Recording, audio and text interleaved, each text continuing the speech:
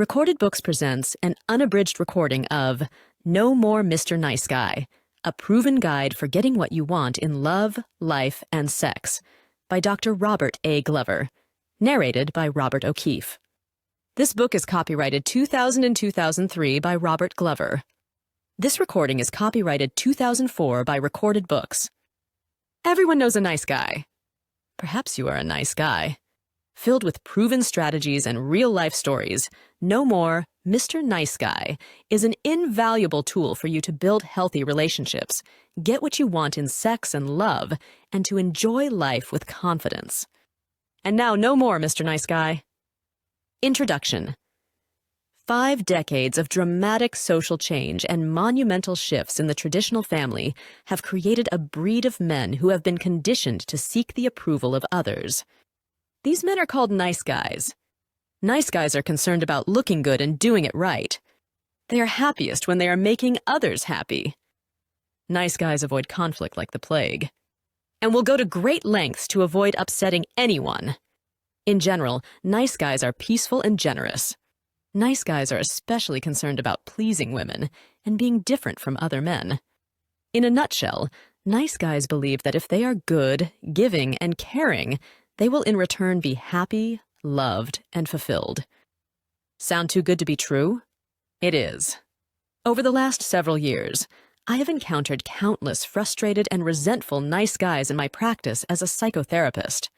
These men struggle in vain to experience the happiness they so desperately crave and believe they deserve. This frustration is due to the fact that nice guys have believed a myth. This myth is the essence of the nice guy syndrome.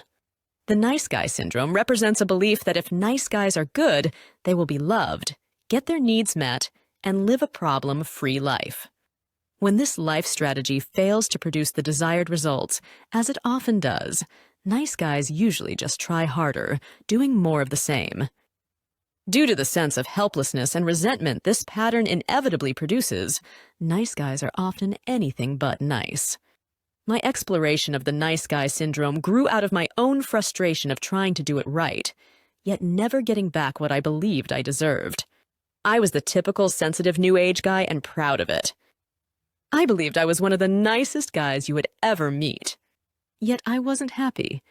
As I began exploring my own nice guy behaviors, caretaking, giving to get, fixing, keeping the peace, avoiding conflict, seeking approval, hiding mistakes, I started noticing numerous men with similar traits in my counseling practice. It dawned on me that the script guiding my own life was not an isolated incident, but the product of a social dynamic that affected countless adult males. Up until now, very few professionals have taken the problem of the nice guy syndrome seriously or offered an effective, comprehensive solution. The earliest reference I have found by a mental health professional to the nice guy syndrome is in a tape recorded in 1985 by Neil Scott, LMSW, ACP. The tape is entitled The Nice Guy and Why He Always Fails with Women. Most other references to nice guys or the nice guy syndrome address the issue in a humorous manner, or from the place of nice guys being helpless victims. This is why I wrote No More Mr. Nice Guy. This book shows nice guys how to stop seeking approval and start getting what they want in love, sex, and life. The information presented in No More Mr. Nice Guy represents a proven plan to help men break free from the ineffective patterns of the nice guy syndrome. It is based on my own experience of recovery and my work with countless nice guys over the last 20 years. No More Mr. Nice Guy is unashamedly pro-male. Nevertheless, countless women have supported the writing of this book. Women who read the book regularly tell me that it not only helps them better understand their nice guy partner, it also helps them gain new insights about themselves. The information and tools presented in No More Mr. Nice Guy work. If you are a frustrated nice guy, the principles presented in the following pages will change your life. You will learn effective ways to get your needs met. Begin to feel more powerful and confident. Create the kind of intimate relationships you really want. Learn to express your feelings and emotions. Have a fulfilling and exciting sex life. Embrace your masculinity and build meaningful relationships with men. Live up to your potential and become truly creative and productive. Accept yourself just as you are. If the above traits sound good to you, your journey of breaking free from the nice guy syndrome has just begun. It is time to stop seeking approval and start getting what you want in love, sex, and life. Chapter 1. The Nice Guy Syndrome. I'm a nice guy. I'm one of the nicest guys you're ever going to meet. Jason, a chiropractor in his mid-30s, began his first session of individual therapy with this introduction. Jason described his life as perfect, except for one major problem, his sex life. It had been several months since he and his wife, Heather, had been sexual, and it didn't look like anything was going to change soon. Jason spoke openly about his marriage, his family, and his sexuality. An affable man, he seemed to welcome the opportunity to talk about himself and his life. More than anything, Jason wanted to be liked. He saw himself as a very generous, giving person. He prided himself on not having many ups and downs, and for never losing his temper. He revealed that he liked to make people happy, and that he hated conflict. To avoid rocking the boat with his wife, he tended to hold back his feelings and tried to do everything right. After this introduction, Jason took a piece of paper out of his pocket and began to unfold it.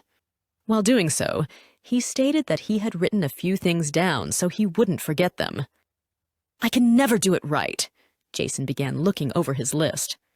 No matter how hard I try, Heather always finds something wrong. I don't deserve to be treated this way. I try to be a good husband and father, but it's never good enough.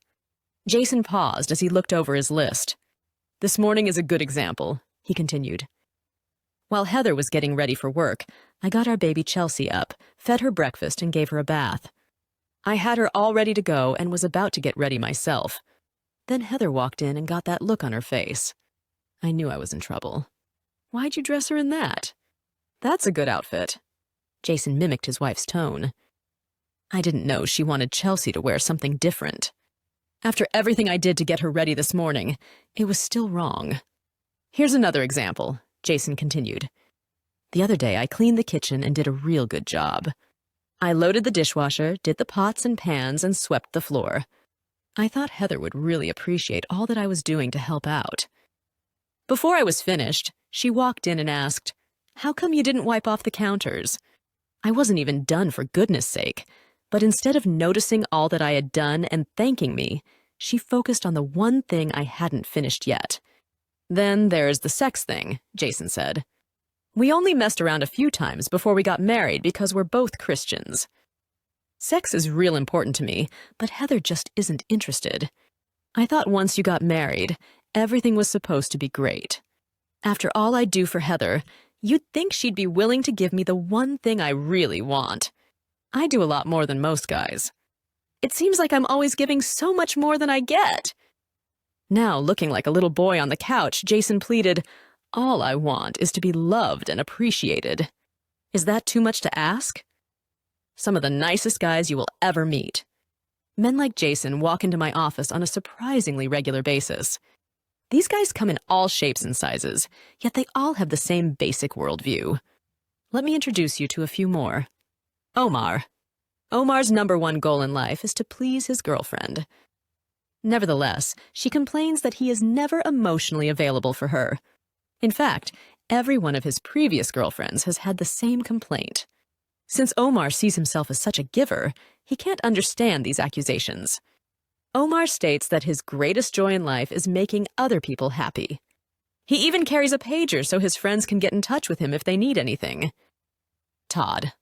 Todd prides himself on treating women with honesty and respect. He believes these traits set him apart from other men and should attract women to him. Though he has many female friends, he rarely dates. The women he knows tell him what a great listener he is and often call him to share their problems. He likes feeling needed. These female friends constantly tell him what a great catch he will make for some lucky woman. In spite of the way he treats women, he can't understand why they all seem to be attracted to jerks rather than to nice guys like him. Bill. Bill is the person to whom everyone turns when they need something. The word "no just" isn't in his vocabulary. He fixes cars for women at his church. He coaches his son's Little League baseball team. His buddies call on him when they need help moving. He looks after his widowed mother every evening after work. Even though it makes him feel good to give to others, he never seems to get as much as he gives. Gary. Gary's wife has frequent rage attacks in which she verbally shames and demeans him. Because he is afraid of conflict and doesn't want to rock the boat, Gary will avoid bringing up subjects that he knows might make his wife angry. After a fight, he is always the first one to apologize. He cannot recall his wife ever saying she was sorry for any of her behaviors. In spite of the constant conflict, Gary says he loves his wife and would do anything to please her. Rick. Rick, a gay man in his early 40s, is in a committed relationship with an alcoholic. Rick came to counseling to help his partner Jay with his drinking problem. Rick complains that it always feels as if it is up to him to hold everything together. His hope is that if he can help Jay get sober, he will finally have the kind of relationship he has always wanted. Lyle. Lyle, a devout Christian, tries to do everything right. He teaches Sunday school and is an elder in his church. Nevertheless, he has struggled since adolescence with an addiction to pornography. Lyle masturbates compulsively, often 3 to 4 times a day. He spends hours every day looking at sexually explicit websites on the internet. He is terrified that if anyone ever finds out the truth about his sexual compulsions, his life will be destroyed. He tries to control his problem with prayer and Bible study, although neither of these approaches has done much good. Jose, a business consultant in his late 30s, has spent the last 5 years in a relationship with a woman he considers needy and dependent.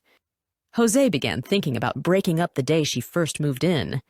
He is afraid that his girlfriend wouldn't be able to make it on her own if he left her. Although he has made several aborted attempts to break up, his girlfriend always becomes such an emotional basket case that he gets back together with her. Jose spends just about every waking moment trying to figure out how to get out of the relationship without hurting his girlfriend or looking like a jerk. Who are these men? Though all of these men are unique, each shares a common life script. They all believe that if they are good and do everything right, they will be loved, get their needs met, and have a problem-free life.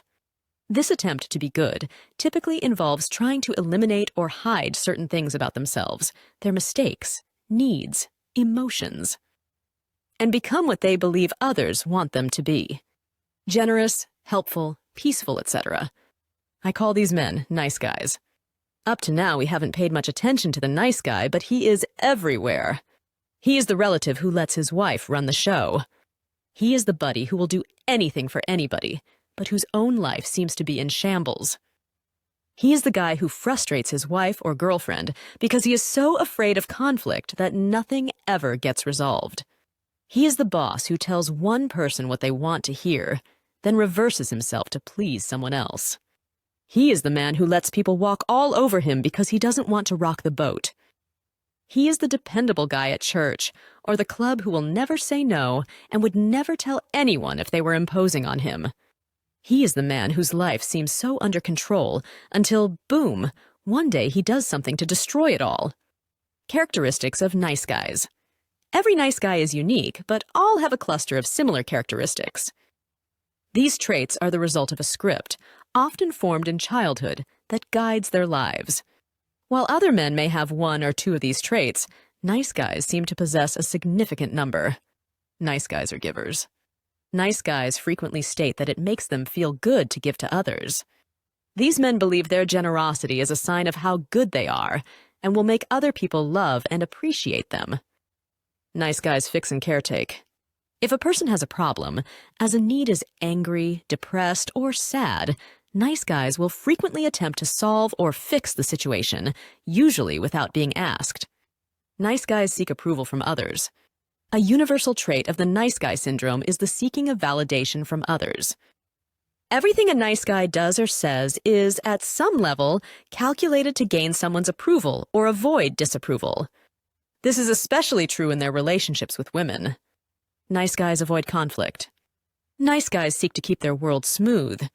To do this, they avoid doing things that might rock the boat or upset anyone. Nice guys believe they must hide their perceived flaws and mistakes. These men are afraid that others will get mad at them, shame them, or leave them. If some mistake or shortcoming is exposed, nice guys seek the right way to do things. Nice guys believe there is a key to having a happy, problem-free life. They are convinced that if they can only figure out the right way to do everything, nothing should ever go wrong. Nice guys repress their feelings. Nice guys tend to analyze rather than feel. They may see feelings as a waste of time and energy.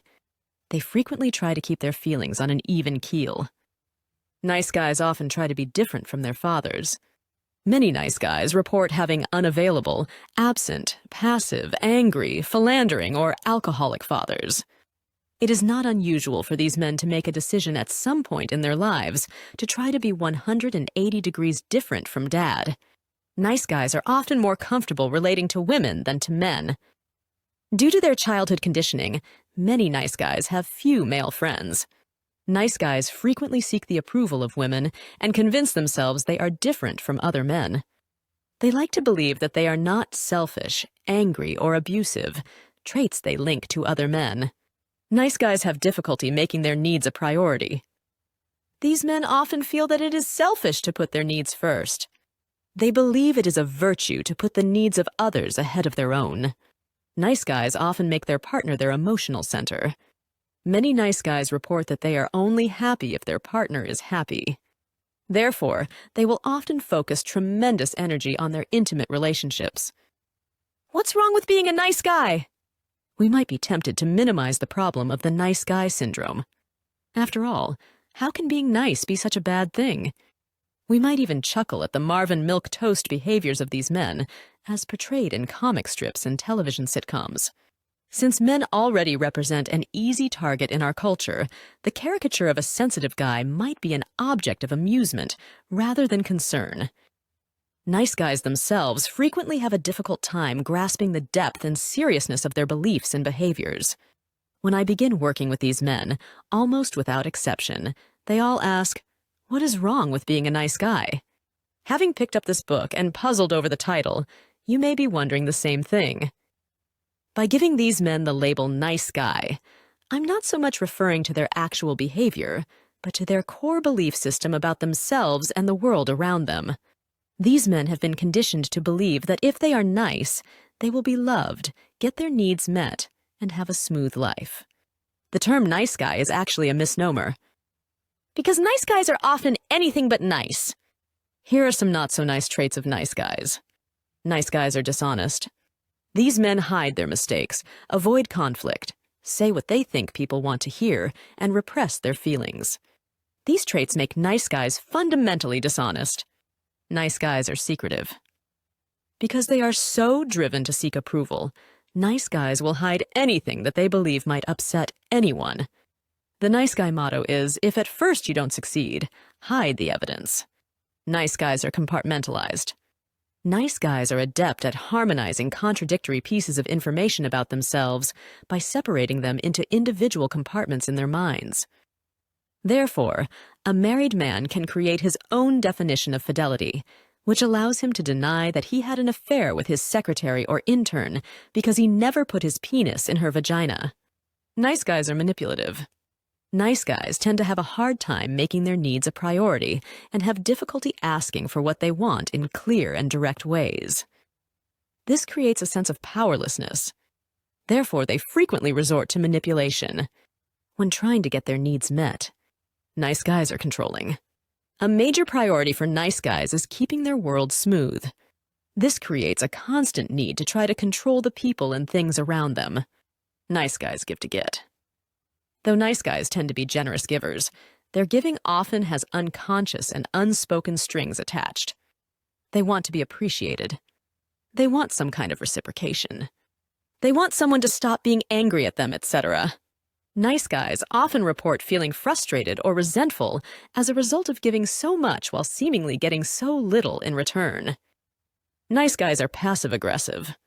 Nice guys tend to express their frustration and resentment in indirect, roundabout, and not-so-nice ways.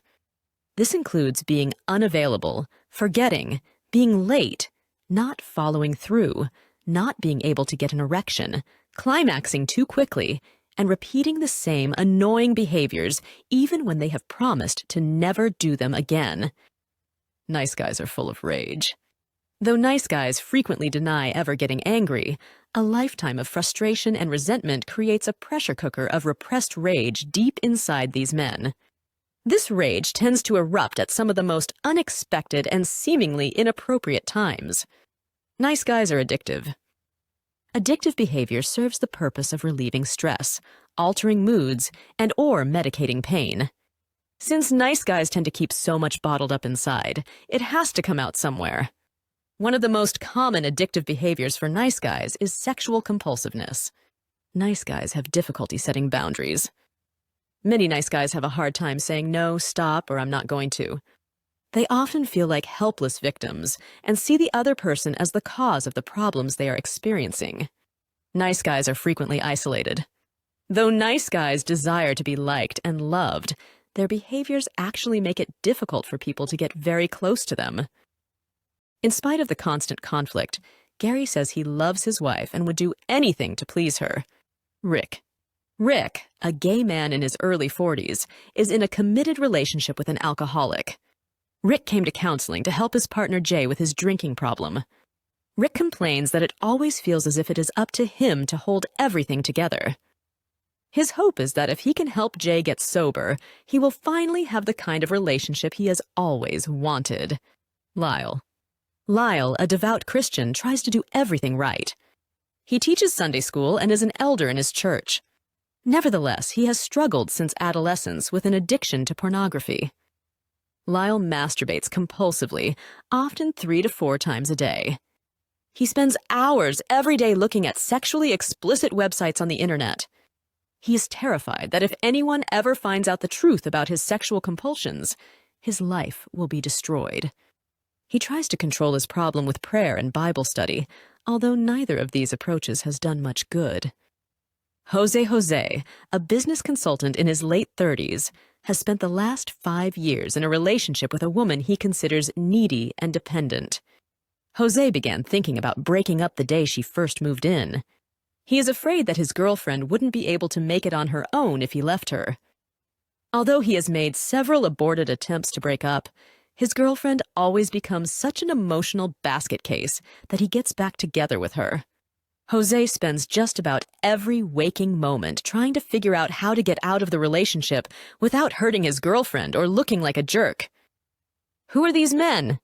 Though all of these men are unique, each shares a common life script. They all believe that if they are good and do everything right, they will be loved, get their needs met, and have a problem-free life. This attempt to be good typically involves trying to eliminate or hide certain things about themselves, their mistakes, needs, emotions, and become what they believe others want them to be. Generous, helpful, peaceful, etc. I call these men nice guys. Up to now, we haven't paid much attention to the nice guy, but he is everywhere. He is the relative who lets his wife run the show. He is the buddy who will do anything for anybody, but whose own life seems to be in shambles. He is the guy who frustrates his wife or girlfriend because he is so afraid of conflict that nothing ever gets resolved. He is the boss who tells one person what they want to hear, then reverses himself to please someone else. He is the man who lets people walk all over him because he doesn't want to rock the boat. He is the dependable guy at church, or the club who will never say no and would never tell anyone if they were imposing on him. He is the man whose life seems so under control until, boom, one day he does something to destroy it all. Characteristics of nice guys. Every nice guy is unique, but all have a cluster of similar characteristics. These traits are the result of a script, often formed in childhood, that guides their lives. While other men may have 1 or 2 of these traits, nice guys seem to possess a significant number. Nice guys are givers. Nice guys frequently state that it makes them feel good to give to others. These men believe their generosity is a sign of how good they are and will make other people love and appreciate them. Nice guys fix and caretake. If a person has a problem, as a need is angry, depressed, or sad, nice guys will frequently attempt to solve or fix the situation, usually without being asked. Nice guys seek approval from others. A universal trait of the nice guy syndrome is the seeking of validation from others. Everything a nice guy does or says is, at some level, calculated to gain someone's approval or avoid disapproval. This is especially true in their relationships with women. Nice guys avoid conflict. Nice guys seek to keep their world smooth. To do this, they avoid doing things that might rock the boat or upset anyone. Nice guys believe they must hide their perceived flaws and mistakes. These men are afraid that others will get mad at them, shame them, or leave them if some mistake or shortcoming is exposed. Nice guys seek the right way to do things. Nice guys believe there is a key to having a happy, problem-free life. They are convinced that if they can only figure out the right way to do everything, nothing should ever go wrong. Nice guys repress their feelings. Nice guys tend to analyze rather than feel. They may see feelings as a waste of time and energy. They frequently try to keep their feelings on an even keel. Nice guys often try to be different from their fathers. Many nice guys report having unavailable, absent, passive, angry, philandering, or alcoholic fathers. It is not unusual for these men to make a decision at some point in their lives to try to be 180 degrees different from dad. Nice guys are often more comfortable relating to women than to men. Due to their childhood conditioning, many nice guys have few male friends. Nice guys frequently seek the approval of women and convince themselves they are different from other men. They like to believe that they are not selfish, angry, or abusive, traits they link to other men.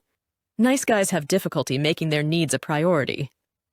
These men often feel that it is selfish to put their needs first. They believe it is a virtue to put the needs of others ahead of their own. Nice guys often make their partner their emotional center. Many nice guys report that they are only happy if their partner is happy.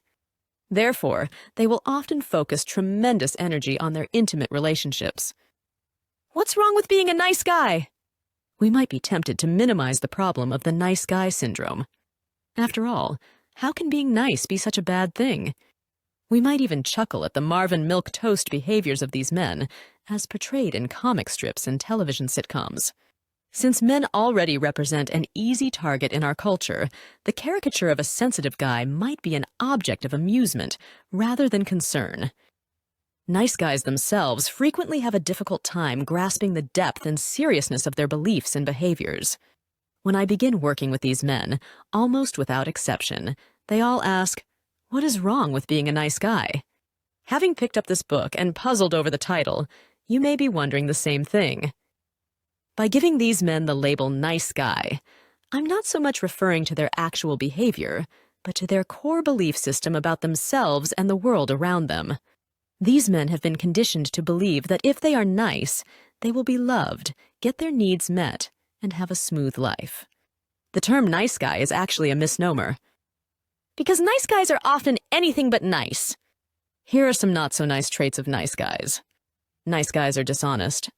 These men hide their mistakes, avoid conflict, say what they think people want to hear, and repress their feelings. These traits make nice guys fundamentally dishonest. Nice guys are secretive. Because they are so driven to seek approval, nice guys will hide anything that they believe might upset anyone.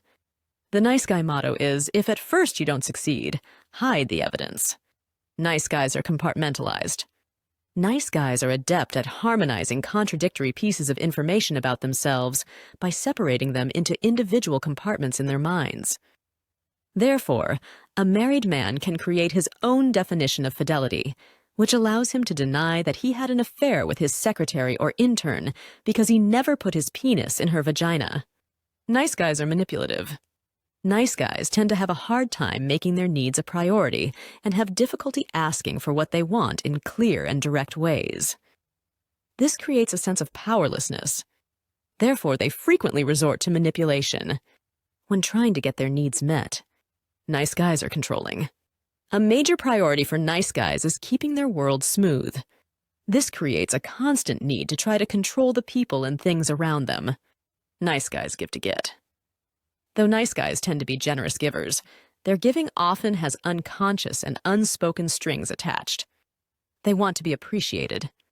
They want some kind of reciprocation. They want someone to stop being angry at them, etc. Nice guys often report feeling frustrated or resentful as a result of giving so much while seemingly getting so little in return. Nice guys are passive-aggressive. Nice guys tend to express their frustration and resentment in indirect, roundabout, and not-so-nice ways.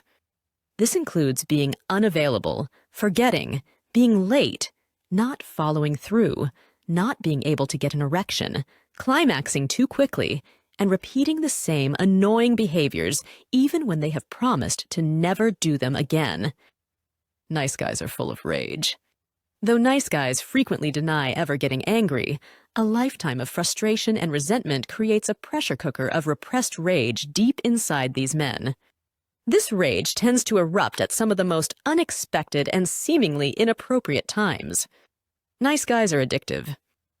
Addictive behavior serves the purpose of relieving stress, altering moods, and/or medicating pain. Since nice guys tend to keep so much bottled up inside, it has to come out somewhere. One of the most common addictive behaviors for nice guys is sexual compulsiveness.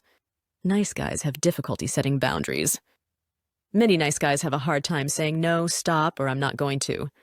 They often feel like helpless victims and see the other person as the cause of the problems they are experiencing.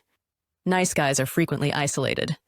Though nice guys desire to be liked and loved, their behaviors actually make it difficult for people to get very close to them. Nice guys are often attracted to people and situations that need fixing. This behavior is often the result of the nice guy's childhood conditioning, his need to look good, or his quest for approval. Unfortunately, this tendency pretty much guarantees that nice guys will spend most of their time putting out fires and managing crises. Nice guys frequently have problems in intimate relationships. Though nice guys often put tremendous emphasis on this part of their lives, their intimate relationships are frequently a source of struggle and frustration. For example, nice guys are often terrible listeners because they are too busy trying to figure out how to defend themselves or fix the other person's problem. Because of their fear of conflict, nice guys are frequently dishonest and rarely available to work all the way through a problem. It's not unusual for nice guys to form relationships with partners whom they believe to be projects or diamonds in the rough. When these projects don't polish up as expected, nice guys tend to blame their partner for standing in the way of their happiness. Nice guys have issues with sexuality. Though most nice guys deny having problems with sex, I have yet to meet one who isn't either dissatisfied with his sex life, has a sexual dysfunction, can't get or maintain an erection, climaxes too quickly, or has sexually acted out through affairs, prostitution, pornography, compulsive masturbation, etc. Nice guys are usually only relatively successful. The majority of nice guys I've met have been talented, intelligent, and moderately successful. Almost without exception, though, they failed to live up to their full potential. But he seemed like such a nice guy. It is not unusual for unsuspecting people to mistake the passive, pleasing, and generous characteristics of a nice guy for those of a healthy male. To many women, the nice guy initially appears to be a real catch, because the nice guy is different from other men they've been with. Unfortunately, the negative traits listed above find a way to ooze out into nice guys' lives and personal relationships. As a result, these men tend to swing back and forth between being nice and not so nice. I have listened to countless wives, partners, and girlfriends describe the Dr. Jekyll and Mr. Hyde qualities of nice guys. He can be really wonderful, and he can also hurt me deeply. He'll do all the extra little things like picking up the kids and fixing dinner when I have to put in extra hours at work, but then, out of the blue, he'll throw a tantrum about me never being sexually available to him. Everyone thinks he is such a great guy, and I'm really lucky to have him, but they don't know what he can really be like. He's always helping people out with their car or something else that needs fixing. When I ask him to do something, he tells me that he can never make me happy, and that I'm nagging and controlling like his mother. He is constantly trying to please me. He will do anything for me, except really be there for me. He'll go shopping with me even though I know he doesn't want to.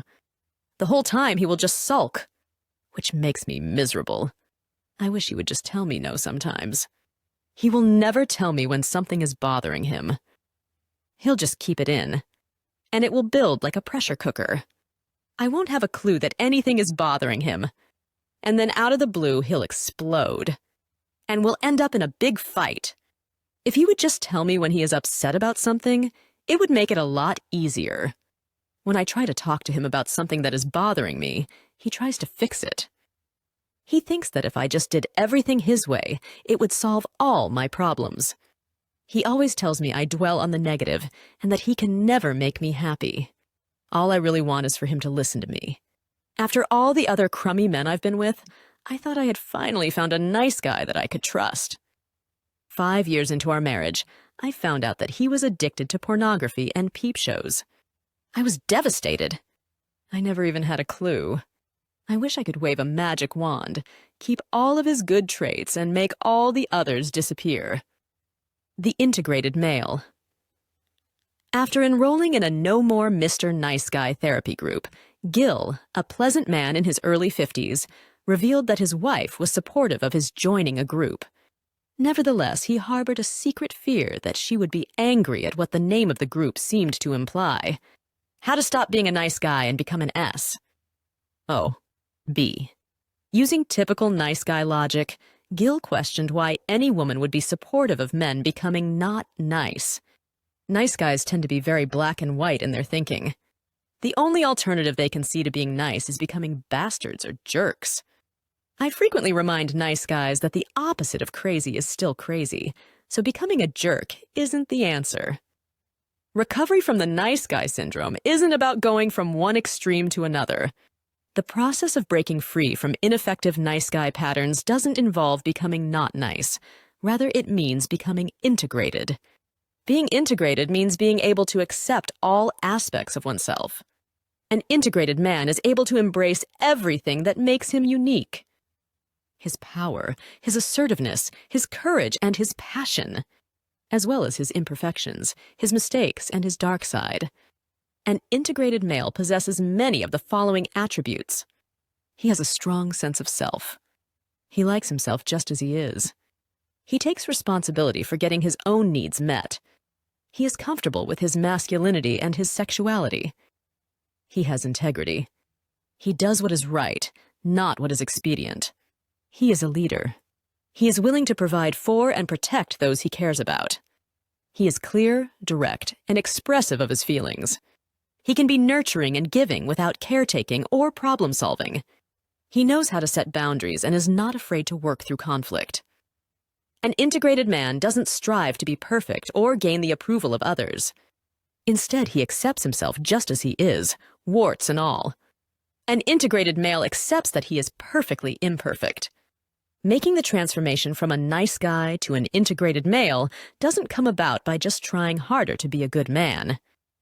Breaking free from the nice guy syndrome demands embracing a totally different way of viewing oneself and the world, and a complete change in one's personal paradigm. Let me explain. Paradigms. A paradigm is the roadmap we use to navigate life's journey. Everyone uses these roadmaps, and everyone assumes the map they are using is up to date and accurate. Paradigms often operate at an unconscious level, yet they determine to a large degree our attitudes and behaviors. They serve as a filter through which we process life experiences. Data that does not fit our paradigm is screened out and never reaches our conscious mind. Information that does fit our paradigm is magnified by the process, adding even greater support for that particular way of believing. Paradigms like roadmaps can be great tools for speeding us along on our journey. Unfortunately, if they are outdated or inaccurate, they can send us in the wrong direction or fruitlessly driving around the same old neighborhood. When this happens, we often keep trying harder to find our desired destination while feeling more and more frustrated. Even though an individual following an inaccurate or outdated paradigm may think his behavior makes perfect sense, those around him may wonder what he could possibly be thinking to make him act the way he does. Most paradigms are developed when we are young, naive, and relatively powerless. They are often based on the inaccurate interpretations of childhood experiences. Since they are often unconscious, they are rarely evaluated or updated. Unfortunately, these paradigms are assumed to be 100% accurate, even when they are not. The ineffective nice guy paradigm. The working paradigm of the nice guy is this: if I can hide my flaws and become what I think others want me to be, then I will be loved, get my needs met, and have a problem-free life. Even when this paradigm is ineffective, nice guys only see one alternative. Try harder. Nice guys are notoriously slow learners and amazingly quick forgetters when their paradigms are challenged. Their inclination is to hang on to belief systems that have proven to be consistently unworkable, yet are so embedded in their unconscious mind that to challenge them is tantamount to heresy. It is difficult for nice guys to consider doing something different, even when what they are doing isn't working. Jason, whose sexual difficulties with his wife, Heather, were introduced at the beginning of the chapter, is a good example of the frustration that can result from an ineffective nice guy paradigm.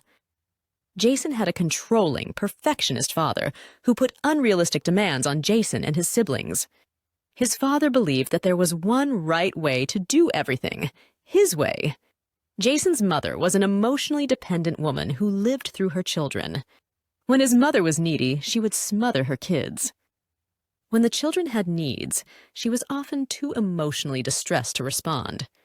Jason learned to cope with his childhood experience by developing a paradigm that included believing that if he could figure out how to do everything right, he could garner his father's approval and avoid his criticism. Believing that if he responded to his mother's neediness by being attentive and nurturing, she would be available to him when he had needs. Believing that if he was never a moment's problem, he would get love and approval. Believing that if he hid his mistakes, no one would ever get mad at him. As a child, Jason was too naive and powerless to realize that no matter what he did, he would never live up to his father's expectations. Similarly, no matter how giving he was, his needy mother would never be available to nurture him. He could not see that there really was no way to do everything right. And regardless of how well he hid his flaws or mistakes, people might still get angry at him. Even when his childhood roadmap failed to take him in the desired direction, the only option he could see was to just keep trying harder, doing more of the same. The only thing his paradigm ever really did was to create a distraction from his feelings of fear, worthlessness, and inadequacy. In adulthood, Jason tried to apply his childhood paradigm to his relationship with his wife. Like his mother, his wife was only attentive when she was emotionally needy. Like his father, she could be critical and controlling. By applying his childhood roadmap to his marriage, trying to do everything right, being attentive and nurturing, never being a moment's problem, hiding his mistakes, Jason created an illusion that he could get his wife to approve of him all the time, be sexually available whenever he wanted, and never get mad at him. His defective paradigm prevented him from seeing that no matter what he did, his wife would still at times be cold, critical, and unavailable, and that maybe he needed her to be that way. Even when his paradigm was just as ineffective in adulthood as it was in childhood, Jason's only option seemed to be to just keep trying harder, doing something different. One of my all-time favorite Seinfeld episodes is the one where George decided to change his life by acting the opposite of how he would have typically behaved. Ironically, by doing everything the opposite, he gets a beautiful girlfriend and a job with the Yankees. While doing everything the opposite may not be the answer for breaking free from the nice guy syndrome, doing some things different is. Over the last several years, I have watched countless men do something different. By applying the principles contained in this book, these men have transformed themselves from resentful, frustrated, helpless, nice guys into assertive, empowered, and happy individuals. Just like George on the Seinfeld show, when nice guys decide to make a change, interesting things begin to happen.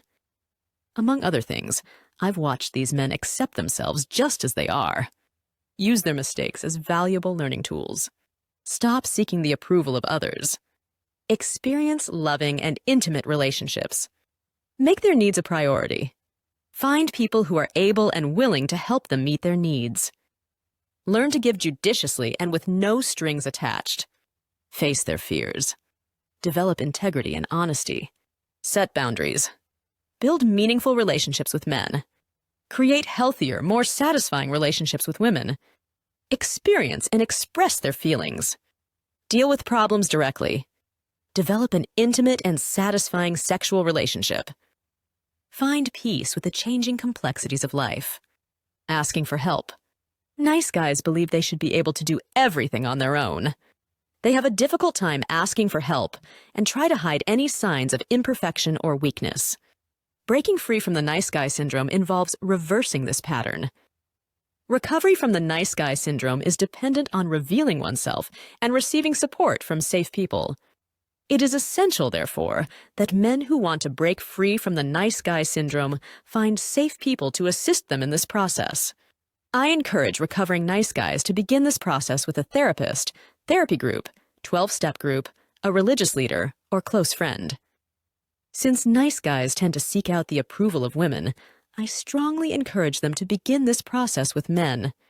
For some nice guys, the concept of safe men may seem like an oxymoron, but I highly recommend it anyway. I have been leading men's therapy groups for recovering nice guys for several years. Some of the most significant aspects of my own recovery from the nice guy syndrome, even before I knew what it was, occurred in the context of 12-step groups and therapy groups. Even though I am sure it is possible to break free from the nice guy syndrome without the help of a group, it is the most effective tool I know for facilitating the recovery process. Breaking free activities. If you recognize yourself or someone you love in what you have read so far, read on. This book presents a practical and effective guide for breaking free from the negative effects of the nice guy syndrome. This program has worked for countless men, and it can work for you or a loved one. To help facilitate this process, I present numerous breaking free activities throughout the book. These breaking free activities serve to facilitate the paradigm shift that is necessary for recovery from the nice guy syndrome. They will not only help recovering nice guys understand where their paradigms come from, but will help replace them with more accurate and up-to-date ones. These assignments will also point recovering nice guys in a direction that will help them start doing things differently. Breaking Free, Activity 1. Write down 3 possible safe people or groups that might be able to provide support for you in your recovery from the nice guy syndrome. If no one comes to mind, get off the telephone directory and look up counselors or support groups in the phone book.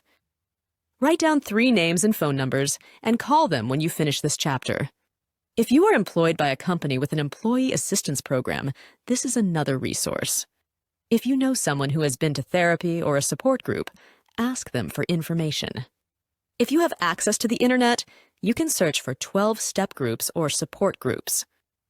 Caution: before you decide to apply the principles presented in this book, I must first warn you about 2 things. The first is that the program of recovery presented in No More Mr. Nice Guy is not just a few good ideas to try on for size. It represents a challenge to everything nice guys believe about what they must do to be loved, get their needs met, and keep their world calm. Breaking free from the nice guy syndrome involves a radical change in perspective and behavior. Trying to do it halfway will only result in needless suffering. Second, breaking free from the nice guy syndrome will significantly affect your personal relationships. If you are currently in a relationship, I encourage you to ask your partner to read this book along with you. The program of recovery presented in No More Mr. Nice Guy will significantly affect you as well as those closest to you. Though your partner may be supportive of you making positive changes, they may also initially frighten him or her. Reading this book together can help facilitate this transition. With these warnings aside, if what you have read so far makes sense, keep reading. The following chapters contain information that can help you break free from the nice guy syndrome and start getting what you want in love and life. Breaking Free, Activity 2. Why would it seem rational for a person to try to eliminate or hide certain things about himself and try to become something different unless there was a compelling reason for him to do so? Why do people try to change who they really are? Take some time and think about this. Is this your behavior or the behavior of someone you know? Chapter 2. The Making of a Nice Guy. I concluded the previous chapter with the questions. Why would it seem rational for a person to try to eliminate or hide certain things about himself and try to become something different unless there was a compelling reason for him to do so? Why do people try to change who they really are? After spending years examining the nice guy syndrome from every possible angle, there is only one answer to this question that makes sense. Because it does not feel safe or acceptable for a boy or man to be just who he is. Becoming a nice guy is a way of coping with situations where it does not feel safe or acceptable for a boy or man to be just who he is. Furthermore, the only thing that could make a child or an adult sacrifice oneself by trying to become something different is a belief that being just who he is must be a bad or dangerous thing. The premise of this book is that during their formative years, all nice guys received messages from their families and the world around them. That it was not safe, acceptable, or desirable for them to be who they were, just as they were. So how did nice guys receive these messages? And why did they respond to them in the way that they did? The following is a short course on how families and society turn perfect little boys into men who believe that they have to be good in order to be loved. Coping with abandonment. The most impressionable time in an individual's life is from birth to about 5 years. In these first few years, a child's personality is most significantly influenced by his surroundings. It is during this time that his paradigms begin to be established. Since the strongest influences during this time are usually a child's parents and extended family, this is where we must begin our examination of the origins of the nice guy syndrome. There are 2 important facts we must understand about children. First, when children come into the world, they are totally helpless. They are dependent on others to recognize and respond to their needs in a timely, judicious manner. As a result of this dependency, every child's greatest fear is abandonment. To children, abandonment means death. Second, children are ego-centered. This means that they inherently believe they are the center of the universe, and everything revolves around them.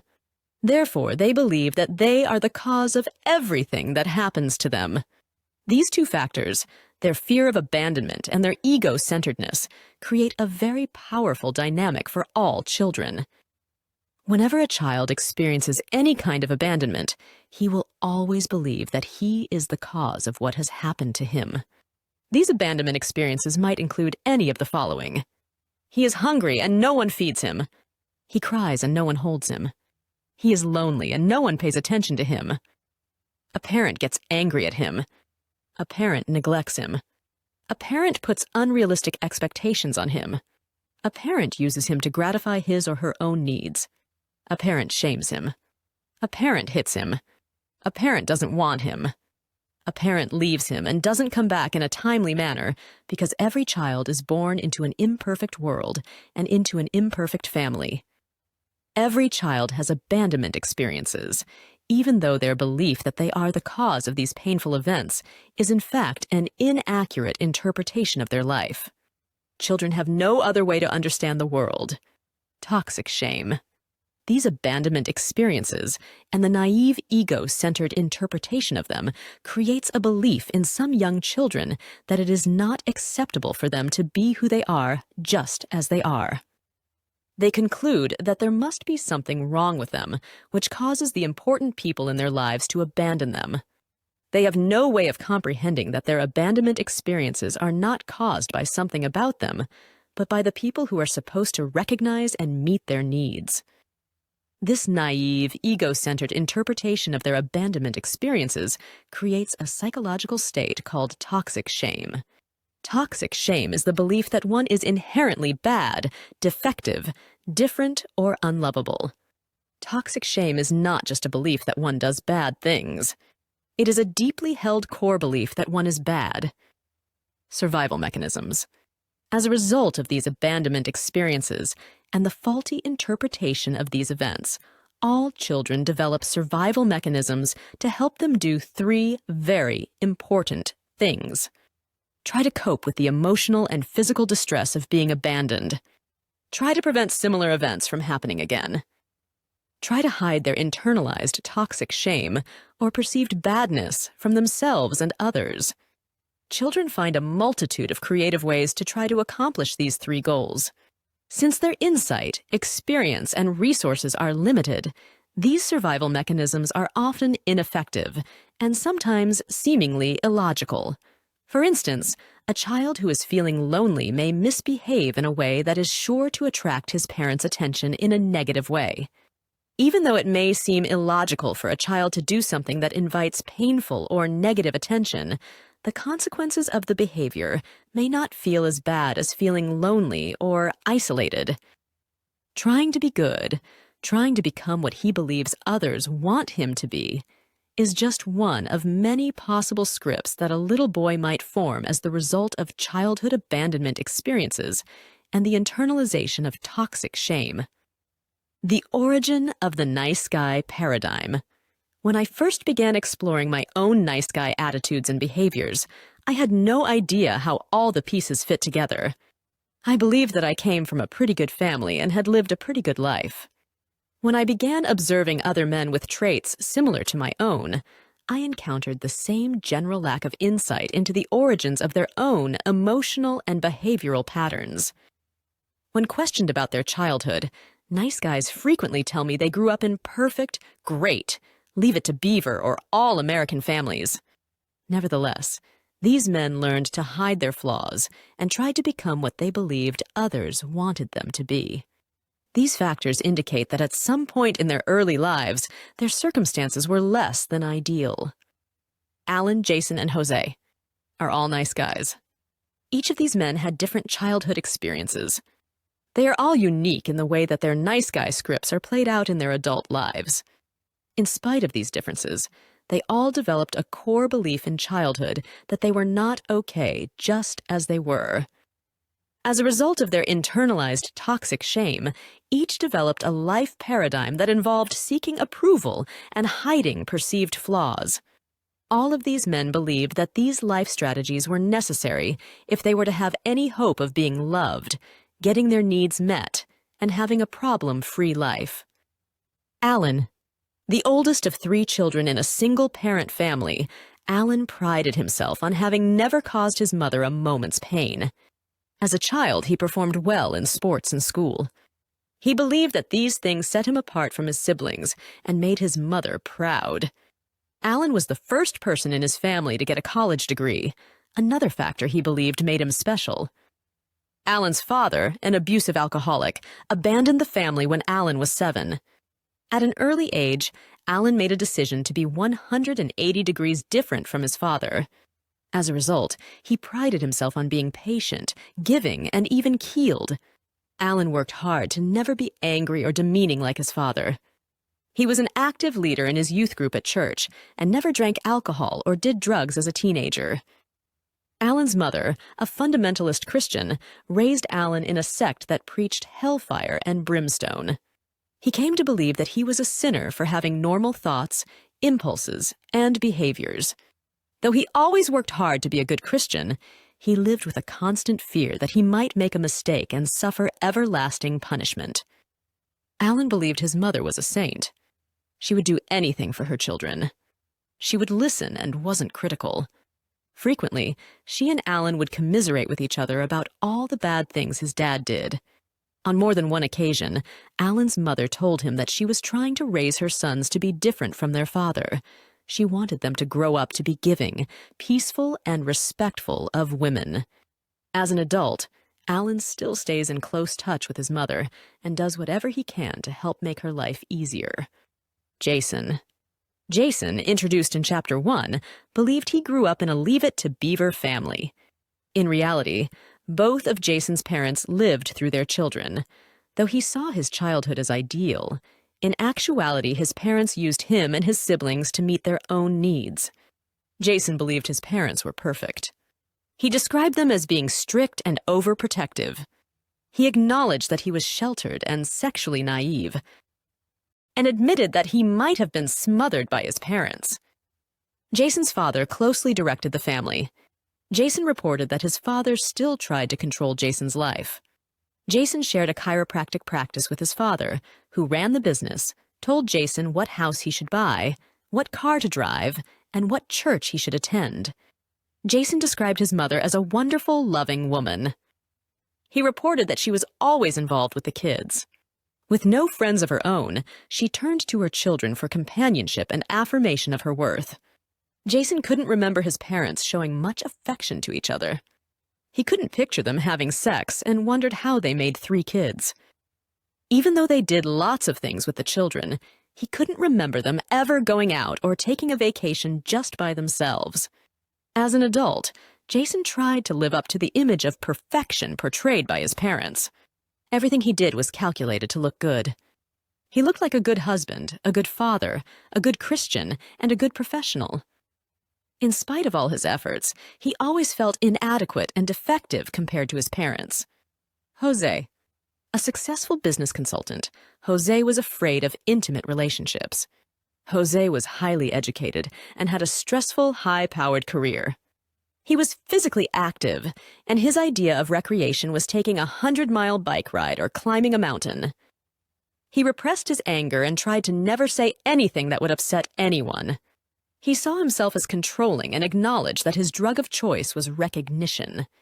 Jose was attracted to dependent women. He found it interesting that he seemed to be attracted to incest survivors. He stayed in his present relationship because he was concerned about the financial welfare of his girlfriend. He was afraid she wouldn't make it if he left. Jose openly acknowledged that he came from a dysfunctional family. He was the second of 7 children in a working-class family. At around the age of 14, he took on the role of parenting his younger siblings. Hosea reported that there was tremendous chaos in his family, and he saw his job as protecting his brothers and sisters from its effects. Hosea saw his father as angry, controlling, and abusive. He was explosive and demeaning to the boys, and sexually abusive to the girls. Hosea's mother was manic-depressive. She had extreme mood swings and had a difficult time staying on her medication. When she was manic, the house would be spotless. She would talk of entertaining politicians and socialites, and she would begin destructive sexual relationships. When she was depressed, she kept the windows covered, the house became a wreck, and she would threaten to kill herself. When he was 15, Jose had to break through a locked door and take a loaded gun away from his mother. She had been threatening suicide while all 7 kids stood by, terrified. Jose saw this as a typical scenario growing up in his home. Jose worked hard all of his life to be different from his family. His family had him on a pedestal, and he was the one to whom everyone turned whenever they had a problem. His job as a family member was fixing chaos.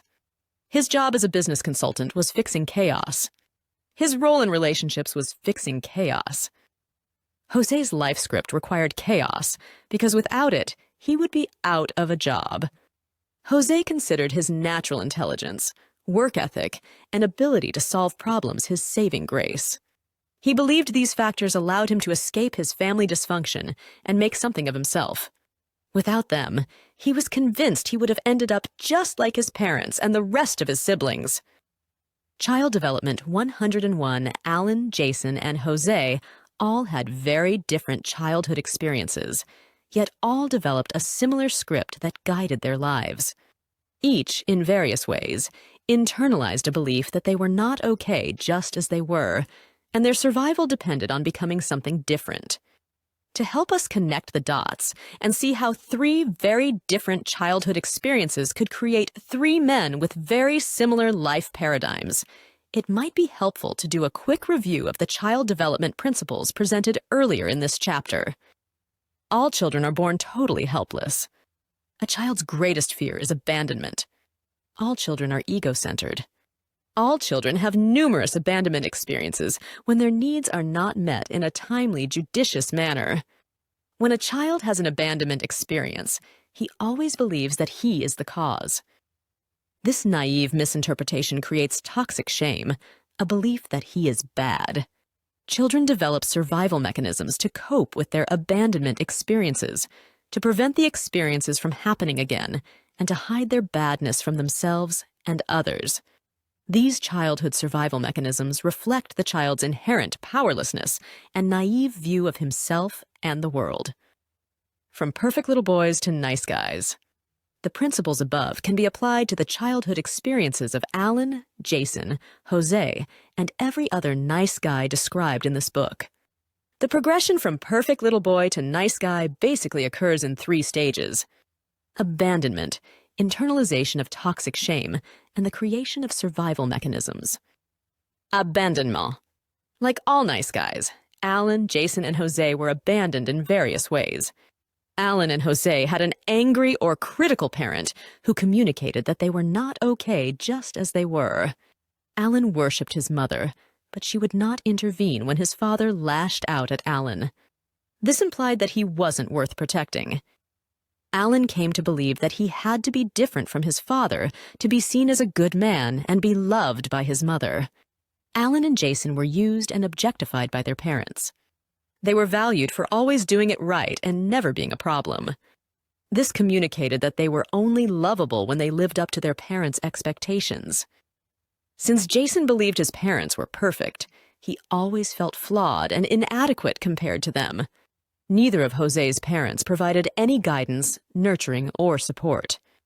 This communicated that he was of little or no value to them. Alan and Jason grew up in fundamentalist churches that reinforced a need to be perfect and sinless. Failure to do so meant everlasting punishment. Jose believed he was valuable only if he was different from his crazy family.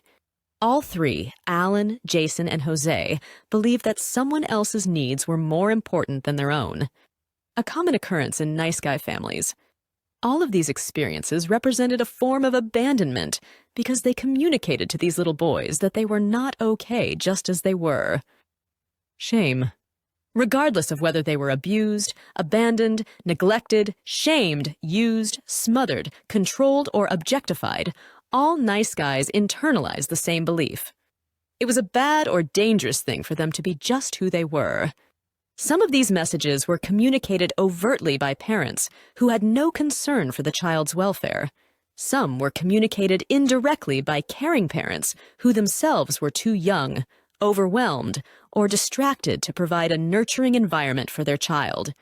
At times, these messages were communicated by circumstances that were beyond anyone's control. In every situation, the child believed these events and circumstances were telling a story about him. He believed there was something about him that caused these things to happen. Using childlike logic, he concluded, there must be something wrong with me because blank. Fill in the blank. When I cry, no one comes. Mom gets that look on her face. Dad left and didn't come back. Mom has to do everything for me. Dad yells at me. I'm not perfect like Mom and Dad. I can't make Mom happy. These childhood experiences also cause the young boy to believe I'm only good enough and lovable when blank. Fill in the blank. I'm different from Dad. Mom needs me. I don't make any mistakes. I make good grades. I'm happy. I'm not like my brother. I don't cause anyone any problems. I make Mom and Dad happy. Survival mechanisms. As a result of their childhood abandonment experiences and the inaccurate interpretation of these events, all nice guys develop survival mechanisms to help them do 3 very important things. Try to cope with the pain and terror caused by their abandonment experiences. Try to prevent these abandonment experiences from occurring again. Try to hide their toxic shame from themselves and others. For nice guys, these survival mechanisms take the form of the following life paradigm. If I can hide my flaws and become what I think others want me to be, then I will be loved, get my needs met, and have a problem-free life. It is this paradigm formed in childhood that guides and controls everything nice guys do in their adult lives. Even though it is based on faulty interpretations of childhood events, it is the only roadmap these men have. Nice guys believe this map is accurate, and if they follow it correctly, they should arrive at their desired location, a smooth, happy life. Even though this life script is often highly ineffective, nice guys frequently just keep trying harder, doing more of the same, hoping for different results. 2 kinds of nice guys. The survival mechanisms that nice guys develop to deal with their abandonment experiences and internalize toxic shame are usually manifested in one of two ways. In one form, a nice guy exaggerates his toxic shame and believes he is the worst kind of person. I call this man the "I'm so bad nice guy."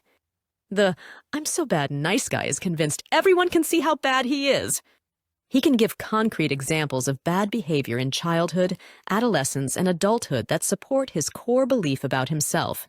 He can tell of breaking windows and getting whippings as a little boy. They work to prepare their sons and daughters for what was to come. Many of these mothers raise their daughters to not need a man. At the same time, they train their sons to be different from their fathers. Peaceful, giving, nurturing, and attentive to a woman's needs. Radical feminism in the 60s and 70s projected an angry generalization about men. Some feminists claimed that men were the cause of all of the problems in the world. Others asserted that men were merely an unnecessary nuisance. More than likely, the majority of women during this era did not feel this way about men. Nevertheless, enough angry women were significantly vocal to contribute to a social climate that convinced many men that it was not okay to be just who they were. Epithets like "men are pigs" and "all men are rapists" were prominent during this time.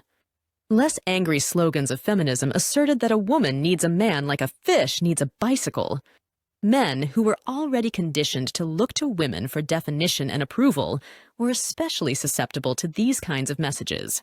This added incentive for these men to try to figure out what women wanted and to try to become that in order to be loved and get their needs met. Soft males and boy men. Robert Bly, the author of Iron John, writes about how the social changes of the baby boom era created a new breed of American men. Bly calls these men soft males. He writes, "They're lovely, valuable people. I like them. They're not interested in harming the earth or starting wars. There's a gentle attitude toward life in their whole being and style of living. But many of these men are not happy. You quickly notice the lack of energy in them. They are life-preserving, but not exactly life-giving." Ironically, you often see these men with strong women who positively radiate energy. Here we have a finely tuned young man, ecologically superior to his father, sympathetic to the whole harmony of the universe. Yet he himself has little vitality to offer. From a different perspective, Camille Paglia comments on how the social changes of the last 5 decades have changed roles of men and women. The hard-driving woman has to switch personae when she gets home. She's got to throttle back, or she'll castrate everything in the domestic niche. Many white middle-class women have dodged this dilemma by finding themselves a nice, malleable boy man who becomes another son in the subliminally matriarchal household. Politically incorrect desires. Salon, issue 49. Regardless of whether we call these men soft males, sensitive new age guys, or nice guys, the unique combination of social events in the post-World War II era reinforced and magnified the messages that many little boys had already received from their families. That they weren't okay just as they were. These social events further amplified the belief that if they wanted to be loved, get their needs met, and have a smooth life, they had to hide their flaws and become what others, especially women, wanted them to be. My observation in recent years points to the reality that the conditioning described above did not end with the baby boom generation. I am seeing more and more young men in their 20s, and even teens who demonstrate all of the characteristics of the nice guy syndrome.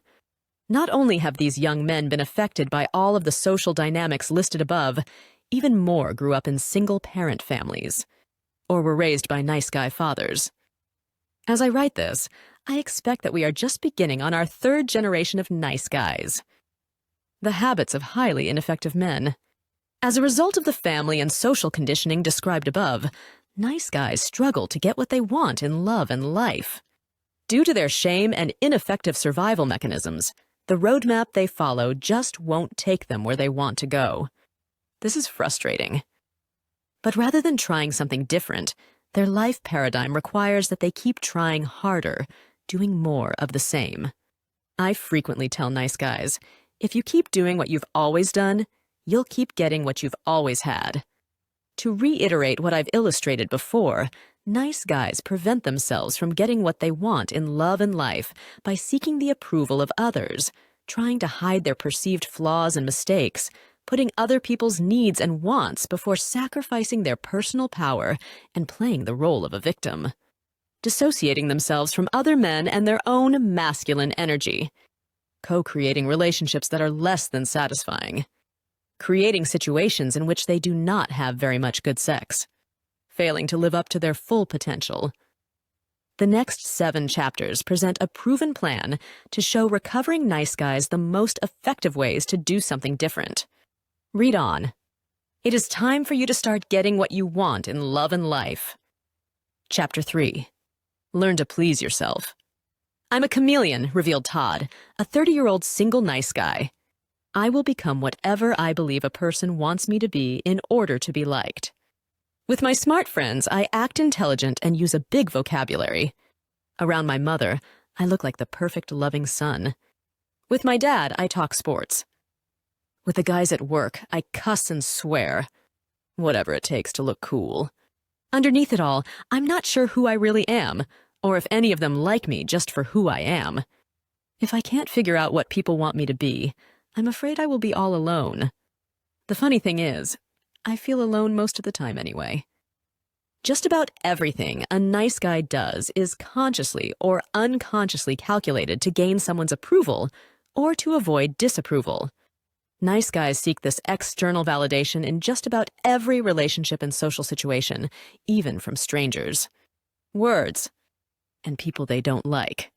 Todd is an example of a man who, because of internalized toxic shame, believes he has to become what he thinks other people want him to be.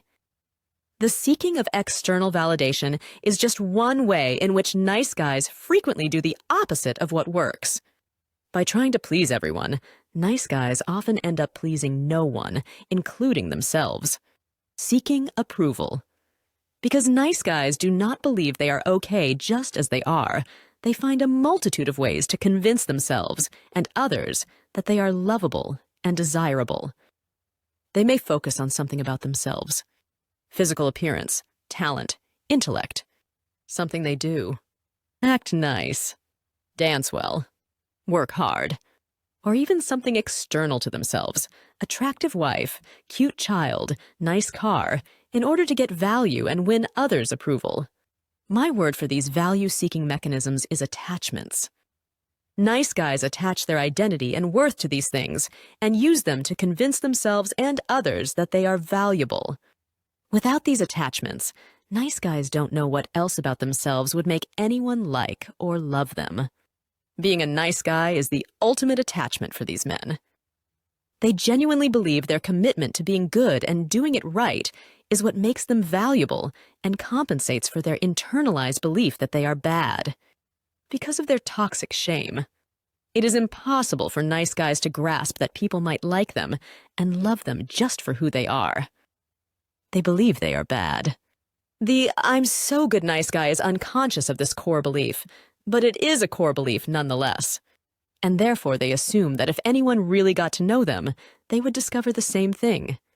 Being able to attach themselves to things that make them feel valuable and garner approval from others seems essential if they hope to be loved, get their needs met, and have a problem-free life. Breaking Free Activity 4. I've taken surveys in several No More Mr. Nice Guy groups, asking the members about the attachments they use to try to get external approval. The following are just a few of the responses. Look over the list. Note any of the ways in which you seek approval. Add to the list any behaviors that are uniquely you. Write down examples of each. Ask others for feedback about the ways in which they see you seeking approval. Having one's hair just right. Being smart. Having a pleasant, non-threatening voice. Appearing unselfish. Being different from other men. Staying sober. Being in good shape. Being a great dancer. Being a good lover. Never getting angry, making other people happy, being a good worker, having a clean car, dressing well, being nice, respecting women, never offending anyone, appearing to be good. How nice guys use attachments. Cal is a typical nice guy in the way he uses attachments to seek approval. Cal tries to get external validation by always being in a good mood, driving a nice car, dressing well, having a cute daughter, and having an attractive wife. Let's pick one of these attachments to illustrate how Cal tries to get approval from others. Cal likes to dress his 14-month-old daughter in a cute dress and take her to the park. From the moment he begins to dress her, he is unconsciously attaching his value and identity to the acknowledgement he thinks he will receive from being a good dad. He knows that when he takes his daughter walking, people will look at her and smile. Some will comment about the cute little girl and her father out for a walk. A few will stop and ask her age, and others will gush about what a precious little angel she is. This attention makes Cal feel good about himself. The irony is that no one really values Cal for his attachments. Further, his dependency on external validation actually prevents people from getting to know him just as he is. None of these things have anything to do with who he is as a person. Nevertheless, they are the things he believes give him identity and value. Seeking the approval of women. Nice guys seek external validation in just about every social situation. But their quest for approval is the most pronounced in their relationships with women. Nice guys interpret a woman's approval as the ultimate validation of their worth. Signs of a woman's approval can take the form of her desire to have sex, flirtatious behavior, a smile, a touch, or attentiveness. At the other end of the spectrum, if a woman is depressed, in a bad mood, or angry, nice guys interpret these things to mean that she is not accepting or approving of them. There are numerous negative consequences in seeking the approval of women. Seeking a woman's approval requires nice guys to constantly monitor the possibility of a woman's availability. The possibility of availability is a term I use to describe the subjective measure of a woman's sexual availability.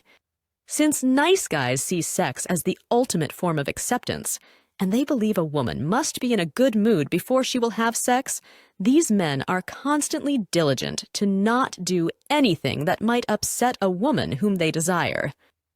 In addition, if a woman they desire is angry, depressed, or in a bad mood, they believe they must do something, quickly lie, offer solutions, sacrifice, self-manipulate to fix it. The possibility of availability extends beyond just sex. Since nice guys have been conditioned by their families and society to never do anything to upset a woman, they are hyper-vigilant in responding to the moods and desires of women they don't even plan on having sex with. Seeking women's approval gives women the power to set the tone of the relationship. Nice guys constantly report that their own moods are often tied to the moods of their partner. If she is happy and doing okay, so is he. If she is angry, depressed, or stressed, he will feel anxious until she feels better. This connection runs so deep that many nice guys have told me that they feel guilty if they are in a good mood when their partner is not. Seeking women's approval gives women the power to define men and determine their worth. If a woman says he is wrong or thinks he is a jerk, a nice guy will be inclined to believe she is right. Even if the nice guy argues with the woman's evaluation, at some level, he knows that since she is the woman, she must be right. One nice guy asked me, if a man is talking in the forest and no woman is there to hear him, is he still wrong? Seeking women's approval creates rage toward women. Though most nice guys claim to love women, the truth is, most of these men have tremendous rage toward women. This is because we tend to eventually despise whatever we make into our God. When our God fails to respond in the ways we expect, we humans tend to respond in one of two ways. We either blindly intensify our acts of worship or lash out in righteous anger.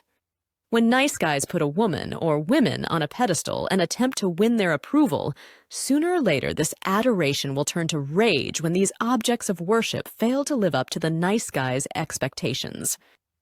This is why it is not unusual to hear a nice guy proclaim his undying love to a woman in one breath, and then ragefully call her, FC only moments later.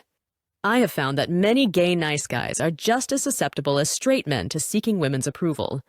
As long as the gay nice guy can convince himself that he is not sexually attracted to women, he can delude himself into thinking that women don't have any power over him. Breaking Free Activity 5. Consider this. If you did not care what people thought of you, how would you live your life differently? If you were not concerned with getting the approval of women, how would your relationships with the opposite sex be different? Cover-up artists. When my son Steve was 9 years old, he accidentally poked some holes in our kitchen table with a ballpoint pen. When he realized what he had done, he immediately showed his mother the damage. Steve had appropriate healthy shame about his mistake. He knew that his actions had caused damage to the table. He also knew that he had to take responsibility. Most importantly, he knew he wasn't bad. If I had done the same thing as a child, or even as an adult, I would have had an attack of toxic shame and tried my best to hide or deny what I had done. I would have been convinced someone was going to be angry at me and stop loving me. I would have lived with the secret as well as a constant fear of being found out. Numerous nice guys have commented that they could relate to my son's situation. Without exception, every one of them has admitted that they would have done the opposite of what Steve did. Tried to cover it up. As stated above, everything a nice guy does is calculated to try to win approval or avoid disapproval. Since nice guys do not believe they are okay just as they are, they see any mistake or perceived flaw as proof that they are bad and unlovable. They believe that if anyone sees how bad they really are, they will be hurt, shamed, or abandoned. As a result, nice guys are consummate cover-up artists. Nice guys believe they must hide or distract attention from any perceived shortcoming. If they forget something, if they are late, if they break something, if they don't understand something, if they do something wrong, if they are depressed, if they are in pain, if they generally mess up, the nice guys' need to hide is often the most pronounced in areas that are just part of being human and alive. That they are sexual, that they have bodily functions, that they are getting older, that they are losing their hair, that they have needs, that they are imperfect. Breaking Free Activity 6. Look over the lists above. Write down examples of situations in which you have tried to hide or distract attention from any of these perceived flaws. How effective do you think you are in keeping these things hidden from the people you love? Hiding the evidence. Nice guys find many creative ways to cover up their perceived flaws and mistakes. These include lying. Most nice guys pride themselves on being honest and trustworthy. Ironically, nice guys are fundamentally dishonest.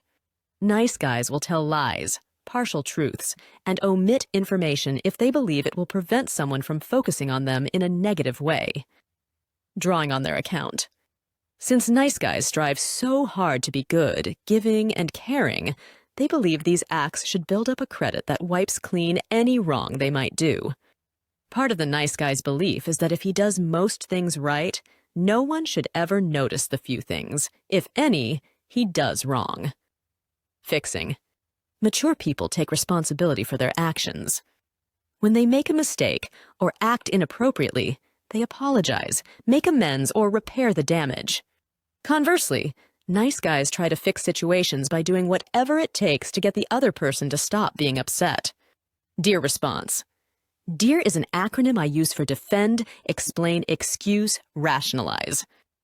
These are all fear-based behaviors used to distract others from focusing on the nice guy's mistakes and badness. The nice guy is most likely to go into DEAR response when he has done something or failed to do something, and someone, usually wife, partner, or boss, confronts him and expresses his or her feelings. Turning the tables.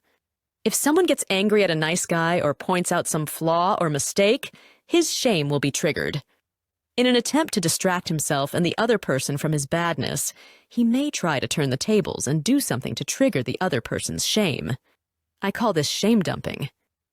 This unconscious strategy is based on the belief that if the nice guy can shift the focus to the other person's badness, he can slip out of the spotlight. Typical shame-dumping techniques include blame, bringing up the past, deflection, and pointing out the other person's flaws. Walls. Nice guys build walls that prevent others from getting too close. Understandably, this affects their ability to be intimate. but it also protects them from the consequences of being found out. These walls might include addictions, food, sex, TV, alcohol, work, etc. Humor, sarcasm, intellectualism, perfectionism, and isolation. Teflon men. As much as nice guys try to look good and get people to like them, the above defenses keep people at arm's length. Like most nice guy patterns, these unconscious behaviors actually accomplish the exact opposite of what the nice guy really craves. While desiring love and connection, his behaviors serve as an invisible force field that keeps people from being able to get close to him. Nice guys have a difficult time comprehending that in general, people are not drawn to perfection in others. People are drawn to shared interests, shared problems, and an individual's life energy. Humans connect with humans. Hiding one's humanity and trying to project an image of perfection makes a person vague, slippery, lifeless, and uninteresting. I often refer to nice guys as Teflon men. They work so hard to be smooth, nothing can stick to them. Unfortunately, this Teflon coating also makes it difficult for people to get close. It is actually a person's rough edges and human imperfections that give others something to connect with. Self-approval. Recovery from the nice guy syndrome involves changing core paradigms. Instead of seeking external validation and avoiding disapproval, recovering nice guys must begin seeking their own approval. Ironically, when nice guys begin focusing on pleasing themselves, they actually begin to experience the intimacy and connection with others that they have always desperately craved. To help facilitate this recovery process, nice guys can identify how they seek approval, take good care of themselves, give themselves positive affirmations, spend extended periods of time alone, reveal themselves to safe people. Breaking Free, Activity 7. Consider these questions. Do you believe that people can see your human imperfections and still love you? How would you be different if you knew the people who care about you would never leave you or stop loving you no matter what? Identifying approval-seeking behavior helps nice guys learn to approve of themselves. As odd as it may sound, nice guys have to practice being themselves. One way to begin this process is to pay attention when trying to impress or get approval. Recovering nice guys can observe themselves spending extra time on their hair, holding the door open for someone, cleaning the kitchen, or walking with a child in the park, just to get noticed or praised. As they become aware of how much time and energy they spend trying to garner approval, they can begin living an inside-out kind of life. This means, rather than focusing outward for acceptance and approval, they turn inward. In doing so, they can begin asking themselves the important questions. What do I want? What feels right to me? What would make me happy? Earlier in the chapter, I presented Cal as an illustration of how nice guys use attachments, things outside of themselves, to get value. During a session of individual therapy, I asked Cal to make a list of things he used to get approval from others. The next week, he brought in a 2-page list. I encouraged him to pick one attachment from the list, and for the next month, pay attention to how he used it to get value. Cal decided to focus on his car. Cal kept his car perfectly clean inside and out. He believed this was one of the things that impressed people and made them like him. He made a conscious decision to not wash or vacuum his car for the next month. While doing so, he would pay attention to how he felt and how people responded to him. Since Cal lives in the Seattle area, his car soon developed a gray haze from rain and road crime. On numerous occasions, he had to fight the impulse to wash it. When he drove down the road, he was sure that people were looking at his filthy car and judging him. When he drove to work or a friend's house, he waited for someone to shame him. When his daughter drew pictures in the dirt with her finger, it was almost more than he could stand.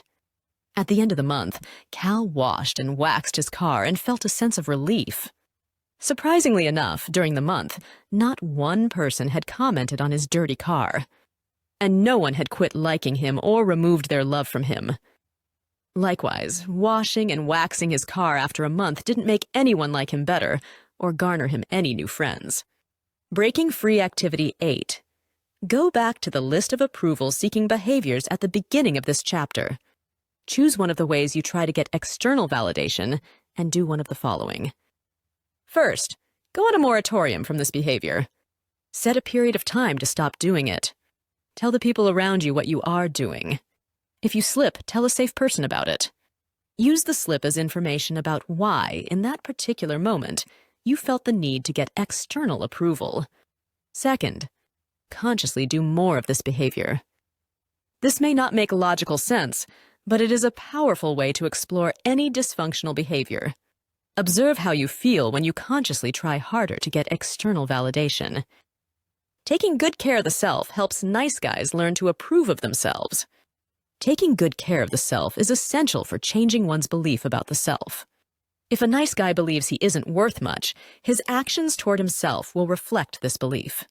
When a recovering nice guy begins to consciously do good things for himself, these actions imply that he must be worth something. When I address this issue with nice guys, they frequently can't think of more than 1 or 2 good things to do for themselves. Together, we will often brainstorm and make a list of possible things to do.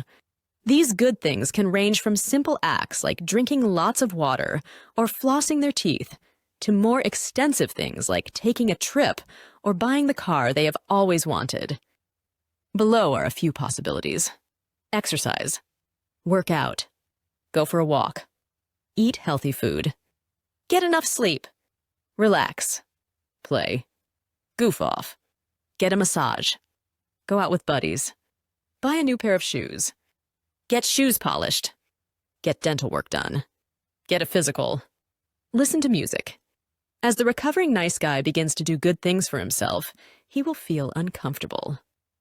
He may actually feel frightened, anxious, guilty, or confused. These feelings are the result of what is called cognitive dissonance.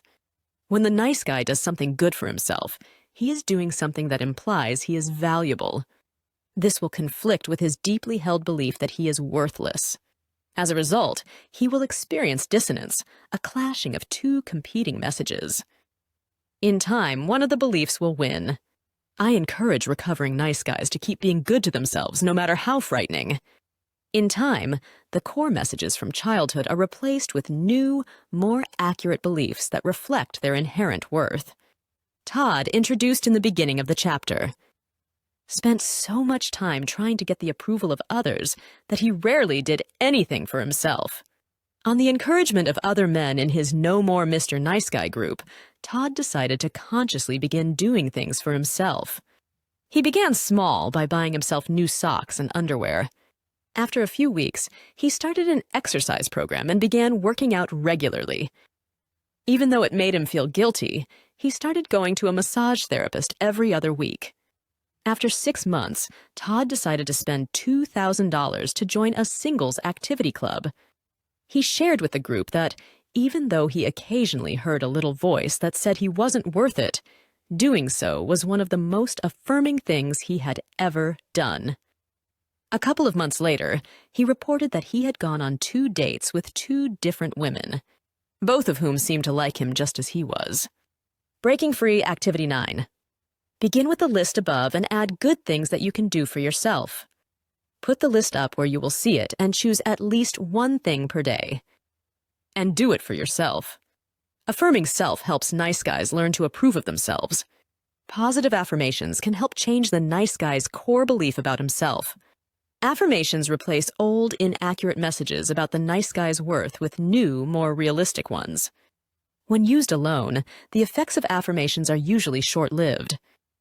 This is because these messages are contrary to the oldest, deepest beliefs the nice guy holds about himself. Affirmations are only effective when used along with other processes that help change the nice guy's core beliefs. Spending time alone helps nice guys learn to approve of themselves. Spending extended time alone is an important process in recovering from the nice guy syndrome. When alone, nice guys can discover who they are, what they like about themselves, and what rules they choose to govern their lives. I strongly recommend that nice guys take trips and retreats by themselves to places where no one knows them. In this context, the nice guy has fewer reasons to try to win people's approval. and there is less of a need to try to hide faults and mistakes. While alone, nice guys can reflect on themselves and their life direction. It is also a good time to practice taking responsibility for one's needs. When alone, the recovering nice guy can do what he wants without having to please or compromise. He will go to bed and get up when he wants. He will decide when and what to eat. He will decide where he goes and what he does. When alone, he will be less likely to caretake, seek approval, sacrifice self, or try to fix someone's problems. Spending extended periods of time alone also helps recovering nice guys face their #1 fear: loneliness and isolation. When the nice guy discovers that spending time alone doesn't kill him, he may also realize that he doesn't have to stay in bad relationships, tolerate intolerable behavior, or manipulate people to try to get his needs met. This time alone is spent most effectively when the nice guy can observe his tendency to distract himself with addictive patterns, such as keeping busy or using sex, food, or alcohol to medicate. Writing in a journal during these times can be especially effective. Some of the most insightful periods I've experienced in life have been by myself, on weekend camping trips, week-long retreats, and times when my wife has been out of town. Breaking Free, Activity 10. Make a list of positive affirmations about yourself. Write them on note cards and place them where you will see them regularly. Change the cards often so they stay fresh. When you read affirmations, close your eyes and fully embrace the meaning of the words. Observe any tendency of your mind to reject the affirmations in favor of old, deeply held beliefs. The following are some possible affirmations. I am lovable just as I am. I am perfectly imperfect. My needs are important. I am a strong and powerful person. I can handle it. People love and accept me just as I am. It is okay to be human and make mistakes. I am the only person I have to please. Breaking Free Activity 11. Plan a weekend trip to the mountains or beach. If possible, plan a vacation or retreat for a week or longer by yourself to a place where no one knows you. Visit a foreign country by yourself if at all possible. Use this time as an opportunity for self-observation and reflection. Keep a journal. Practice good self-care. Take along this book and spend time doing the Breaking Free exercises. When you return home, observe how you are different and how long it takes for you to begin returning to familiar patterns. Revealing self helps nice guys learn to approve of themselves. When nice guys try to hide their humanity from others, they reinforce their core belief that they are bad and unlovable.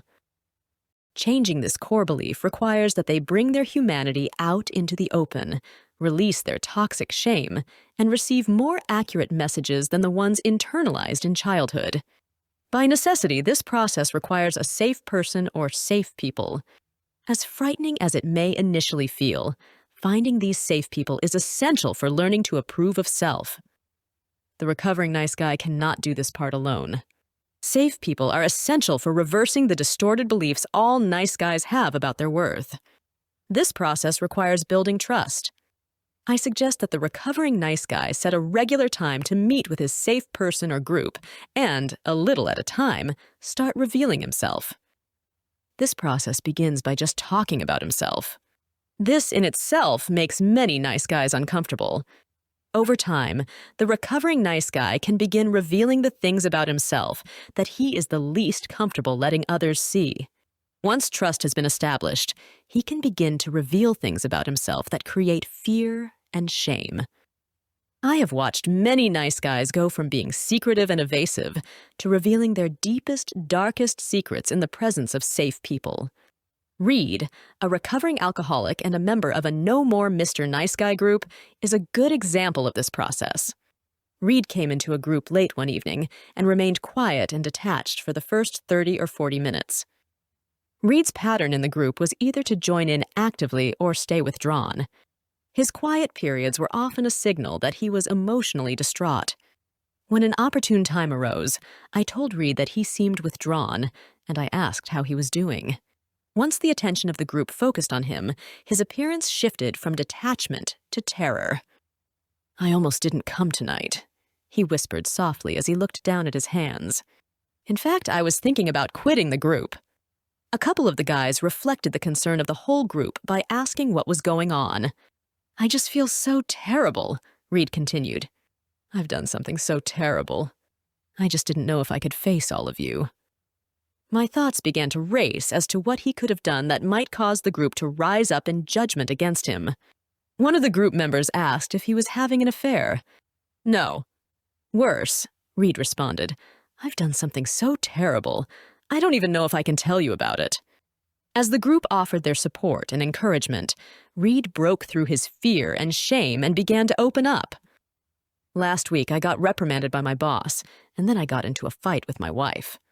I was so depressed that I went out and bought a fifth of vodka and got drunk. I've been on a binge ever since, and I just can't make myself stop." Tears were running down Reed's face as the shame of his addiction to alcohol raised its ugly head once again. He had been clean and sober since joining the group 6 months earlier. He was active in Alcoholics Anonymous, but had experienced a number of slips and relapses in his 12 years of recovery. A group member handed him a box of tissues and Reed wiped his eyes. Then he continued telling his story and revealing his shame in between sobs. "I'm back to all my old ways of lying and manipulating. I'm totally out of control." I asked if he had called his sponsor or gone to a meeting since this began. He shook his head and shared that he had slipped so many times that he didn't think anyone would care or want him back. Various members of the group shared with Reed that they didn't think he was bad, nor did they judge him. They could see that he was hurting. They told him that they had great respect that he came into group and revealed what was going on, especially since he had so much shame about it. After a few moments, Reed revealed, "That's not all. There's more."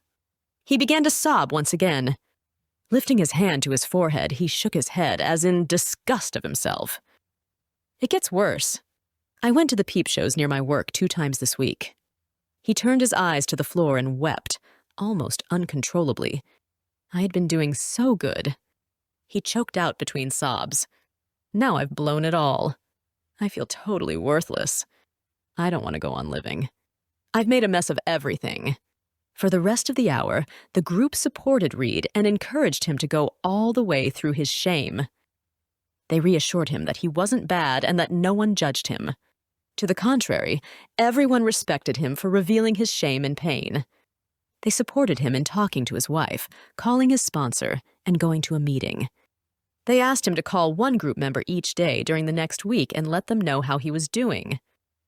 When Reed left the group that night, he was obviously shaken and scared. He had also released a heavy burden and received the support of a group of people who genuinely cared about him and wanted him to be okay. No matter how deeply Reed feared that his badness would cause people to judge him and abandon him, neither of these things happened. Instead, he received the message that there was nothing he could do that would make the men in the group stop liking him or stop caring about him. Shedding old skin. As recovering nice guys release their toxic shame and start seeking their own approval, they begin to realize several important truths. They are not bad. They don't have to do anything to win other people's approval. They don't have to hide their perceived flaws or mistakes. People can love them just as they are. As recovering nice guys begin to apply the principles described in this chapter, they can embrace the reality that they are human. Like every other human, nice guys make mistakes, use poor judgment, and act inappropriately. Nevertheless, their humanity doesn't make them bad or unlovable, nor does it cause other people to stop loving them. Imperfect humans can only connect with other imperfect humans. Most folks tend to be attracted to individuals who have some substance and sense of self. Chameleons usually don't draw much of a crowd or get many ovations. By shedding their chameleon skin and learning to please themselves, recovering nice guys begin to experience the intimacy and connection they have always desired. By learning to approve of themselves, they begin to radiate a life energy and charisma that draws people to them. As nice guys stop seeking approval and stop trying to hide their perceived flaws, they open the door to start getting what they really want in love and life. Chapter 4. Make your needs a priority. I want you to know that I'm really uncomfortable with that thing we talked about last week. I, Lars, an anxiety-filled executive, began his second session of counseling with the statement. Lars had come to see me on the encouragement of his wife. He reported being generally depressed and unhappy for as long as he could remember.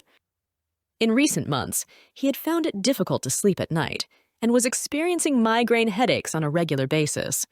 Even though everything in his life seemed to be fine, good job, nice home, family, etc., he never seemed to be happy.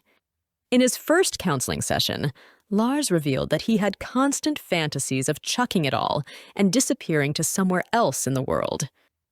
These thoughts made him feel guilty, so he kept them to himself. In that session, I asked Lars what he did for himself. He gave me a puzzled look. "What do you mean?" he asked. I repeated the question.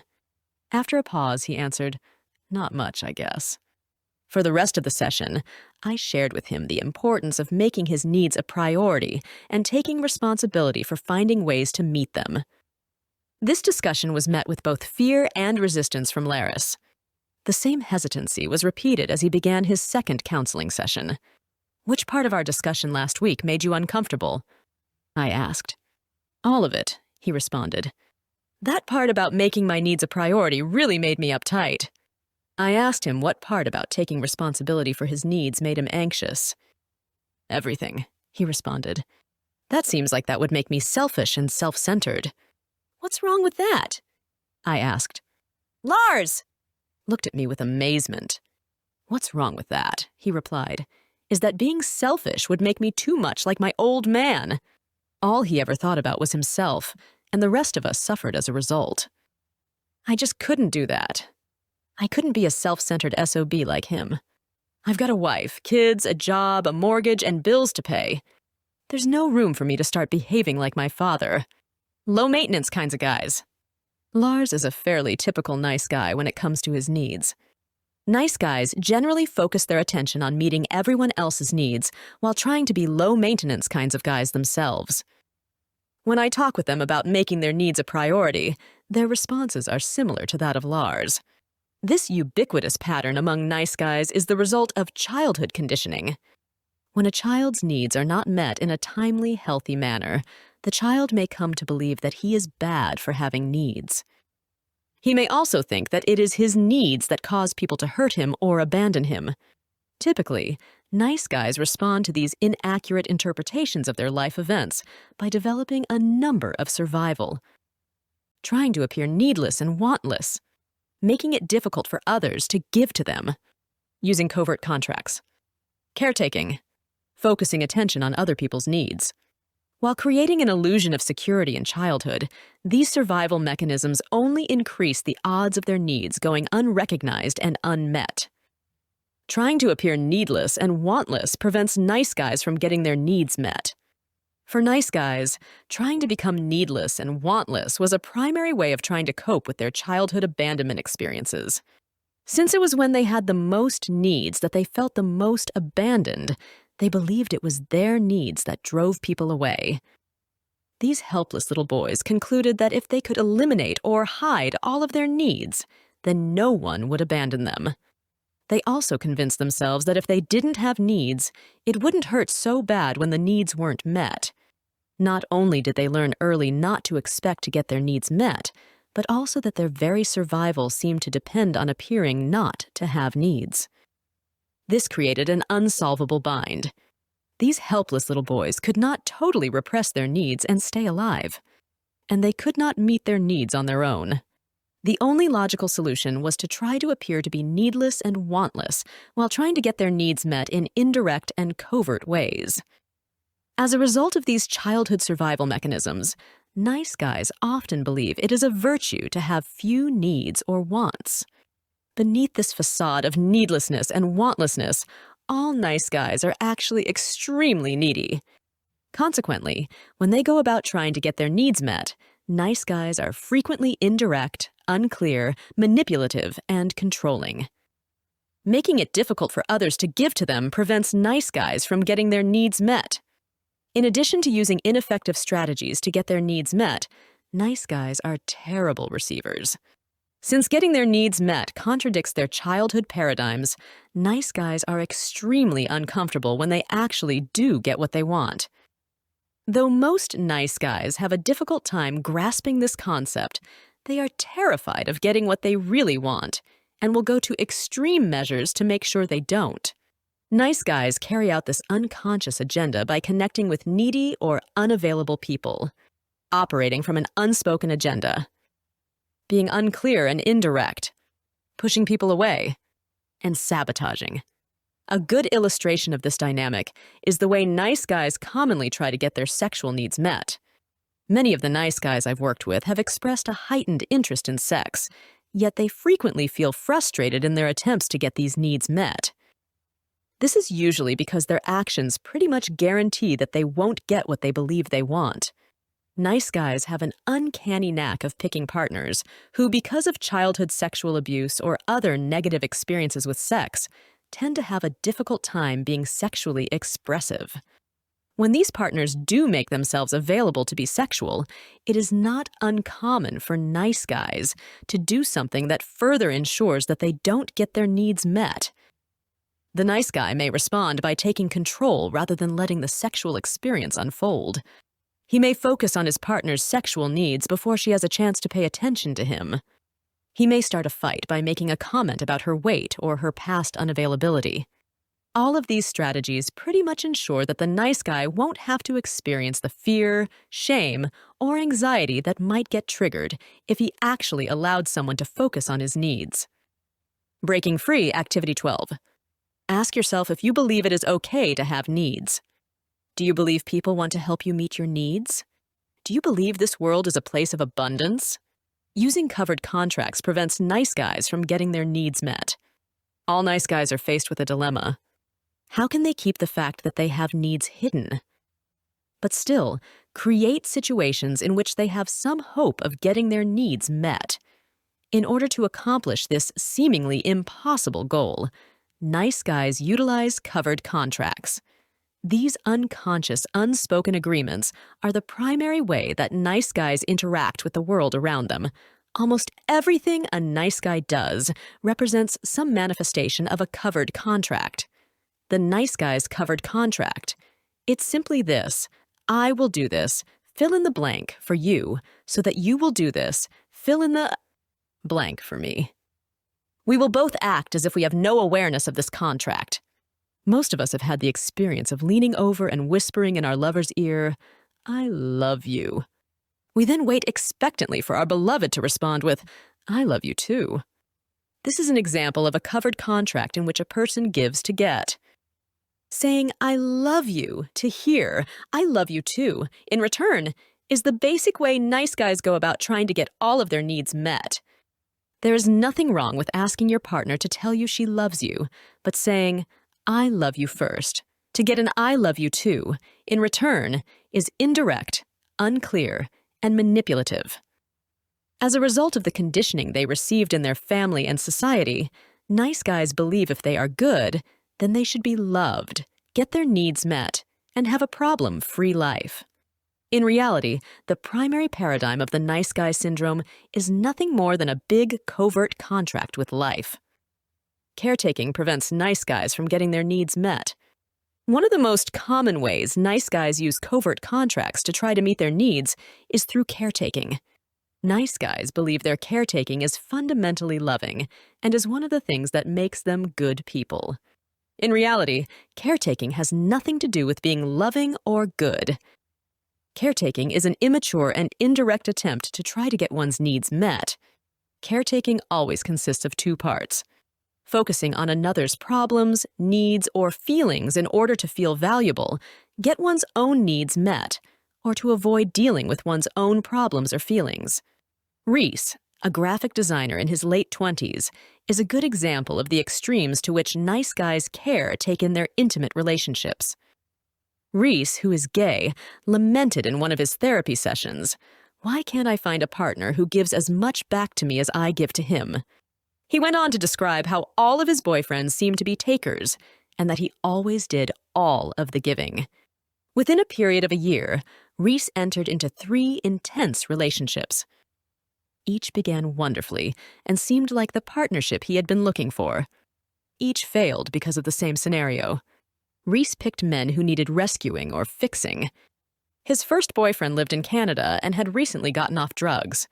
He came to live with Reese, but he never applied for a work visa and struggled to stay clean. Reese went out of his way to be supportive of his boyfriend, with the hope that he would find a job and stay off drugs. Finally, Reese sent him home to get his life straightened out. Later, he found out from a mutual friend that the reason his boyfriend had never applied for a work visa was because he was HIV positive, something he failed to tell Reese. The next boyfriend was of a different race from Reese and had never come to grips with his homosexuality. His parents and religion kept him in constant conflict. He was never able to commit to the relationship. Nevertheless, Reese went out of his way to be supportive and giving, all with the hopes that his boyfriend would eventually get things straightened out and become available to Reese. The third boyfriend was in the military. He was living on base, some 40 miles from Reese's apartment, and had no car. Reese had to take the initiative in getting together and would often shuttle his partner around. Because Reese made more money, he always paid when they went out. Reese frequently bought his boyfriend gifts and loaned him money. When this boyfriend got transferred to a different state, Reese quit his job, sold his car, and moved along with him, only to return in 3 months because his partner started running around on him. During this 12-month period, while Reese was so busy caretaking the needs and problems of his boyfriends, he gave up his job and alienated most of his friends and family. Reese's caretaking allowed him to stay oblivious to his own self-destructive behaviors while investing tremendous energy in trying to fix others. As is true for most nice guys, no matter how much he gave to others, Reese never felt like he got as much back in return. Identify at least one covered contract between you and a significant other. What do you give? What do you expect in return? Share this information with the other person. Ask the person how it feels to respond to an unclear agenda. Caring versus caretaking. Though nice guys see everything they do for others as loving, caretaking has very little to do with caring. Here are the differences. Caretaking, 1, gives to others what the giver needs to give. 2, comes from a place of emptiness within the giver. 3, always has unconscious strings attached. Caring one gives to others what the receiver needs. 2, comes from a place of abundance within the giver. 3, has no strings attached. Nice guys caretake for a number of reasons, none of them having anything to do with love.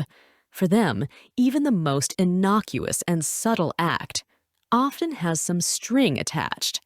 Nice guys give in the ways they would like others to give to them.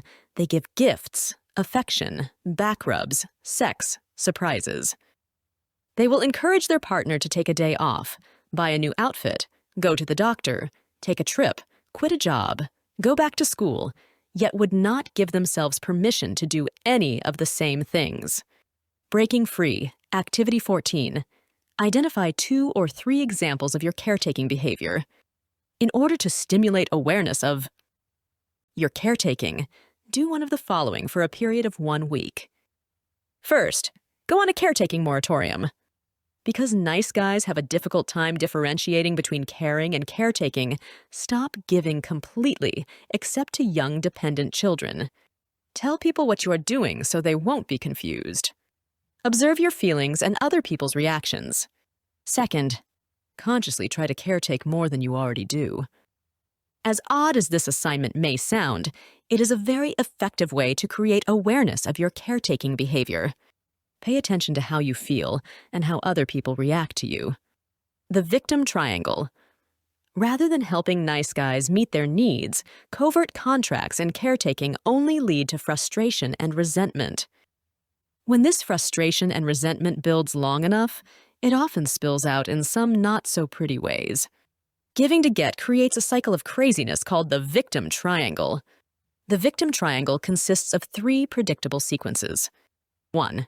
The nice guy gives to others, hoping to get something in return. 2.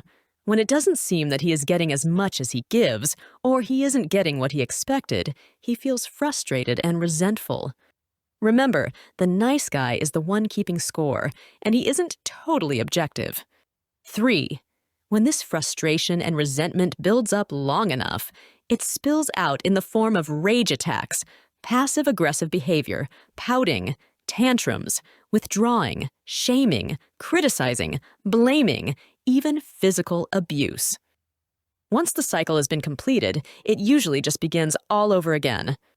My wife refers to these episodes as victim pukes. Sometimes the puking will resemble a child's temper tantrum. Sometimes the victim puke will take a more passive-aggressive form, in which the nice guy will have an affair or act out in some hidden way. All the while, the person doing the puking will feel justified because of the many ways he has been victimized. These victim pukes are one of the primary reasons nice guys aren't always so nice. Shane's relationship with his girlfriend Raquel is a good example of the victim triangle and emotional puking. Shane had Raquel on a pedestal, but deep inside, he believed she could only love him if he was good enough. In order to win her love, he gave her gifts, sent her cards, left phone messages, bought her clothes, planned special surprises, and helped her with her home and children. All of this created a sense of emotional indebtedness for Raquel. She felt like she could never repay Shane for everything he did for her. The truth was she couldn't. Shane was trying to buy her love, only the contract wasn't clear. In time, the only way she could cope with his pleasing and caretaking was by pushing him away. When this happened, Shane was devastated. He couldn't understand why, if he had fulfilled his end of the contract, Raquel wouldn't keep hers. He didn't think he was that hard to please. The more Shane gave to Raquel, the more resentful he became. He would accuse her of not loving him. They would have tremendous battles in which they would break up, calling each other all kinds of names. Afterward, Shane would feel frightened and remorseful and pursue Raquel and try to fix things, all the while resenting her for not pursuing him and trying to fix things. He would then start caretaking and pleasing again to win her love. The cycle repeated itself over and over again. Breaking free, activity 15. It can be difficult to make a direct link between your caretaking behavior and the victim cues which inevitably follow. Observe the ways you hurt the people you love. Do you make cutting remarks or hurtful jokes? Do you embarrass them in public? Are you frequently late? Do you forget things they've asked you to do? Do you criticize them? Do you withdraw from them or threaten to leave? Do you let frustration build until you blow up at them? Ask the significant others in your life to give you feedback about your caretaking and victim pukes. This information may be hard to hear and may trigger a shame attack, but it is important information for breaking out of the victim triangle, becoming truly selfish. When I began writing this book, I shared the early drafts with members of my No More Mr. Nice Guy men's groups. On one occasion, a group member stated, "It seems like the whole emphasis of the book is about focusing on oneself. It seems really selfish and self-centered, like the nice guy should just think about himself and not worry about anyone else." Even though I did not set out to write No More Mr. Nice Guy with this theme in mind, this group member's comments contained an important truth that I hadn't been fully conscious of before. Since nice guys learn to sacrifice themselves in order to survive, recovery must center on learning to put themselves first and making their needs a priority. Most nice guys are astonished when I tell them that it is healthy to have needs and that mature people make getting their needs met a priority. Sometimes I have to repeat this truth many times in order for it to sink in. For nice guys, having needs means being needy. And needy represents a one-way ticket to abandonment. I tell nice guys, no one was put on this planet to meet your needs, except their parents, and their job is done. I also remind them, they weren't put on this planet to meet anyone else's needs, except those of their children. This paradigm shift is always terrifying for recovering nice guys. The idea of making their needs a priority feels like the quickest route to being disliked, unloved, and all alone. Whenever I challenge nice guys to focus on making their needs a priority, their responses are pretty predictable. People will get angry at me. People will think I'm selfish. I'll be alone. What if everyone lived this way? I then list the benefits for nice guys and the people around them when they begin to put themselves first. They increase the likelihood of getting what they need and want. They can give judiciously, giving what people really need. They can give without resentment and expectation. They become less needy. They become more attractive. Most nice guys will really like the last benefit on the list. Helpless, whiny, wimpy, and needy are not attractive on a man. Confidence and self-assurance are attractive. Most folks are attracted to men who have a sense of self. Putting the self first doesn't drive people away, it attracts them. Putting the self first is essential. Forgetting what one wants in love and life. Taking responsibility for their own needs helps nice guys get their needs met.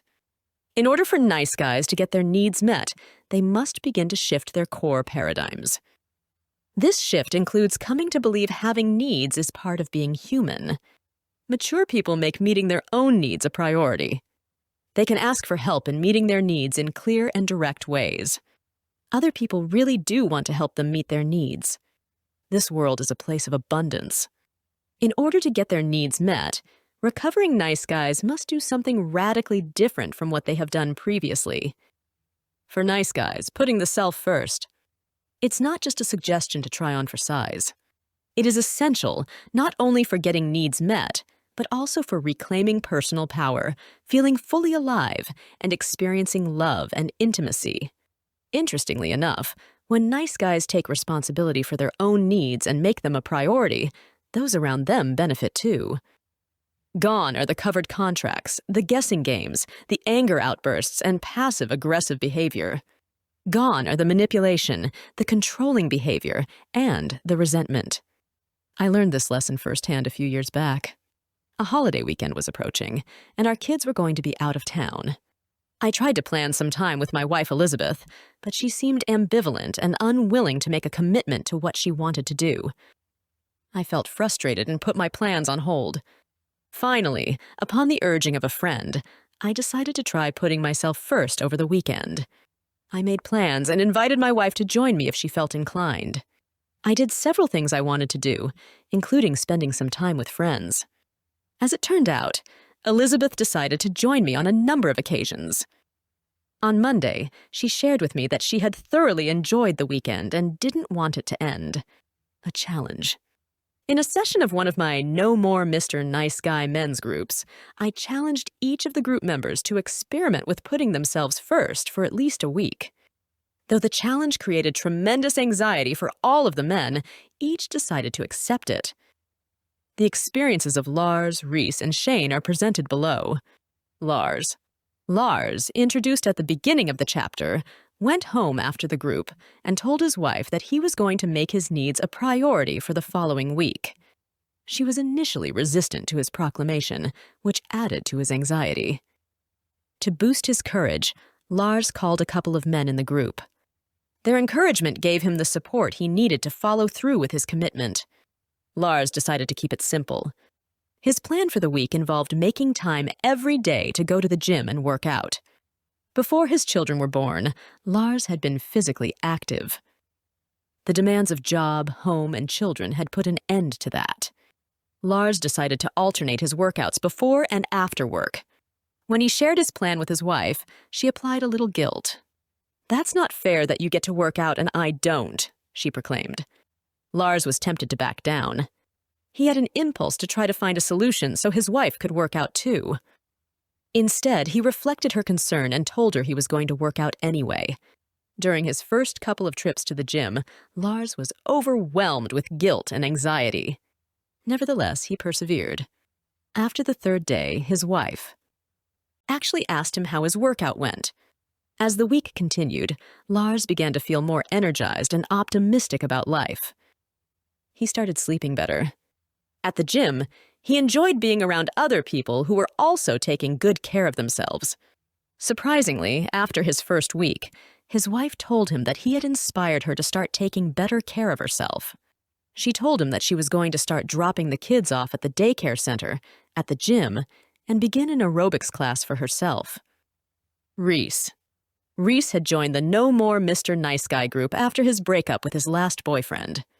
At first, he had been uncomfortable being the only gay man in the group, but the other men accepted him, and he had begun to work on developing non-sexual relationships with men. Reese's habit on weekends was to go out with his latest boyfriend to gay bars on Friday, Saturday, and Sunday nights. By Monday morning, he was exhausted. He would spend the rest of the week playing catch-up. Reese was afraid that if he didn't go out whenever his boyfriend wanted, his boyfriend would leave him. Reese decided that for one weekend, he would put himself first and do what felt right to him. He told his boyfriend in advance. Reese decided that he would go out just one night, not drink, and be in by midnight. On Saturday, he made some plans to go to a movie with a couple of guys in the group. On Sunday, he stayed at home to relax and get caught up on some house cleaning and laundry. His goal was to be in bed by 10 p.m. on Sunday evening. When Monday came, Reese felt rested and clear-headed at work. His boyfriend hadn't dropped him, and the rest of the week felt productive and enjoyable. Shame. Shane, also introduced earlier in the chapter, liked to do things for his girlfriend. Shane regularly gave her gifts, planned surprises, and did whatever he could to help her out. Shane's plan for putting himself first involved paying attention to when he had an impulse to do something for his girlfriend. Whenever he felt this impulse, he would instead do something for himself. When he thought about washing her car, he washed his own instead. When he felt the urge to buy her a gift, he bought himself something instead. When he thought about calling her just to see if she was okay, he called a group member instead. All of this created tremendous anxiety for Shane. Much to his surprise, at the end of the week, Raquel reported she felt a lot less smothered by Shane and actually looked forward to spending time with him. She even called late one evening after the kids were in bed and invited him over to make love. A couple of weeks later, Shane and Raquel talked about the change in a couples counseling session. They decided to continue the process. For a period of 6 months, they agreed that Shane would not give any gifts or plan any surprises for Raquel. During the following 6 months, he refrained from giving her birthday, Christmas, and Valentine's cards or gifts. During this time, he focused on taking better care of himself and getting his needs met. In time, Shane came to see that not only did Raquel not stop loving him, she actually became more giving to Shane. 1 year later, they both reported that Shane could give a gift without using it as a way to get approval or affirmation. During this time, Shane had also learned that making his needs a priority made him less dependent, needy, and fearful. Both Shane and Raquel reported enjoying all the changes they had experienced since Shane made the decision to start putting himself first. Making the decision. Nice guys have believed a myth that promises them that if they give up themselves and put others first, they will be loved and get their needs met. There is only one way to change this illogical, non-productive nice guy paradigm. Put themselves first. Making the decision to put oneself first is the hardest part. Actually doing it is relatively easy. When the nice guy puts himself first, there is only one voice to consider: his own. Decisions are now made by one individual rather than by a committee. He no longer has to mind read, predict, or try to please multiple voices with conflicting agendas. When putting himself first, all the information he needs to make a decision is within him. Is this what I want? Yes. Then that's what I'll do. Breaking free from the nice guy syndrome involves taking responsibility for one's own needs. Others may cooperate with the nice guy, but they are not in charge of meeting his needs. By making their needs a priority and putting themselves first, recovering nice guys can come to see the world as a place of abundance. They can truly come to believe that their needs are important, and there are people out there who are happy and willing to help them meet them. Breaking free, Activity 16. Make a decision to put yourself first for a weekend or even a whole week. Tell the people around you what you are doing. Ask a friend to support you and encourage you in this process. Pay attention to your initial anxiety. Pay attention to your tendency to revert to old patterns. At the end of the time period, ask the people around you what it was like for them when you put yourself first. Remember, you don't have to do it perfectly. Just do it. Chapter 5. Reclaim your personal power. One Saturday morning a few years back, my wife Elizabeth and I were engaged in a heated discussion over something I had done. Like many of our arguments, Elizabeth felt helpless to get me to see my denial. At the same time, I felt unjustly persecuted. Finally, when the argument reached an emotional crescendo, Elizabeth shouted in frustration, "You're nothing but a wimp!" Elizabeth left the room, and I retreated to the bathroom to dry my eyes. After a few minutes of reflection, Elizabeth knocked on the bathroom door. I assumed she was coming back to take another stab at her wounded prey. Instead, she apologized. "I'm sorry for calling you a wimp." That wasn't fair. "Actually," I responded, wiping a tear away, "it was the most accurate thing you said all morning." Nice guys are wimps. This may not sound like a nice thing to say, but it's true. Nice guys tend to be wimpy victims because their life paradigm and childhood survival mechanisms require them to sacrifice their personal power. As stated in previous chapters, a common denominator for nice guys is that they did not get their needs met in a timely, healthy fashion in childhood. These little boys were helpless to prevent people from abandoning them, neglecting them, abusing them, using them, or smothering them. They were victims to the people who failed to love them, pay attention to them, meet their needs, and protect them. As a result of these childhood experiences, feeling like a victim feels familiar for most nice guys. These men tend to see others as causing the problems they are experiencing in life. As a consequence, they often feel frustrated, helpless, resentful, and rageful. You can see it in their body language. You can hear it in their voices. It's not fair. How come she gets to make the rules? I always give more than I get. If she were just a paradigm of powerlessness. In an attempt to cope with their childhood abandonment experiences, all nice guys developed the same paradigm. If I am good, then I will be loved, get my needs met, and have a problem-free life. Unfortunately, this paradigm not only produces the opposite of what is desired, it guarantees nothing but feelings of perpetual powerlessness. Even though nice guys are obsessed with trying to create a smooth, problem-free life, two major factors prevent them from attaining this goal. The first is that they are attempting the impossible. Life is not smooth.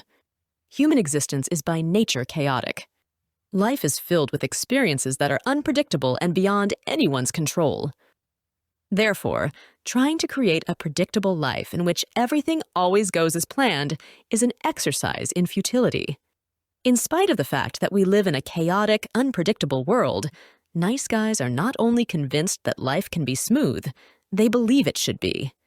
This belief is the direct result of their childhood abandonment experiences. The unpredictability of not having their needs met in a timely, judicious fashion was not only frightening, it was potentially life-threatening. In an attempt to cope with the uncertainty of their chaotic childhood, nice guys developed a belief system that if they could just do everything right, then everything would go right in their lives. Sometimes, these men also developed belief systems that their childhood was ideal and problem-free, the opposite of reality, in order to cope with their abandonment experiences. These were all distorted beliefs, but these illusions helped these helpless little boys deal with the turmoil that was out of their control. A second reason nice guys never accomplish their goal of having a smooth life is that they do the opposite of what works. By approaching adult situations with survival mechanisms that were formed when they were naive and powerless, they are ensured of having very little success in creating anything that resembles stability in their lives. The dependence on these ineffectual survival mechanisms keeps nice guys trapped in the memory of their fearful childhood experiences and perpetuates a vicious cycle. The more frightened they are, the more they use their childhood survival mechanisms. The more they use these ineffectual mechanisms, the less successful they are at negotiating the complexities, challenges, and ambiguities of life. The less successful they are, the more fearful they become. You get the picture. Overcoming the wimp factor. Reclaiming personal power. I define personal power as a state of mind in which a person is confident he can handle whatever may come. This kind of power only successfully deals with problems, challenges, and adversity. It actually welcomes them, meets them head-on, and is thankful for them. Personal power isn't the absence of fear. Even the most powerful people have fear. Personal power is the result of feeling fear, but not giving in to the fear. There is a solution to the helplessness and vulnerability nice guys feel. Recovery from the nice guy syndrome allows nice guys to embrace the personal power that is their birthright. Reclaiming personal power includes surrendering, dwelling in reality, expressing feelings, facing fears, developing integrity, setting boundaries, breaking free activity 17. Look over the following list of ways nice guys try to create a smooth, problem-free life. Write down an example of how you used each coping mechanism in childhood. Then, next to each, give an example of how you used this strategy to try to control your world in adulthood. Note how each of these behaviors keeps you feeling like a powerless victim. Share this information with a safe person. Doing it right. Playing it safe. Anticipating and fixing. Trying not to rock the boat. Being charming and helpful. Never being a moment's problem. Using covered contracts. Controlling and manipulating. Caretaking and pleasing. Withholding information. Repressing feelings. Making sure other people don't have feelings. Avoiding problems and difficult situations. Surrendering. Helps nice guys reclaim their personal power. Ironically, the most important aspect of reclaiming personal power and getting what one wants in love and life is surrender. Surrender doesn't mean giving up. It means letting go of what one can't change and changing what one can. Letting go doesn't mean not caring or not trying. Letting go means letting be. It is like opening up a tightly clenched fist and releasing the tension stored inside. At first, the fingers will want to return to their former clenched position. The hand almost has to be retrained to open up and relax. So it is with learning how to surrender and let go. Surrender allows recovering nice guys to let go and respond to life's complex beauty rather than trying to control it. Surrender allows these men to see life as a laboratory for learning, growth, and creativity. Surrender allows recovering nice guys to see each life experience as a gift from the universe to stimulate growth, healing, and learning. Instead of asking, "Why is this happening to me?" the recovering nice guy can respond to life's challenges by pondering, "What do I need to learn from this situation?" Gil exemplifies the process of letting go. Gil had reached a crisis point in his relationship with his girlfriend Barb. Gil had originally begun couples counseling with Barb to fix her problem. He claimed that she was depressed, angry all the time, and had no interest in sex.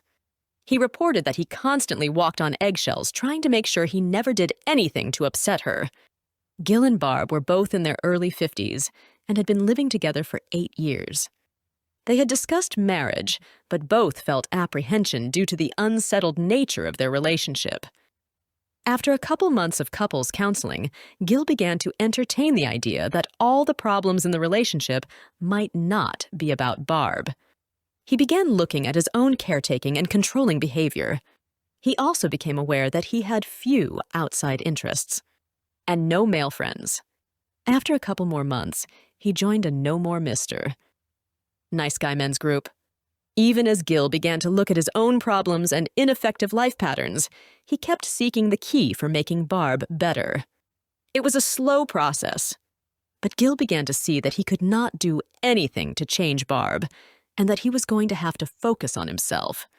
As he began to let go and detach from Barb, he felt tremendous anxiety. He had a deep fear that he was going to get in trouble. He also believed that Barb couldn't handle her problems without his help. With the support of the group, Gil surrendered.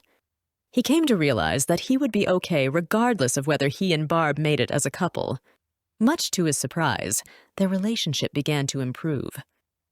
As he let go of trying to solve her problems and detached from her moods, Gil found that he had fewer frustrations and resentments. He even began to see Barb as a gift to help him work through his issues with his angry father. A year later, he announced to his men's group that he and Barb had set a date to get married. He reported that they were getting along better than he would have ever imagined. He shared that the turning point seemed to be when he made the decision that he didn't care whether they made it together or not. That decision represented a conscious letting go of trying to control something that was clearly not in his control. Ironically, he shared that the process of letting go allowed him to receive what he really wanted. Breaking Free Activity 18. Think about one gift from the universe that you initially resisted, but can now see as a positive stimulus for growth or discovery. Are there any similar gifts in your life right now to which you need to surrender? Share this information with a safe person. Dwelling in reality helps nice guys reclaim their personal power. Nice guys try to control their world by creating belief systems about people and situations that are not based in reality. They then act as if these beliefs are accurate. This is why their behavior often seems illogical to outside observers. Les, an unassuming man in his late 30s, had a brief affair with a coworker. During his initial therapy session, I asked Les why he thought he had an affair. "I don't know," he replied. "I guess I just wanted some attention." I continued by asking him how he expressed his anger toward his wife. With a puzzled look, he responded, "I never get angry at Sarah." "You mean you two have been married for 10 years, and she's never done anything to piss you off?" I asked in mock surprise. To listen to Les talk about his wife, it was evident he had her on a pedestal. It was equally clear that he was not dwelling in reality when it came to his marriage. When I asked specific questions about his wife, Les revealed how Sarah had gained 60 pounds since they married, refused to cook, was depressed, no longer wanted to have sex with him, treated him with contempt, and would rage at him without provocation. In spite of all these things, Les maintained that his wife was the woman of his dreams, and that he loved her dearly. Throughout the next few months of therapy, I consistently held up a mirror of reality to Les in regard to his wife and his relationship with her. This was a slow and difficult process. Les needed to see Sarah in a certain way because of his fear of being alone. To dwell in reality might mean he would have to do something frightening or difficult. As Les began to face his fears of abandonment, he also began to see his wife more accurately. This change allowed him to start asking for what he wanted, set boundaries, and express his feelings of resentment and anger. It soon became apparent that Sarah had no desire to look at her role in the relationship or make any kind of changes. Though it was painful and frightening, accepting things as they really were allowed Les to make the decision to move out and file for divorce. Dwelling in reality allowed Les to look at why he had created the kind of system he had with Sarah. It put him in a position to make difficult but realistic decisions. It allowed him to access the inner power he needed to make significant changes in his life. It also opened the door for him to find someone who was available to help him create the kind of relationship he wanted. Breaking Free, Activity 19. Pick one area in your life in which you routinely feel frustrated or out of control. Step back from the situation. Is the difficulty you are having with the situation the result of you trying to project the reality you want to believe onto it? If you had to accept the reality of this situation, how might you change your response to it? Expressing feelings helps nice guys reclaim their personal power. Nice guys are terrified of two kinds of feeling: their own and everyone else's. Any kind of intensity causes nice guys to feel out of control. As children, feeling things intensely invited either negative attention or no attention at all. Therefore, it came to feel safer to clamp a lid down tightly on any emotion that might attract too much negative attention or might cause them to feel abandoned. I remember early in our marriage when Elizabeth would express her frustration over my inability to share what I was feeling. Like most nice guys, I had come to see feelings as a dangerous thing. After more than 30 years of conditioning, I had no clue what Elizabeth wanted from me. Even as I began to become aware of my feelings, I often kept them to myself. It is almost comical how infrequently it crosses a nice guy's mind to tell his partner what he is feeling. On one occasion, Elizabeth confronted me when I shared a feeling with her that I had been harboring for some time. "Why didn't you tell me about that when you first felt it?" she questioned. I'm doing better, I replied in typical nice guy fashion. It only took me 2 weeks to get around to telling you. I frequently hear nice guys rationalize the withholding of their feelings by claiming they don't want to hurt anyone. The truth is, they are covering their own butts. What they are really saying is that they don't want to do anything that might recreate their childhood experiences. They're really not trying to protect anyone from harm. They're just trying to keep their world smooth and under control. I frequently tell nice guys, your feelings are just feelings. They won't kill you. Regardless of whether a nice guy is feeling anxious, helpless, shameful, lonely, rageful, or sad, his feelings aren't life-threatening. The goal of teaching nice guys to embrace their feelings is not to make them soft and touchy-feely. Men who are in touch with their feelings are powerful, assertive, and energized. Contrary to what many nice guys believe, they don't have to become more like women in order to have their feelings. This is why I support men in learning about their feelings from other men. While there is no formula or right way to get reconnected with repressed feelings, support groups can teach, model, and support this slow but important process. In a sense, a therapy group can become like a family. In this environment, recovering nice guys can ask for the kind of help in dealing with feelings that was never available to them as children. Since feelings are often messy, a group environment can represent a supportive place to momentarily feel out of control. Here, recovering nice guys find out they won't fall overboard and drown if they rock the boat.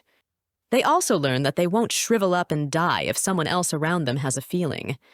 Feelings are an integral part of human existence. By learning the language of feelings, recovering nice guys can begin to let go of a lifetime of unnecessary baggage. As they do, they experience a newfound energy, optimism, intimacy, and zest for life.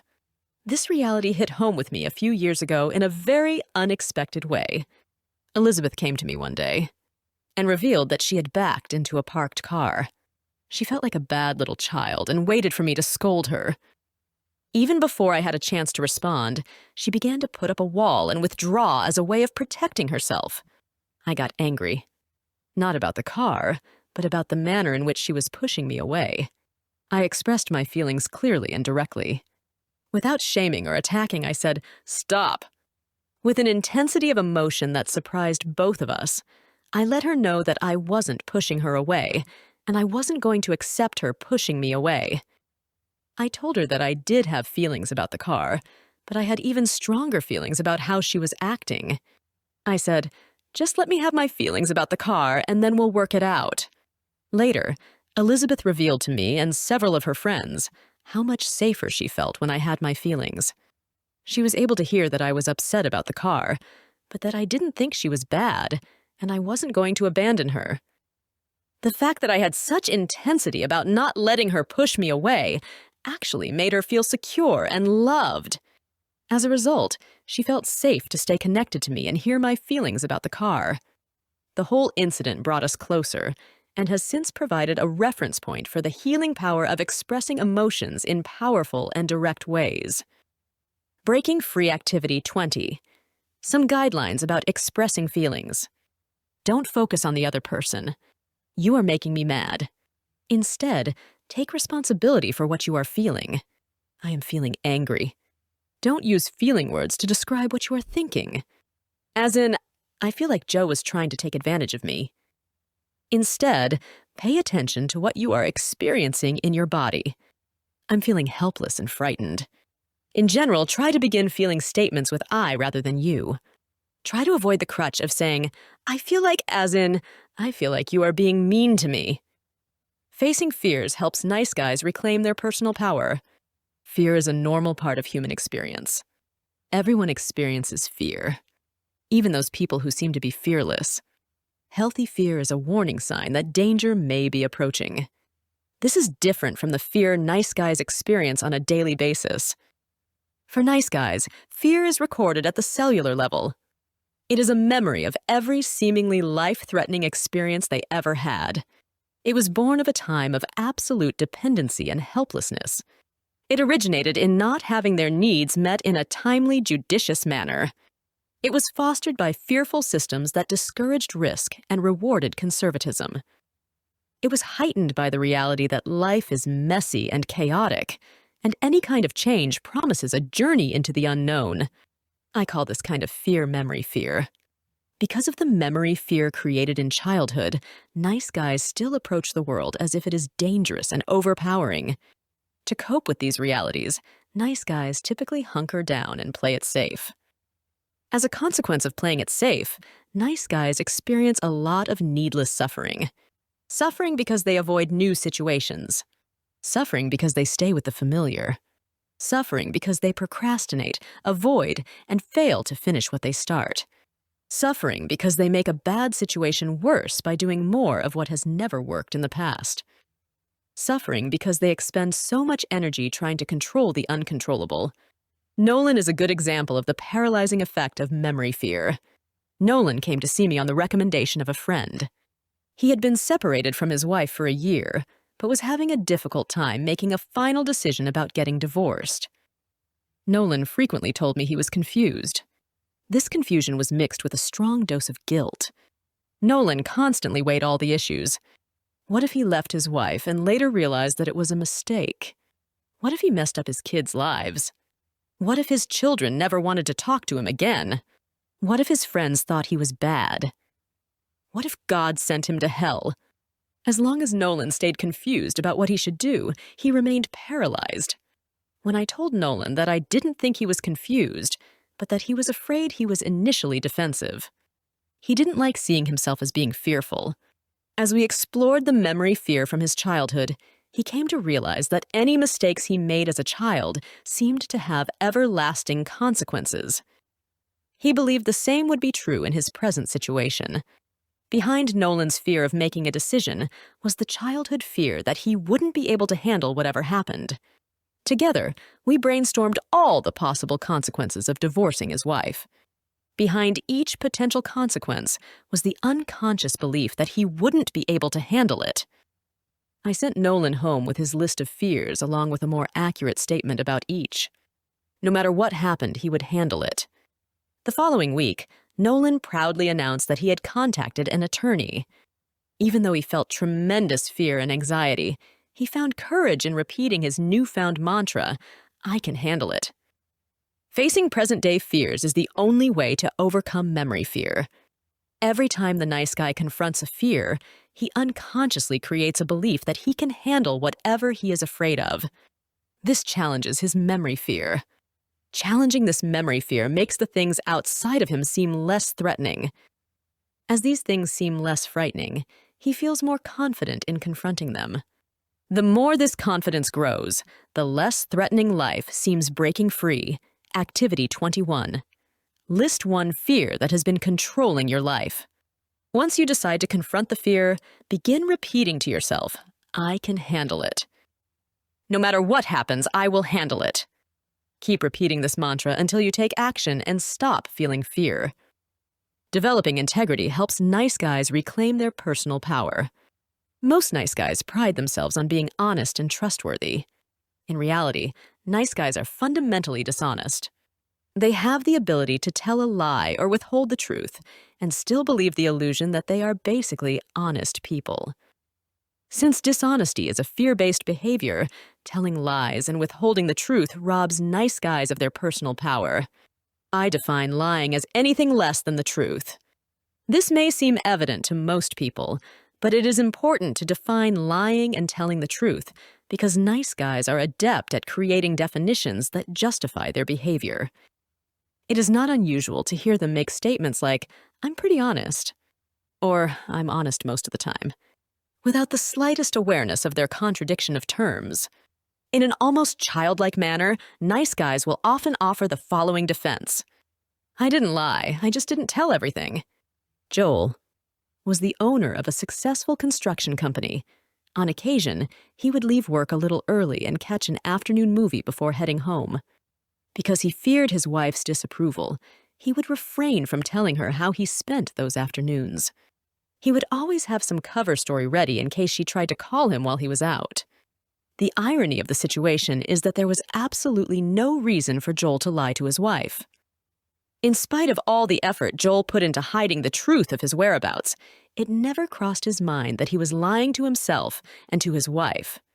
The bottom line was that Joel's lying perpetuated a fear-based relationship with his wife and robbed him of his personal power. When nice guys are learning to tell the truth, I encourage them to pay attention to the things they least want others to know and what they least want to reveal. These are the things they are most likely to hold back and the things they most need to tell. Sometimes they have to practice telling a certain truth several times until all of these pieces of information get told.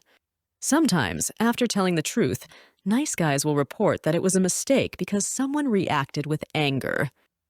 Telling the truth is not a magic formula for having a smooth life, but living a life of integrity is naturally easier than living one built around deceit and distortion. Developing integrity is an essential part of recovery from the nice guy syndrome. My definition of integrity is about deciding what feels right and doing it. The alternative is using the committee approach. This method of decision-making and acting is based on trying to guess what everyone else would think is right. Following this committee approach is the quickest path to confusion, fear, powerlessness, and dishonesty. When applying the definition above, there are two ways to be out of integrity, but only one way to be in it. When a nice guy never even bothers to ask himself, "What do I think is right?" or uses the committee method, he will always be out of integrity. If he asks himself what he believes is right, but doesn't do it, he is also out of integrity only by asking himself what he believes is right and then doing it. Does he become a man of integrity? Breaking Free Activity 22. Choose one area in which you have been out of integrity. Identify your fear that keeps you from telling the truth or doing the right thing.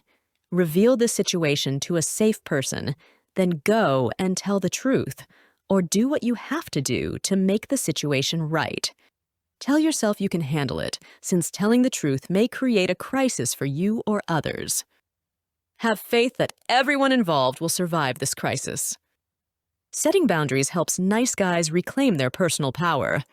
Boundaries are essential for survival.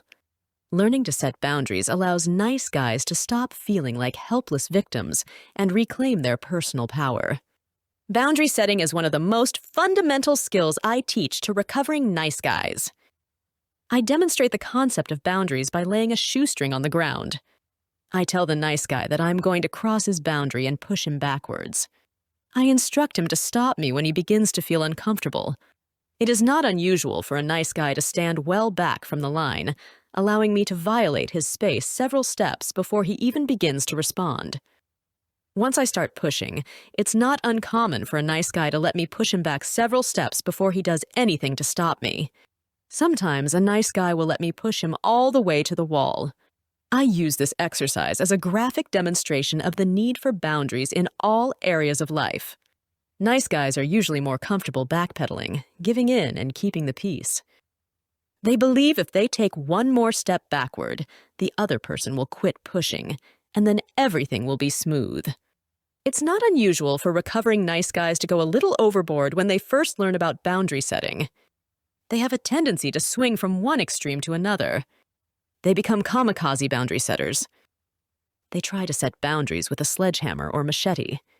They usually learn in time that they only have to use as much resistance as necessary to get the job done.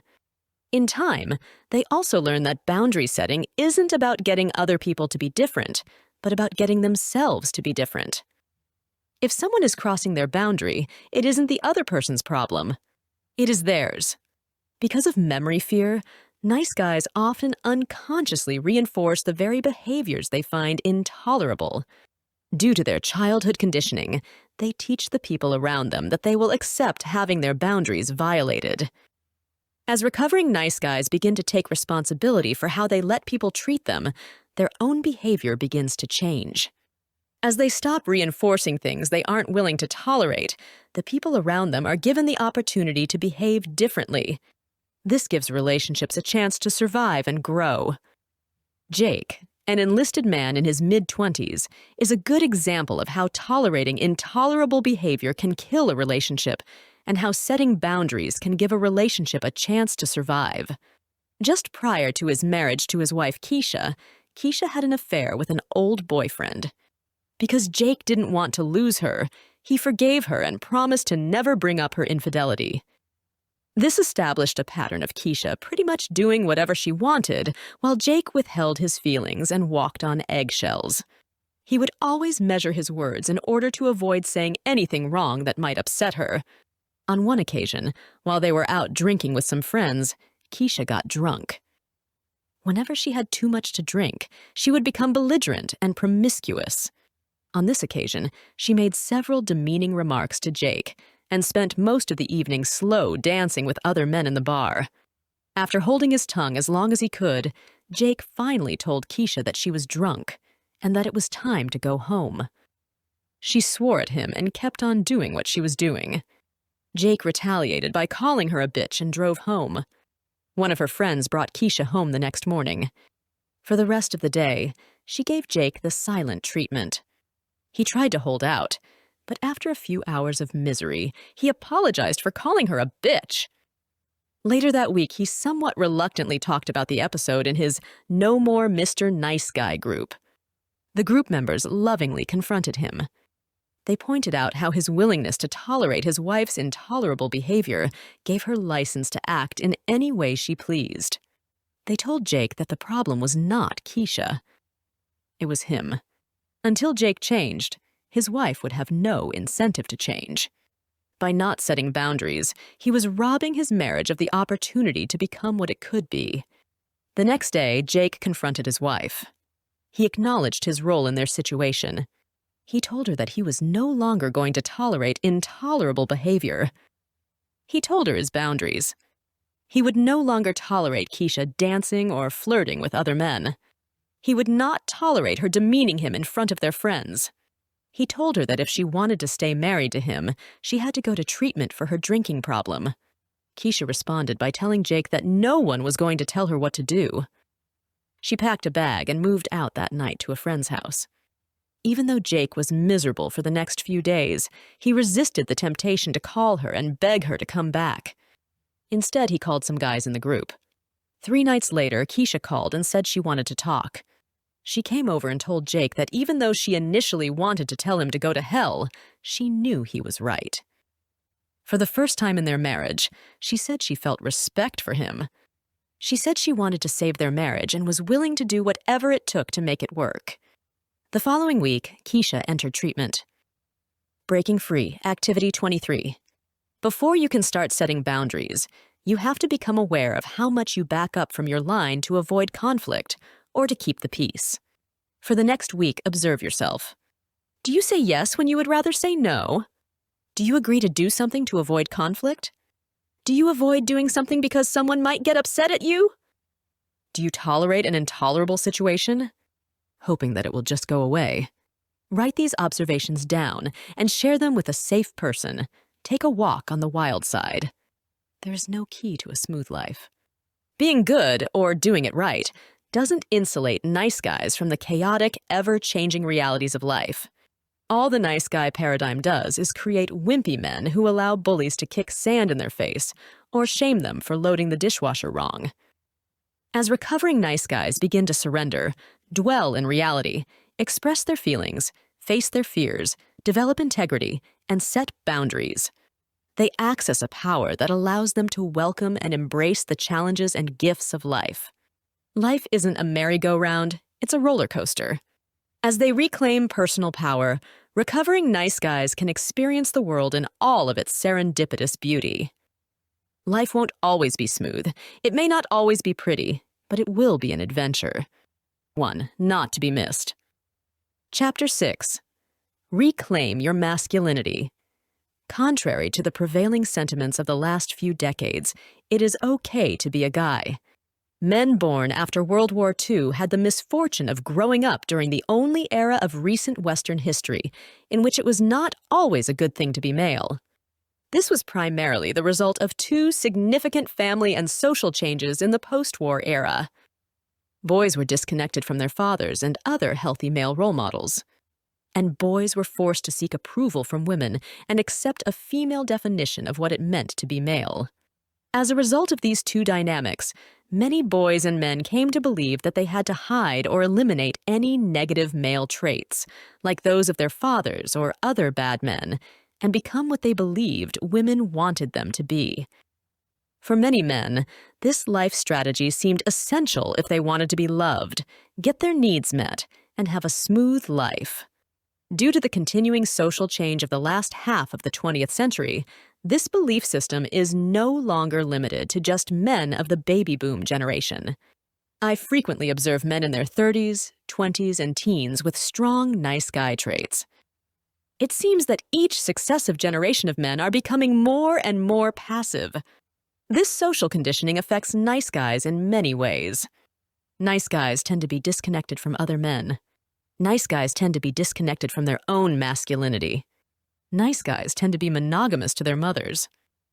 Nice guys tend to be dependent on the approval of women. Nice guys tend to be disconnected from other men.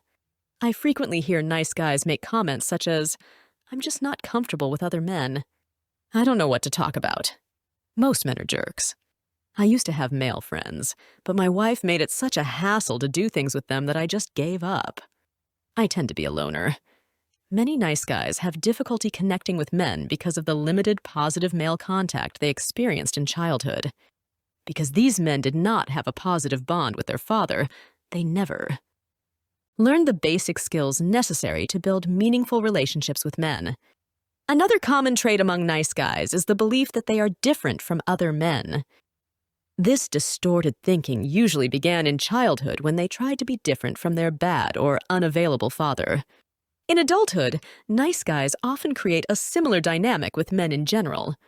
Nice guys may convince themselves they are different from, better than other men because they believe they aren't controlling. They aren't angry and rageful. They aren't violent.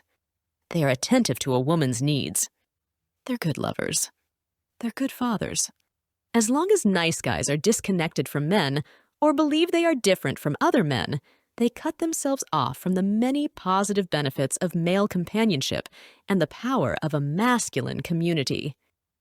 Breaking Free, Activity 24. Look over the list above. Note the ways you have consciously or unconsciously tried to be different from your father and or other men. How does the belief that you are different keep you disconnected from other men? Nice guys tend to be disconnected from their masculinity. I define masculinity as that part of a man that equips him to survive as an individual, clan, and species. Without this masculine energy, we would have all become extinct eons ago. Masculinity empowers a man to create and produce. It also empowers him to provide for and protect those who are important to him. These aspects of masculinity include strength, discipline, courage, passion, persistence, and integrity. Masculine energy also represents the potential for aggressiveness, destructiveness, and brutality. These characteristics frighten nice guys and most women. Therefore, nice guys work especially hard to repress these traits. Most nice guys believe that by repressing the darker side of their masculine energy, they will win the approval of women. This seems logical, considering the anti-male climate that has permeated our culture since the 1960s. Ironically, these same men frequently complain that women seem to be attracted to jerks, rather than nice guys like them. Many women have shared with me that due to the absence of any discernible life energy in nice guys, there is little to be attracted to. They also revealed that their tendency to be attracted to jerks is because these men have more of a masculine edge to them. As nice guys try to avoid the dark side of their masculinity, they also repress many other aspects of this male energy force. As a result, they often lose their sexual assertiveness, competitiveness, creativity, ego, thirst for experience, boisterousness, exhibitionism, and power. Go watch little boys on the playground and you will see these qualities. I am convinced that these are good things worth keeping. One of the most visible consequences of the repression of masculine energy in nice guys is their lack of leadership in their families. Out of fear of upsetting their partner or appearing too much like their controlling, authoritarian, or abusive fathers, nice guys frequently fail to be the leader their family needs.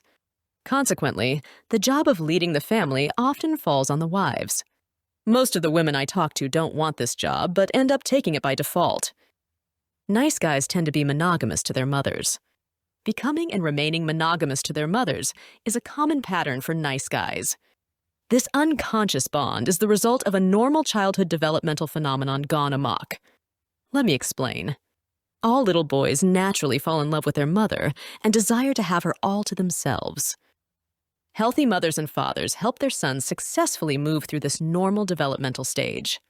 As they do, the young boy individuates from his mother, bonds with men, and becomes available for an intimate relationship with another woman in adulthood. Each parent plays a significant role in facilitating this healthy transition. First, the mother must know how to give enough to meet the child's needs without creating dependency. She must also know how to get her own needs met, so she is not tempted to use her son to fill the void. Second, the father must be present and have a healthy bond with his son. This connection helps the little boy move from the cozy lap of his mother to the challenging world of men. As stated above, most nice guys do not report having had a close relationship with their father in childhood. As a result, many nice guys were forced into an unhealthy bond with their mother. This bond might have formed if they had to please an angry, critical, or controlling mother. More often than not, the bond was the result of being forced to take care of a needy, dependent, or smothering mother. Without a supportive father, these boys had to negotiate an impossible situation on their own.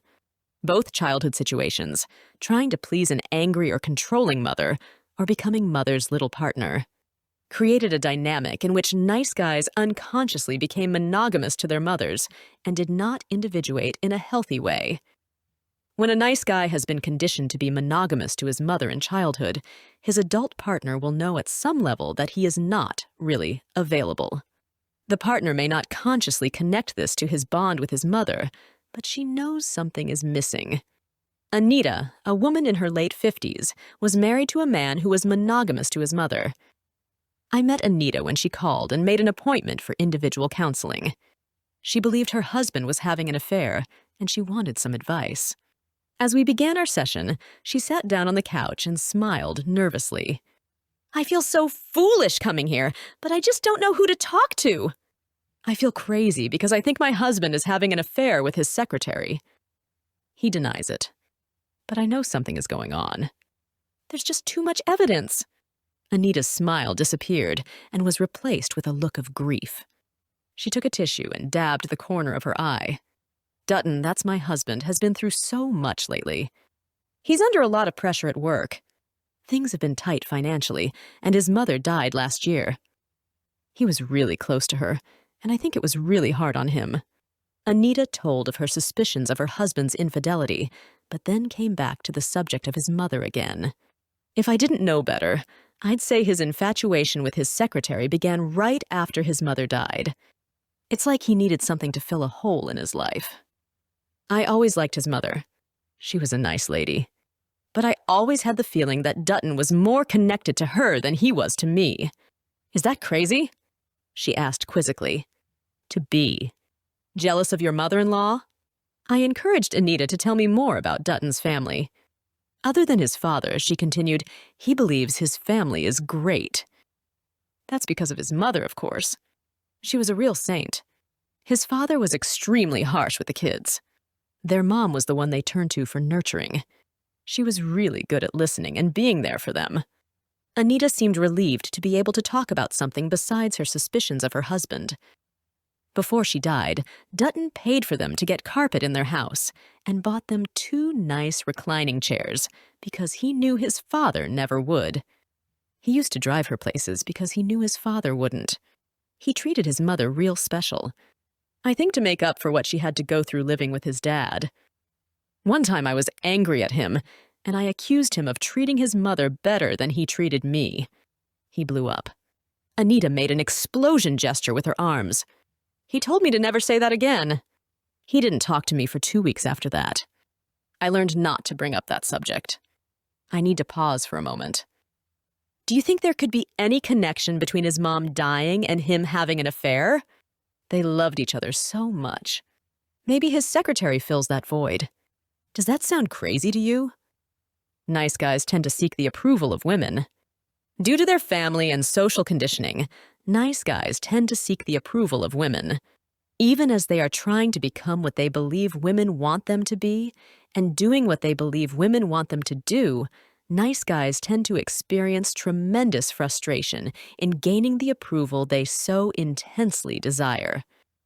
This frustration is due to the reality that, in general, women view men who try to please them as weak and hold these men in contempt. Most women do not want a man who tries to please them. They want a man who knows how to please himself.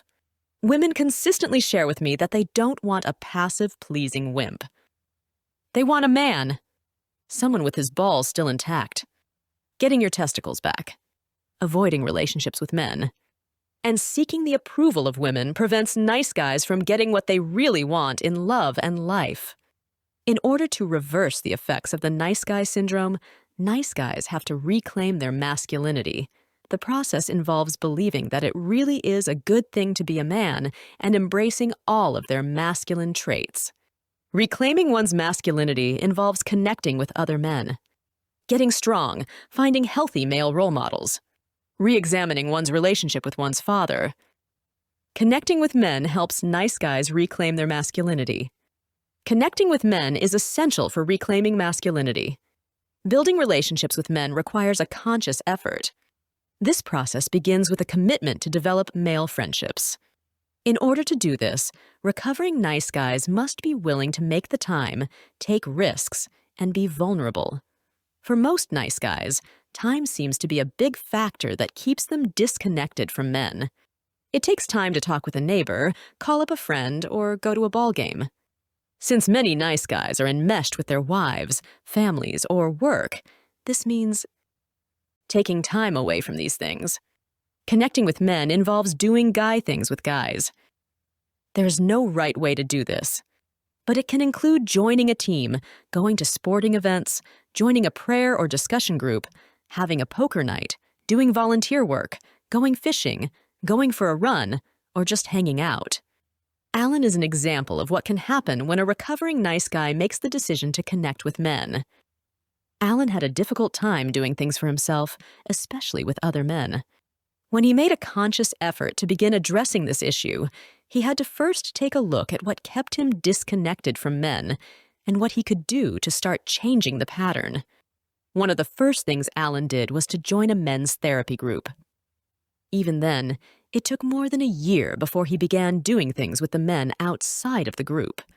As he did, these men were able to give him feedback about his defense, mechanisms that kept him isolated. These men also supported him in changing the ways he related to his wife. Alan also joined a health club where he started playing volleyball and racquetball with other men. Later, he took the lead in starting up a softball team. At first, it was difficult to take time out just for himself, especially when it meant being away from his family. It took a few years, but Alan now has a couple of close male friends, as well as several other guys he sees on a regular basis. He even takes a yearly road trip with friends across the country for a weekend of golf. He looks at these trips with the guys as one of the highlights of his year. Both Alan and his wife Marie believe Alan's conscious decision to connect with men saved their marriage. Alan had made his wife his emotional center. His life revolved around trying to please her and make her happy. Due to his ineffective covered contracts, Alan never believed Marie gave as much to him as he gave to her. As a result, he was often resentful and passive-aggressive. When Alan began to get his emotional and social needs met with men, it took a lot of pressure off his wife. As Alan reclaimed his masculine energy, he also began to look more attractive to Marie. Even though it was initially difficult to tell her that he was going to spend time with his friends, she respected him when he did. This newfound respect rekindled the feelings she had first felt toward Alan early in their relationship. As Alan found out, there are numerous benefits from developing male relationships. Perhaps one of the most significant benefits for nice guys is that it improves their relationships with women. I consistently tell nice guys, the best thing you can do for your relationship with your girlfriend or wife is to have male friends. As they get many of their emotional needs met with men, recovering nice guys become less dependent, needy, manipulative, and resentful in their relationships with women. Developing male relationships makes recovering nice guys less susceptible to seeking women's approval or allowing themselves to be defined by the opposite sex. If the nice guy's girlfriend or wife is angry at him or thinks he is a jerk, he can take comfort in knowing his buddies think he is okay. He is therefore less likely to resort to peacekeeping or fixing to try to keep his partner happy. Friendships with men have the potential for tremendous depth and intimacy because there is no sexual agenda. A nice guy will frequently avoid doing anything that might upset his partner and cause her to not want to have sex with him. With men, recovering nice guys don't feel like they have to please, placate, lie, caretake, or sacrifice like they believe they have to do with women. Not having a sexual agenda removes the fear and dysfunctional dances so common for nice guys in their relationships with the opposite sex. Breaking the monogamous bond to mom. Developing male relationships helps undo a nice guy's monogamous bond with his mother. Little boys get pulled into unhealthy relationships with their mothers only when their fathers allow it. The solution to reversing this dynamic is creating healthy relationships with men. When my daughter Jamie was 18, she had a boyfriend who had been conditioned to be monogamous to his mother. The boy's father frequently traveled for his job, was emotionally unavailable, rigid, and demanding. The boy's mother smothered her son and made him her emotional partner. On several occasions, Jamie felt as if she were competing with her boyfriend's mother for his attention and affection. Unfortunately, since the mother had first dibs on him, she usually won. It felt strange to Jamie to be jealous of and in competition with her boyfriend's mother. Nevertheless, she passed the situation off as just a case of her boyfriend and his mother having a very close relationship. One Friday night, Jamie and I went out for dinner. While we ate, she shared her frustrations of having to compete with her boyfriend's mother, especially now that he had joined the Marines and was away at boot camp. I empathized with my daughter and shared the facts of life with her. "Your boyfriend is a classic nice guy," I told her. "He has been conditioned to be monogamous to his mother. Unfortunately, that means that he will never be able to bond completely with you. Something will always get in the way. You may be tempted to focus on that thing as if it is the problem, but the real problem is his relationship with his mother." Jamie wasn't thrilled with what I told her, but for an 18-year-old, she was pretty intuitive and knew what I was saying was true. She even shared a few examples of the ways she had already seen this happen. "Is there any hope?" Jamie asked. "Can he ever break free from his mother and become available for me?" "Yes," I said, "there is one hope. He has to learn to connect with men in ways that he couldn't with his father." I told her, "I think it is a good thing that he is in the Marines and connecting with men. You can support that too. If you two continue dating or even marry, encourage his relationships with men. They are the one hope you have of him breaking his monogamous bond with his mother." A month or so later, Jamie flew down to San Diego with her boyfriend's parents to attend his graduation from boot camp. As usual, his mother acted possessive and territorial. Amazingly, Jamie noticed a difference in her boyfriend. On several occasions, he set boundaries with his mother and refused to let her hook an emotional hose up to him. Jamie could tell that this was primarily the result of her boyfriend having bonded with several guys in boot camp and from embracing his own masculinity. Breaking Free, Activity 25. List 3 men whom you would like to get to know better. Next to each man's name, list a possible activity you could do together. Next to this, write down a date and make a commitment to contact him by this day. Getting strong helps nice guys reclaim their masculinity. Masculinity denotes strength and power. Because of their conditioning, nice guys tend to fear these traits. As a result, they often become emotionally and physically soft.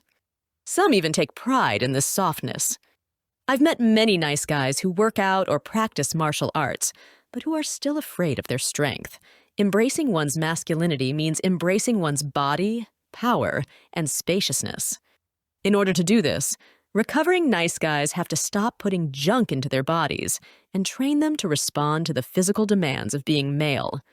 This involves eating healthy foods, eliminating drugs and alcohol, working out, drinking lots of water, playing, relaxing, and getting enough rest. Whether the nice guy stays fit by running, swimming, weight training, martial arts, playing basketball, volleyball, or tennis, this physical strength translates into self-confidence and power in every other aspect of his life. Travis, an attorney in his early 50s, is a good example. Travis came to see me to deal with his marital difficulties. During the first session of counseling, two things became immediately evident. First, Travis was a nice guy. And second, he had a drug and alcohol problem. I told him I would work with him only if he got a drug and alcohol assessment, quit drinking, and started attending Alcoholics Anonymous. Travis complied with all my boundaries and asked if he could join one of the No More Mr. Nice Guy groups. Over the next several months, Travis's relationship with his wife was up and down like a yo-yo. In addition to marital problems, it also became apparent that Travis had a number of other lifestyle problems. His diet consisted primarily of fast food. He was a chain smoker, and he drank several cups of coffee a day. He worked long hours and got absolutely no exercise. Over the next several months, Travis began to address these issues one at a time. He started taking time away from work to attend AA meetings and spend time with other recovering men. He decided to have a surgery he had been putting off for years. Since he wouldn't be able to smoke for a few days, he decided it was a good time to quit for good. After his surgery, he began going for walks during his lunch hour. He started drinking more water and cut back on his coffee and soft drink consumption. He even took a week off from work and went fishing with some friends in Alaska. About 10 months after joining the Nice Guy group, he shared that he was filing for divorce. With his lifestyle changes and the support of the group, he had come to realize that his combative relationship with his wife was his last bad habit that needed to go. While relaying his decision to the group, he revealed that his wife blamed the group for killing their marriage. Travis smiled and then wiped a tear from the corner of his eye. "Thanks to this group, I feel strong. I could never have made these changes without your help." Travis smiled and then wiped a tear from the corner of his eye. "Thanks to this group, I feel strong. I could never have made these changes without your help. This group didn't kill my marriage, it saved my life."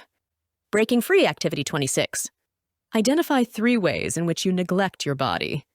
Write down 3 ways in which you can start taking better care of yourself. Seeking out healthy role models helps nice guys reclaim their masculinity. I encourage recovering nice guys to visualize what they think a healthy male would look like and think of healthy masculine traits they would like to develop. With that picture in mind, they can go out and look for men who have these kinds of qualities. These men may be in their church, their company, their softball team, even characters on TV or the movies. By observing how these men live their lives and interact with the world, the nice guy can begin assimilating a healthier model of manhood. Like many recovering nice guys, I have done this work by committee. I developed a friendship with one man who was good at doing guy things. I formed a relationship with another guy who was a hard worker. I created a relationship with a man who was comfortable revealing himself and sharing his feelings. I made another friend who was good at taking risks and challenging himself. Each of these men in their own way helped me see what it looks like to be male and have been role models for reclaiming my own masculinity. Breaking Free Activity 27. Visualize what you think a healthy male would look like. What personality traits would he possess? Write these down. Do you know anyone who has a number of these traits? How could you use this person as a healthy role model? Re-examining their relationship with their father helps nice guys reclaim their masculinity. As I've mentioned before, most nice guys do not report having had a close relationship with their father in childhood. Their fathers were either passive, unavailable, absent, or defined in some negative way. Reclaiming their masculinity requires that nice guys examine their relationships with their fathers and take a look at them through adult eyes. Matthew, a computer programmer in his mid-40s, is a good example of this process. On one occasion, in a No More Mr. Nice Guy group, Matthew stated that he had no intention of attending his father's funeral when he should die.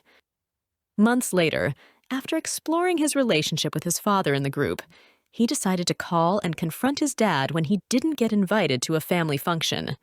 Matt's mother had always portrayed his dad as a villain while representing herself as a victim. While talking with his father, Matthew came to the realization that even though his dad had problems, he wasn't bad like his mother had made him out to be. From this encounter, Matthew also realized that he had created a similar scenario with his wife, identifying her as the villain and himself as the victim. Not only did that phone call to his father begin to change his relationship with his dad, but also with his wife. For nice guys, re-examining their relationship with their fathers means seeing their dads through their own eyes as they really are. It means taking them out of the gutter or off of the pedestal. This may require that nice guys hold them accountable by expressing their feelings to them, including rage and anger. This is essential, even if these men are dead. Sometimes this takes place in their father's presence, sometimes not. It's not so important that the father is available to do this work. What is essential is that recovering nice guys embrace the male heritage they and their fathers share. The goal is to find a way to view fathers more accurately. Recovering nice guys can begin to accept these men for who they were and are, wounded human beings.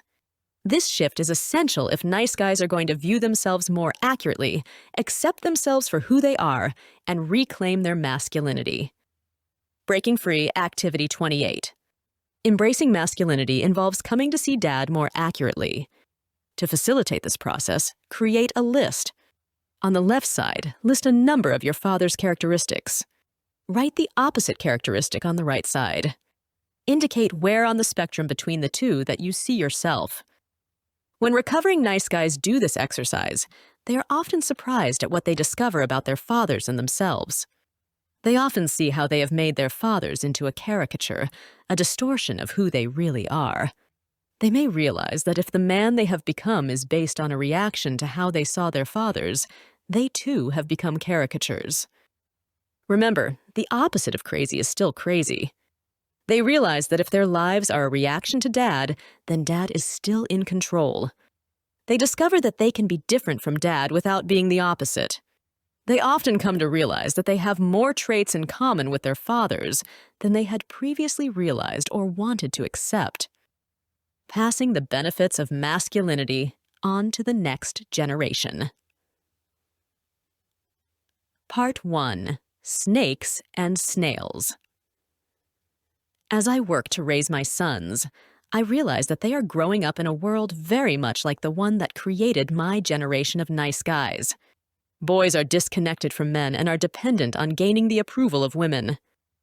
This was brought home to me a couple of years back, when our family moved to a new home the summer before my son Steve entered the 4th grade. When I attended his PTA open house, I was jolted with a dose of reality. In kindergarten through 5th grade, there was only one male classroom teacher in the whole school. That's about a 20-to-1 ratio. As the teachers were introduced a grade at a time and then stood together on the gym floor, I received a visual picture of the environment in which little boys spend the most impressionable years of their lives. As a recovering nice guy, I have a unique chance to pass on a new model of masculinity, not only to my sons and daughter, but to a whole generation of boys and girls. The more time I spend working with nice guys, the more I realize that this process represents a powerful tool for giving the next generation a saner model of what it means to be men and women. Unfortunately, our culture provides few rituals in which adult males help boys leave the comfort of a nursery ruled by women, home, preschool, school, and enter the world of adult manhood. Robert Bly discusses the importance of these rituals in his book Iron John. In primitive societies, Bly writes, the boys are pretty much raised by the women until early adolescence. When it is time for the boys to leave the sphere of female influence and move into the men's world, the men of the tribe stage a raid. They put on their war paint, enter the village, and steal the boys away. The women on cue weep, protest, and do their best to hang on to the boys. After the men have taken the boys outside the village for their period of initiation, the women get together and ask, "How did I do? Was I believable?" In these cultures, the men and women work together to facilitate this process of transition and initiation. These days, boys try to make this transition from a world ruled by women.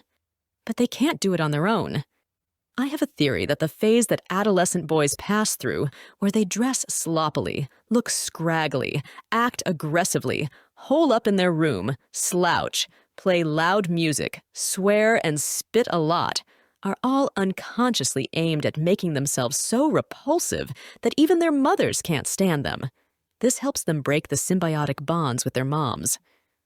Nevertheless, these young men still need help from adult males in pulling away from their mothers without feeling guilt and shame, and without overly self-destructive behaviors. I believe Recovering Nice Guys can help boys find a saner model of what it means to be male in our culture. This is because there are certain things that boys can only learn from men. As nice guys embrace their masculinity, they can teach their sons what it means to be male. This includes how to handle their aggression, how to handle their libido, how to relate to women, how to bond with a man, and perhaps most importantly, how to embrace their own masculinity. Men teach these lessons both by example and by interaction with young boys. As a recovering nice guy, I also benefit from being with my adolescent sons and their friends. When I'm around my boys, I get to see unbridled maleness in action. Not only do I get to teach my sons how to handle their testosterone-related behaviors, such as aggression and sexuality, they also show me how to embrace mine. This reciprocal process requires time and interaction. Fathers need to take their sons hunting and fishing, work on cars with them, take them to work, coach their teams, take them to ball games, work out with them, take them on business trips, and let them tag along with them when they want to go out with the guys. All of these activities help boys move successfully into the male world. This process is not just limited to a man's biological sons. Nice guys can get involved with young relatives, scouts, sports teams, school activities, or big brothers. Trey, a single man in his late 30s, illustrates the power of this male influence. One night in his men's group, Trey talked about his nephew, who was being raised by Trey's sister, a single mother. Trey had strong feelings about what was happening to his nephew because the boy was going through some of the same rebellion and acting out with alcohol that Trey had experienced at the same age. The group encouraged Trey to reach out to his nephew and be a positive male influence. The next week in group, Trey was beaming. He told how he had taken his nephew to the hardware store and how the two of them had put together a workbench. His nephew was thrilled with the male contact. Trey came away with a feeling that he had done something positive to help change the direction of a struggling young boy. Breaking Free, Activity 29. How can you provide a healthy male support system for the boys and young men you know? List 3 boys along with an activity you can participate in with them. Passing the benefits on, Part 2, Sugar and Spice. Little girls can benefit from this reclaimed masculine energy as well. The men in one of my No More Mr. Nice Guy groups showed me the benefits of male energy on a young girl in a powerful way. One of the members, Lamar, had a 12-year-old daughter with bone cancer.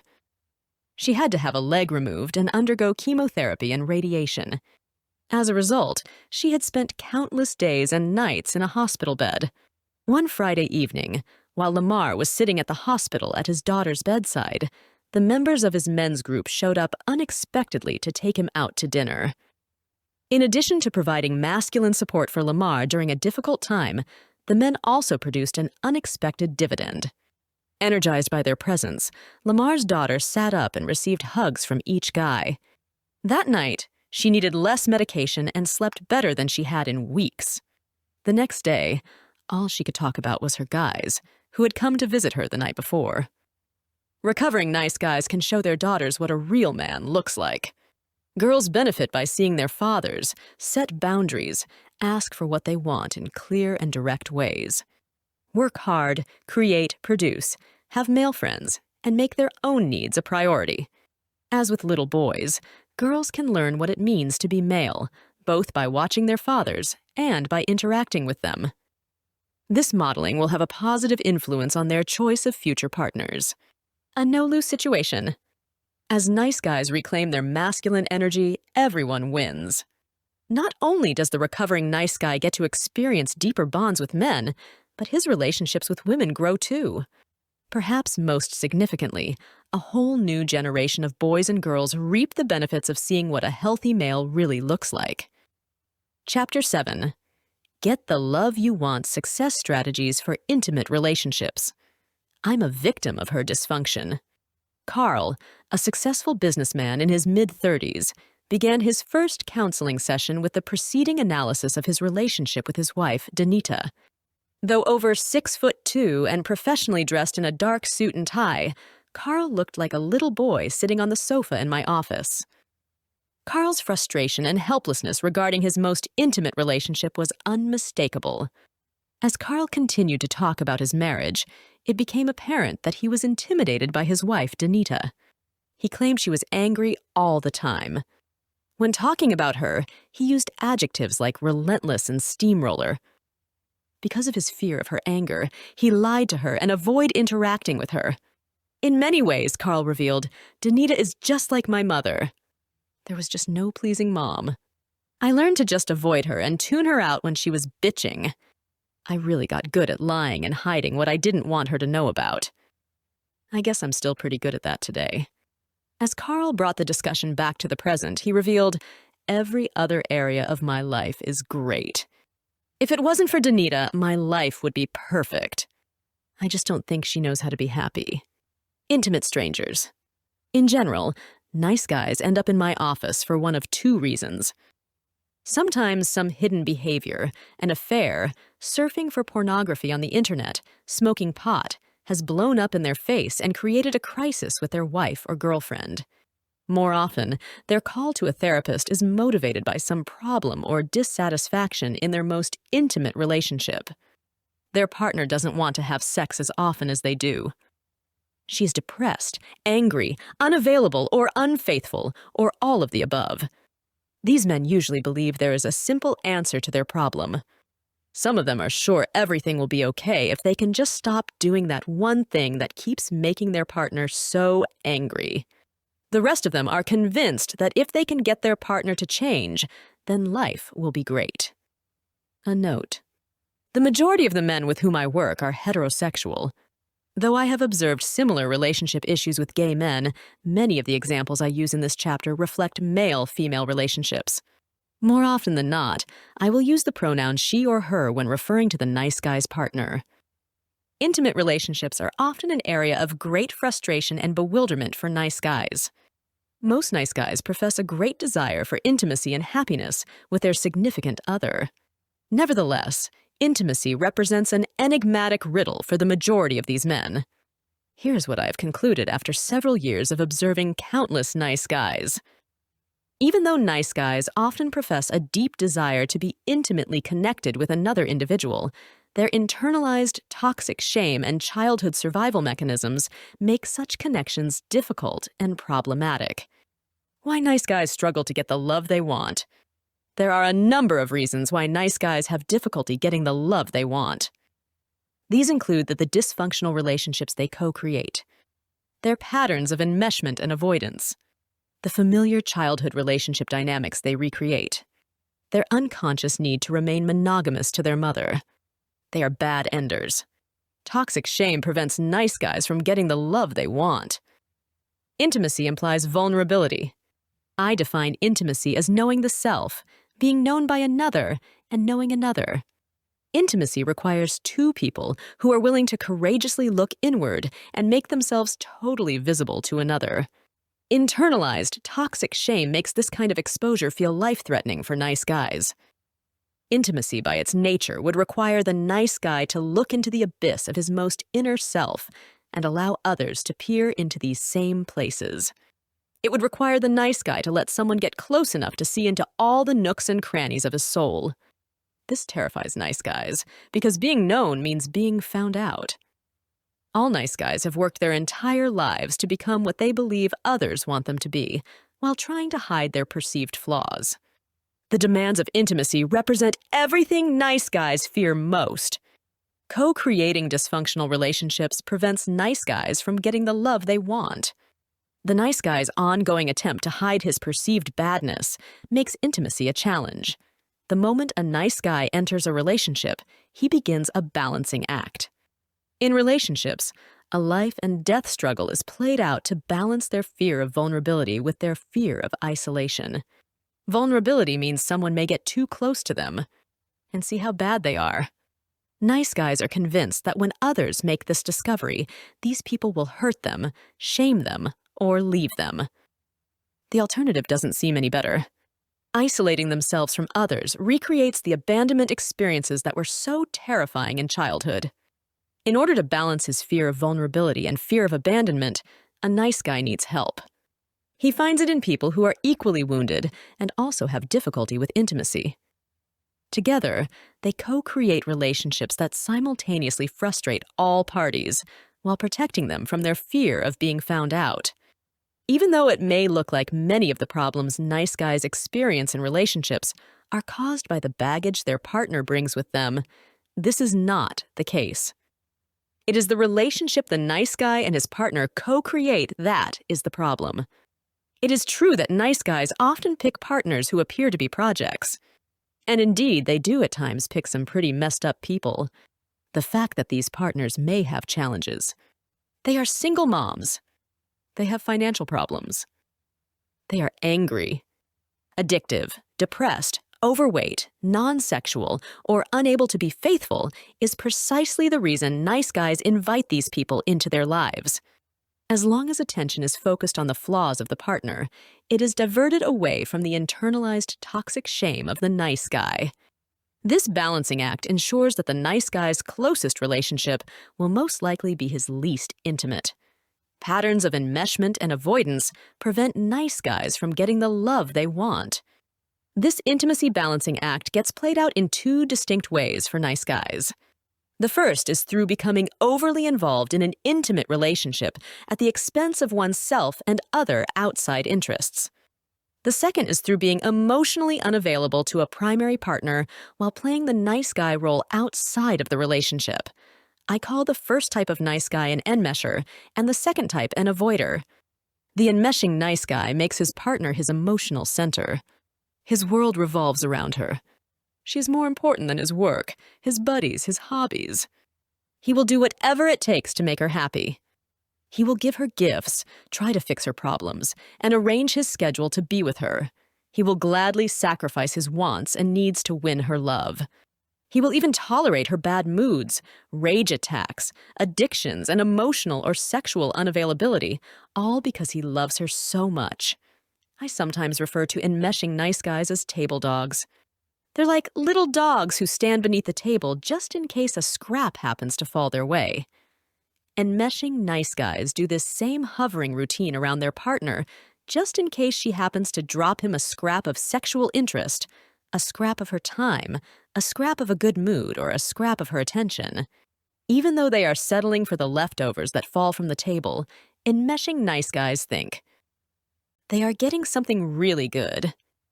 On the surface, it may appear that the enmeshing nice guy desires and is available for an intimate relationship, but this is an illusion. The nice guy's pursuing an enmeshing behavior is an attempt to hook up an emotional hose to his partner. This hose is used to suck the life out of her and fill an empty place inside of him. The nice guy's partner unconsciously picks up on this agenda and works like hell to make sure the nice guy can't get close enough to hook up the hose. Consequently, the nice guy's partner is often seen as the one preventing the closeness the nice guy desires. The avoider can be a little tougher to get a handle on. The avoiding nice guy seems to put his job, hobby, parents, and everything else before his primary relationship. He may not seem like a nice guy to his partner at all, because he is often nice to everyone else but her. He may volunteer to work on other people's cars. He may spend weekends fixing his mother's roof. He may work 2 or 3 jobs. He may coach his children's sports teams. Even though he may not follow his partner around and cater to her every whim, he still operates from a covered contract that since he is a nice guy, his partner should be available to him, even if he isn't available to her. Both patterns, enmeshing and avoiding, inhibit any real kind of intimacy from occurring. They may help the nice guy feel safe, but they won't help him feel loved. Breaking free activity 30. Ask yourself, are you an enmesher or an avoider in your present relationship? How would your partner see you? Does the pattern ever change? What roles have you played in past relationships? Recreating familiar childhood relationship patterns prevents nice guys from getting the love they want. It is human nature to be attracted to what is familiar. Because of this reality, nice guys create adult relationships that mirror the dynamics of their dysfunctional childhood relationships. For example, if listening to his mother's problems as a child gave a nice guy a sense of connection, he may grow up believing such behavior equals intimacy. In order to feel valuable and connected in his adult relationships, he will have to pick a partner who has her fair share of problems. If he was trained to caretake and fix needy or dependent family members, the nice guy may find a way to do the same in his adult relationships. If he believed he could only get his own needs met after he had met the needs of other, more important people, the nice guy may sacrifice himself for the sake of his partner. If he was abandoned in childhood, he may choose partners who are unavailable or unfaithful. If he grew up with an angry, demeaning, or controlling parent, he may choose a partner with similar traits. Occasionally, the person the nice guy chooses to help him recreate his childhood relationship patterns isn't the way he unconsciously needs her to be when the relationship begins. If this is the case, he will often help her become what he needs. He may project upon her one or more traits of his parents. He may act as if she is a certain way even when she isn't. His unconscious dysfunctional needs may literally force his partner to respond in an equally dysfunctional way. For example, as a child, I never knew what kind of mood my father would be in when I came into the house. More often than not, it wasn't good. I learned to come home prepared for the worst. I later recreated the same pattern in my marriage. I projected my father's unpredictable moods onto my wife and would frequently arrive home prepared for her to be angry. Even if she was in a good mood, my defensiveness often triggered some kind of confrontation between us. Thus, Elizabeth came to look like my angry father, and I perpetuated a familiar, though dysfunctional, relationship dynamic. Breaking free activity 31. We tend to be attracted to people who have some of the worst traits of both of our parents. Instead of blaming your partner for your unconscious choice, identify the ways in which she helps you recreate familiar relationship patterns from your childhood. Share this with your partner. The unconscious need to remain monogamous to mom prevents nice guys from getting the love they want. The tendency of nice guys to be monogamous to their mothers seriously inhibits having a genuinely intimate relationship with a partner in adulthood. Nice guys are creative in finding ways to maintain this childhood bond. What all of these behaviors have in common is that they all effectively ensure that the nice guy will not be able to bond in any significant way with any woman except his mother. Breaking free, activity 32. The following are a few of the ways nice guys unconsciously maintain a monogamous bond to their mothers. Look over the list. Note any of the behavior patterns that may serve to keep you monogamous to your mother. Share this information with a safe person. Over-involvement with work or hobbies. Creating relationships with people who need fixing. Addictions to drugs or alcohol. Sexual addictions to pornography, masturbation, fantasy, chat lines, or hookers. Affairs. Sexual dysfunction, lack of desire, inability to get or maintain interaction, or premature ejaculation. Forming relationships with women who are angry, sick, depressive, compulsive, addicted, unfaithful, or otherwise unavailable. Avoiding intercourse or taking vows of celibacy. Being bad enders prevents nice guys from getting the love they want. Finally, nice guys have difficulty getting the love they want because they spend too much time trying to make bad relationships work. Basically, nice guys suffer from the age-old problem of looking for love in all the wrong places. If a nice guy spends all of his time stuck in a bad relationship, it pretty much guarantees he won't find one that might work better. When healthy individuals recognize that they have created a relationship that is not a good fit, or that a partner they have chosen lacks the basic qualities they desire, they move on. Not nice guys. Due to their conditioning, nice guys just keep trying harder to get a non-workable situation to work, or get someone to be something they are not. This tendency frustrates everybody involved. Even when nice guys do try to end a relationship, they are not very good at it. They frequently do it too late and in indirect, blaming, or deceitful ways. They typically have to do it several times before it sticks. I often joke that on average it takes nice guys about 9 attempts to end a relationship. Unfortunately, this isn't far from the truth. Strategies for building successful relationships. There are no perfect relationships. There are no perfect partners. Relationships by their very nature are chaotic, eventful, and challenging. The second part of this chapter is not a plan for finding a perfect partner or creating the perfect relationship. It is simply a strategy for doing what works. By adapting the points below and changing the way in which they live their lives, recovering nice guys will change. Nice guys can approve of themselves, put themselves first, reveal themselves to safe people, eliminate covered contracts, take responsibility for their own needs, surrender, dwell in reality, express their feelings, develop integrity, set boundaries, embrace their masculinity. Previous chapters have included illustrations of what can happen to relationships when nice guys begin to make these life changes. Let's examine a little more closely how applying a couple of these life strategies can help recovering nice guys get the love they want. A warning. If you are in a relationship, the program of recovery from the nice guy syndrome presented in this book will seriously affect you and your partner. One of 2 things will happen. 1. Your present relationship will begin to grow and evolve in exciting and unpredictable ways. 2. Your present relationship will be sent to a long, overdue grave. Learning to approve of themselves helps nice guys get the love they want. The essence of recovery from the nice guy syndrome is the conscious decision to live one's life just as one desires. I frequently encourage recovering nice guys to be just who they are without reservation. I support them in deciding what is right for them and being that with all of their energy for the whole world to see. The people who like them just as they are will hang around. The people who don't won't. This is the only way to have a healthy relationship. No one really wants to believe that they have to be false or hide who they really are to get someone to love them or stay with them. Yet, this is a common dynamic in the intimate relationships nice guys create. George is a good example of what can happen when a recovering nice guy decides to start pleasing himself and stop pleasing his partner. Throughout his relationship with his wife, Susan, George's primary goal was to make her happy.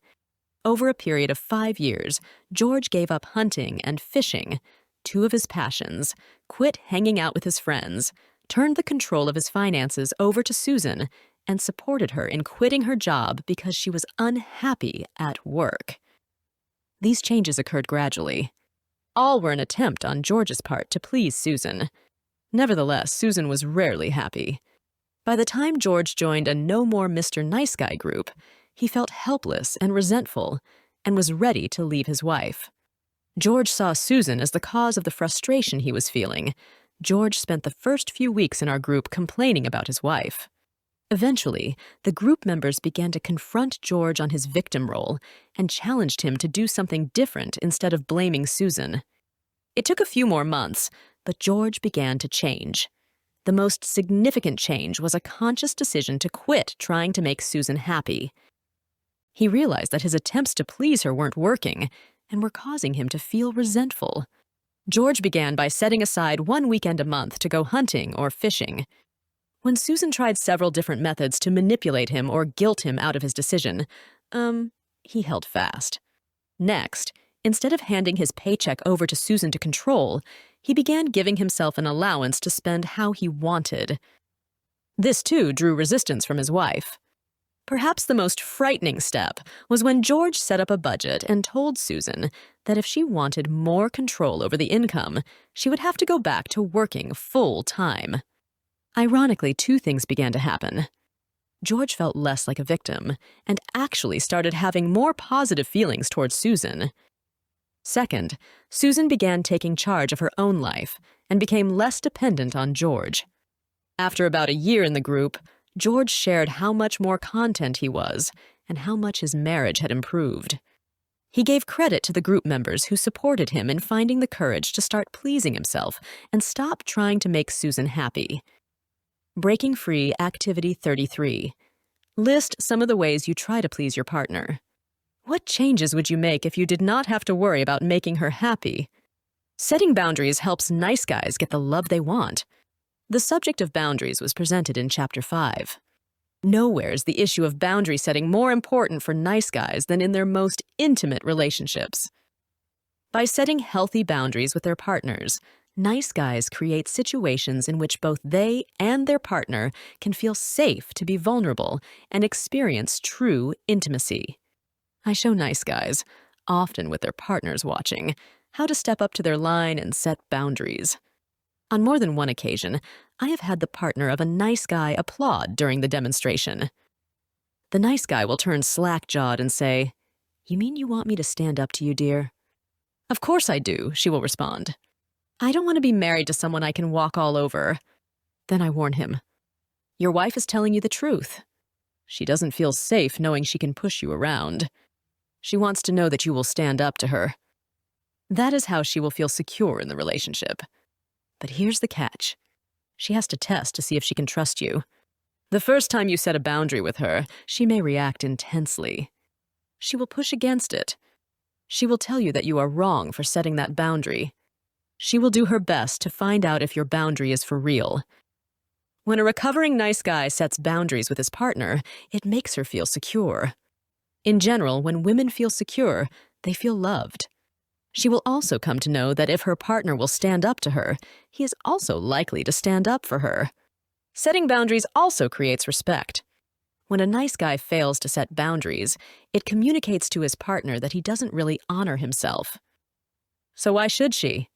To help nice guys decide if they need to set a boundary with a particular behavior, I have them apply the second date rule. Using the second date rule, nice guys ask themselves, if this behavior had occurred on the second date, would there have been a third? This question helps them see if they have been putting up with something that they shouldn't. When trying to decide how to deal with a behavior they have deemed unacceptable, I encourage nice guys to apply the healthy male rule. Following this rule of thumb, they simply ask themselves, how would a healthy male handle this situation? For some reason, just asking this question connects them with their intuitive wisdom and helps them access the power they need to respond appropriately. Once the nice guy knows he can set a boundary anytime he needs to, he can let people move toward him, get close, have feelings, be sexual, and so on. He can let these things happen because he is confident that at any point, if he begins to feel uncomfortable, he can say stop, no, or slow down, or can remove himself. He can do whatever he needs to do to take care of himself. Breaking Free Activity 34. Are there any areas in your personal relationships in which you avoid setting appropriate boundaries? Do you tolerate intolerable behavior? Avoid dealing with a situation because it might cause conflict. Not ask for what you want. Sacrifice yourself to keep the peace. If you apply the second date rule or the healthy male rule to these situations, how might you change your behavior? Additional strategies for happy, healthy relationships. In addition to the program of recovery presented in previous chapters of No More Mr. Nice Guy, there are a few additional strategies that will help nice guys get the love they want. These include focusing on the relationship, not their partner. Not reinforcing undesirable behaviors. Doing something different. Focusing on their relationship, not their partner, helps nice guys get the love they want. Wounded people are attracted to wounded people. When nice guys enter a relationship, they frequently choose partners who look more dysfunctional than they do. This creates a dangerous illusion that one of them is sicker than the other. This is a distortion because healthy people are not attracted to unhealthy people and vice versa. I frequently tell couples that if you have one obviously wounded person in a relationship, you always have two. No exception. When my wife Elizabeth and I first got together, we created a system in which she was identified as the broken one, while I was designated the healthy one. These scripts worked well for both of us until she started going to counseling. One day, she came home from a therapy session and announced that she had discovered that I was just as messed up as she was. Because I couldn't entertain the idea that I was messed up, I responded, "No, you are really finding out that you are just as healthy as I am." The relationship system we had created together allowed both of us to play familiar yet dysfunctional roles. Unfortunately, it also prevented any kind of real intimacy until Elizabeth began to challenge the status quo. I've listened to countless nice guys who have formed relationships like the one Elizabeth and I initially created. These men have the belief that they are victims to their sick partner's dysfunction. This illusion keeps everyone involved stuck in repetitive, ineffective patterns. By focusing on their relationship instead of their partner, recovering nice guys are able to use their partner to get in touch with their childhood experiences of abandonment, neglect, abuse, and smothering. They can use this information to better understand why they have created the kind of relationship system they have. This process enables them to make changes that allow them to get what they want in their intimate relationships. Instead of saying, if she would just, the recovering nice guy has to ask, why did I need to co-create this relationship? How does this relationship let me play familiar roles? How does this relationship let me meet unconscious needs? Why did I invite this person into my life? When the recovering nice guy begins asking these kinds of questions, he can begin to see his significant other as a partner in healing. This not only shifts how he views his partner, but also allows him to address childhood issues that prevent him from having a truly intimate relationship. In the beginning of this chapter, we met Carl, whose wife, Danita, seemed as hard to please as his cold, critical mother. Carl never knew when his mom might get angry, criticize, or shame him. In adulthood, Carl co-created a similar dynamic with Danita. When she got angry, Carl would use all of his childhood survival mechanisms, like avoidance and withdrawal to try to cope. Carl would accuse Danita of being angry all the time and would walk on eggshells to avoid upsetting her. Carl would tell himself, "I don't deserve this." He would then retreat and create escape scenarios in his head. The relationship began to shift when Carl came to see Danita as a gift, whom he invited into his life to help him clean out his old issues around his fear of angry and critical people. As Carl made this shift, several things began to happen. He began to have grief for what he went through as a child. He began standing up to Danita rather than avoiding and withdrawing. As he came to see Danita's anger as a result of her own childhood wounding, Danita began to look less and less angry to him. As his view of his wife began to shift, Carl began to feel more loving toward Danita, and their relationship began to show marked improvement. Breaking free, activity 35. The next time you find yourself feeling frustrated, resentful, or rageful at your partner, ask yourself these questions. Why have I invited this person into my life? What do I need to learn from this situation? How would my view of this situation change if I saw it as a gift? Not reinforcing undesirable behaviors helps nice guys get the love they want. A couple of years ago, we bought a Weimaraner puppy. We decided that if we were going to have a big dog in the house, we should take him to obedience school, who needed obedience training. Most dogs that behave badly, we found out, have been conditioned to do so by ignorant or inconsistent owners. In many ways, humans aren't much different from pets. People often behave the way they have been trained to behave. For example, if a person gives his dog a treat when he pisses on the carpet, the dog will keep pissing on the carpet. The same is true for humans. If the nice guy reinforces his partner's undesirable behaviors, she will keep behaving in undesirable ways. Here's the irony for nice guys.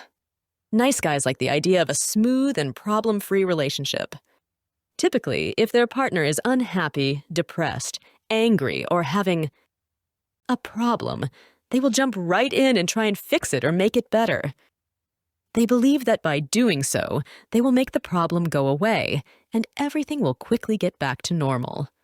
Unfortunately, this is like giving a dog a treat for pissing on the carpet. Every time a nice guy responds to or pays attention to a behavior he would like to eliminate, he is actually reinforcing that very behavior. This reinforcement increases the likelihood that that behavior will occur again. For example, Joe's wife frequently came home from work in a silent rage over some problem she experienced with a coworker. It bothered Joe when his wife was in this mood. In an attempt to relieve his anxiety, he would ask his wife what was wrong. After a little coaxing, she would spend the next couple of hours venting to Joe about how mistreated she was at work. Joe would listen and offer helpful suggestions, hoping that by doing so, she would get over her mood. In his attempt for short-term anxiety relief, Joe had actually helped create a long-term problem. Every time he asked his wife what was wrong, listened for hours, and offered advice, he was actually reinforcing a behavior pattern he found undesirable. In dog obedience school, we learned that if you want an undesirable behavior to go away, you stop paying attention to it. The same is true in relationships. Like many nice guys, Joe felt like a victim to his wife's behavior. He was oblivious to the fact that he was responsible for perpetuating a behavior he found undesirable. When the man in his No More Mr. Nice Guy group pointed this fact out to him, he decided to try something different. The next time his wife came home in a silent, withdrawn mood, he didn't say anything. He ate dinner in silence and then went out to the garage. Even though he felt intense anxiety, he resisted his impulses to try to fix his wife. As he lay awake in bed that night, the deafening silence kept him awake for hours. The next morning, the silence continued. Joe was afraid this behavior might go on forever. In an attempt to relieve his anxiety, he tried making a little small talk. His wife responded with one-word answers and left for work. That evening, it seemed as if a miracle had occurred. Joe's wife came home from work in a good mood and asked Joe if he wanted to go for a walk. While walking, she told him how she had resolved the previous day's problem. Joe revealed to his wife how uncomfortable it had made him to not try to fix her problem the previous evening. She responded by telling Joe that she didn't want him to try to fix her problems, and that she liked it better that he had given her some space to work it out on her own. Doing something different when beginning a new relationship helps nice guys get the love they want. For nice guys who see a relationship come to an end, or for the ones who are presently single, I encourage them to take a different approach when beginning new relationships. Relationships are messy, and there is no way to eliminate the bumps and potholes. But we don't have to make them any more difficult than they already are. This is one area where I strongly encourage nice guys to do something different. That is, enter relationships with a healthy agenda rather than an unconscious, dysfunctional one. Doing something different means choosing a different kind of partner. A fixer-upper may be a fun challenge when it comes to restoring a car, but it's a terrible way to choose a partner. Nice guys have a tendency, due to their own insecurities, to pick partners who seem like they need a little polishing because they don't know why a healthy or independent person would want them. They settle for a diamond in the rough. They tend to pick partners who have had troubled childhoods, are sexual abuse survivors, have had a string of bad relationships, are depressed, are having money problems, are overweight, or are struggling single moms. Then they go to work operating from a covered contract, fixing, caretaking, and pleasing, all with the hope that she will turn out to be a polished gem. Unfortunately, this strategy rarely works. When recovering nice guys create relationships with people who don't need fixing, they improve their odds of finding the love they want. This doesn't mean searching for the perfect partner, just one who is already taking responsibility for her own life. Over time, the members of my No More Mr. Nice Guy groups have come up with a number of traits to consciously look for when creating new relationships. These traits include, in no particular order, passion, integrity, happiness, intelligence, sexual assertiveness, financial responsibility, commitment to personal growth. Nice guys who are already in a relationship may find it unsettling if their current partner doesn't fare well by this list, especially if it is the nice guy doing the evaluating. That doesn't mean they need to jump out of the relationship and go looking for greener pastures. Instead, I encourage these men to first begin addressing their own behaviors and look at why they needed to create the kind of relationship they have. With their present partner, finding a new partner won't be the solution if the nice guy still needs the same kind of relationship. I have found that when recovering nice guys begin dealing with their own dysfunctional patterns, their relationships also begin changing. At times, these changes cause them to re-evaluate their desire to get out. Sometimes they confirm it is time for a change. Nice guys have a strong tendency to try to do everything right. This list isn't meant as a magic formula. There are no perfect people and no perfect relationships. But by consciously looking for the traits listed above in a prospective partner, nice guys can save themselves a lot of grief and improve their chances of actually finding what they are looking for. Doing something different also means refraining from being sexual in new relationships. Nice guys must give themselves a chance to accurately evaluate the traits listed above by staying out of bed with a person until they really get to know her. Once the sex begins in relationships, the learning stops. Sex creates such a powerful bond that it is difficult to accurately evaluate the appropriateness of a new relationship. Nice guys may often be aware of various traits or behaviors they find unacceptable in a new partner, but if they are already having sex, it is difficult to address these issues and even tougher to end the relationship. Embrace the challenge. Recovering nice guys can have fulfilling, intimate relationships. Life is a challenge, and so are relationships. As they implement the recovery strategies presented in this book, recovering nice guys put themselves in the position to embrace these challenges and get the love they want. Chapter 8. Get the sex you want. Success strategies for satisfying sex. Take everything written about nice guys in this book. Their shame, their sacrifice of self, their approval seeking. They're doing the opposite of what works. Their indirectness, their caretaking, their covered contracts, their controlling behavior, their fear, their dishonesty, their difficulty receiving, their dysfunctional relationships, their loss of masculine energy. Now put them all in a great big container, shake them up, open the lid, look inside, and you'll have a pretty good view of how nice guys do sex. For nice guys, sex is where all of their abandonment experiences, toxic shame, and dysfunctional survival mechanisms are focused and magnified. I believe it is safe to say that every nice guy with whom I have ever worked has had some significant problem with sex. These problems are manifested in many ways, but the most common are not getting enough. This is by far the most common sexual complaint of nice guys. The focus of this problem is frequently directed at a seemingly sexually inhibited or unavailable partner, or the unavailability of women in general. Having to settle for less than satisfying sex. Nice guys often settle for bad sex, believing that it is better than no sex at all. Again, the blame is often focused on the nice guy's partner. Sexual dysfunction. This usually takes the form of an inability to get or maintain an erection or premature ejaculation. Sexual repression. Some nice guys claim to have little or no interest in sex. More often than not, these men are actually engaged in some form of sexual activity that they believe is best kept out of sight. Compulsive sexual behavior. This can include compulsive masturbation, addiction to pornography, affairs, peep shows, 900 numbers, cybersex, and prostitution.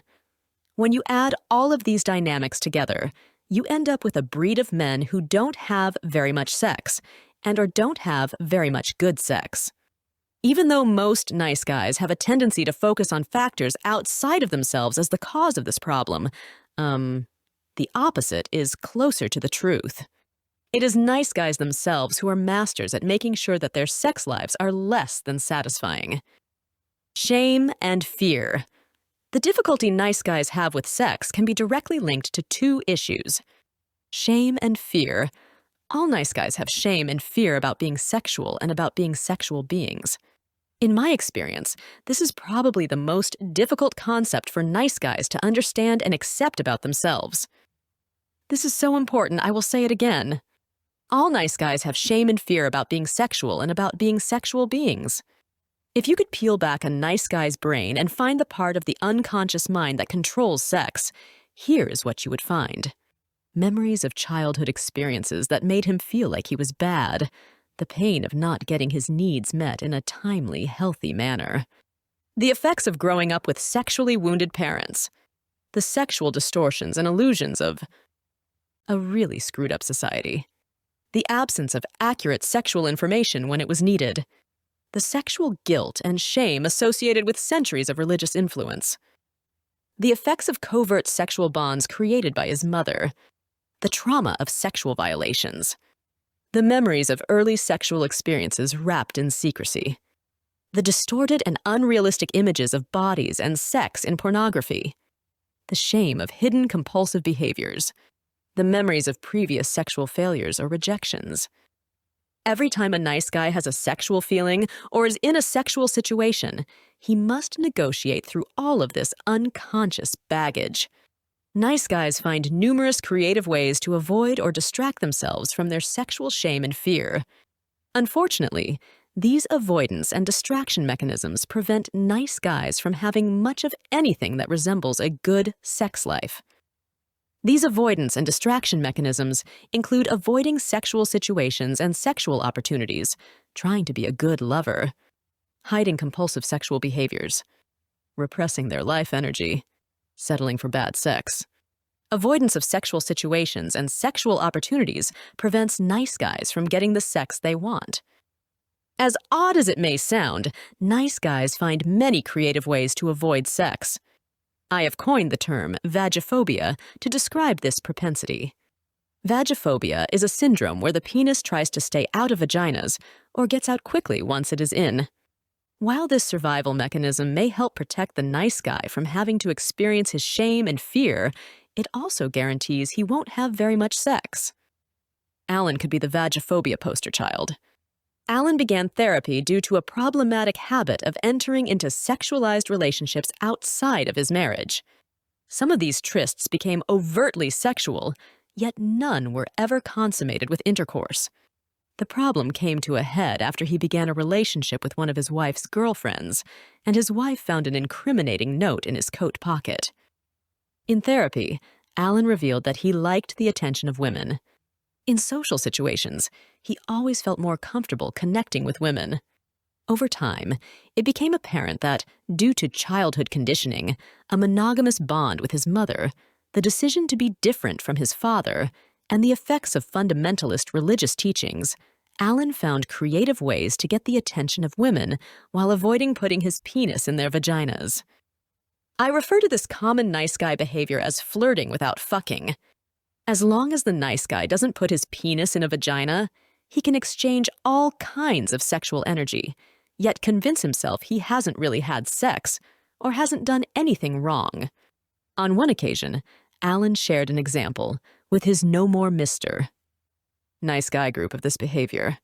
Alan had been on a business trip, traveling with a coworker, a young woman whom Alan found very attractive. During the trip, they flirted and exchanged sexual innuendos. One evening, they sat in the bar and talked about their lives. The evening ended with some slow dancing. The next evening, after drinks, the woman invited Alan to join her in the hot tub. She showed up in a revealing string bikini. While in the hot tub, she sat on Alan's lap and they kissed passionately, even though he was very aroused. He turned down her offer to go up to her room because he didn't want to jeopardize their working relationship. This story is consistent with Alan's lifelong avoidance of vaginas. Alan had a couple of girlfriends in high school, but whenever the girls got serious and wanted to move beyond petting, Alan felt smothered and broke up. Alan portrayed his wife as being sexually withdrawn. One factor that contributed to this situation was that Alan would never directly initiate sex. He believed women thought sex was bad, and he was convinced that if he was too direct in letting them know he wanted to have sex, they would think he was bad. Alan used his frustration over his wife's sexual unavailability to justify his sexualized behavior with other women. Interestingly enough, Alan had a consistent knack of only flirting with women that weren't very likely to be available to consummate a relationship with him. On the rare occasion that he guessed wrong, Alan would find some good reason to not follow through with what he had started. Trying to be a good lover prevents nice guys from getting the sex they want. It is not unusual for nice guys to pride themselves on being good lovers. Being a good lover can be an attachment these men use to feel valuable. It can be a way to convince themselves they are different from other men. It can also be a very effective mechanism for allowing them to have sex while staying distracted from their internalized shame and fear.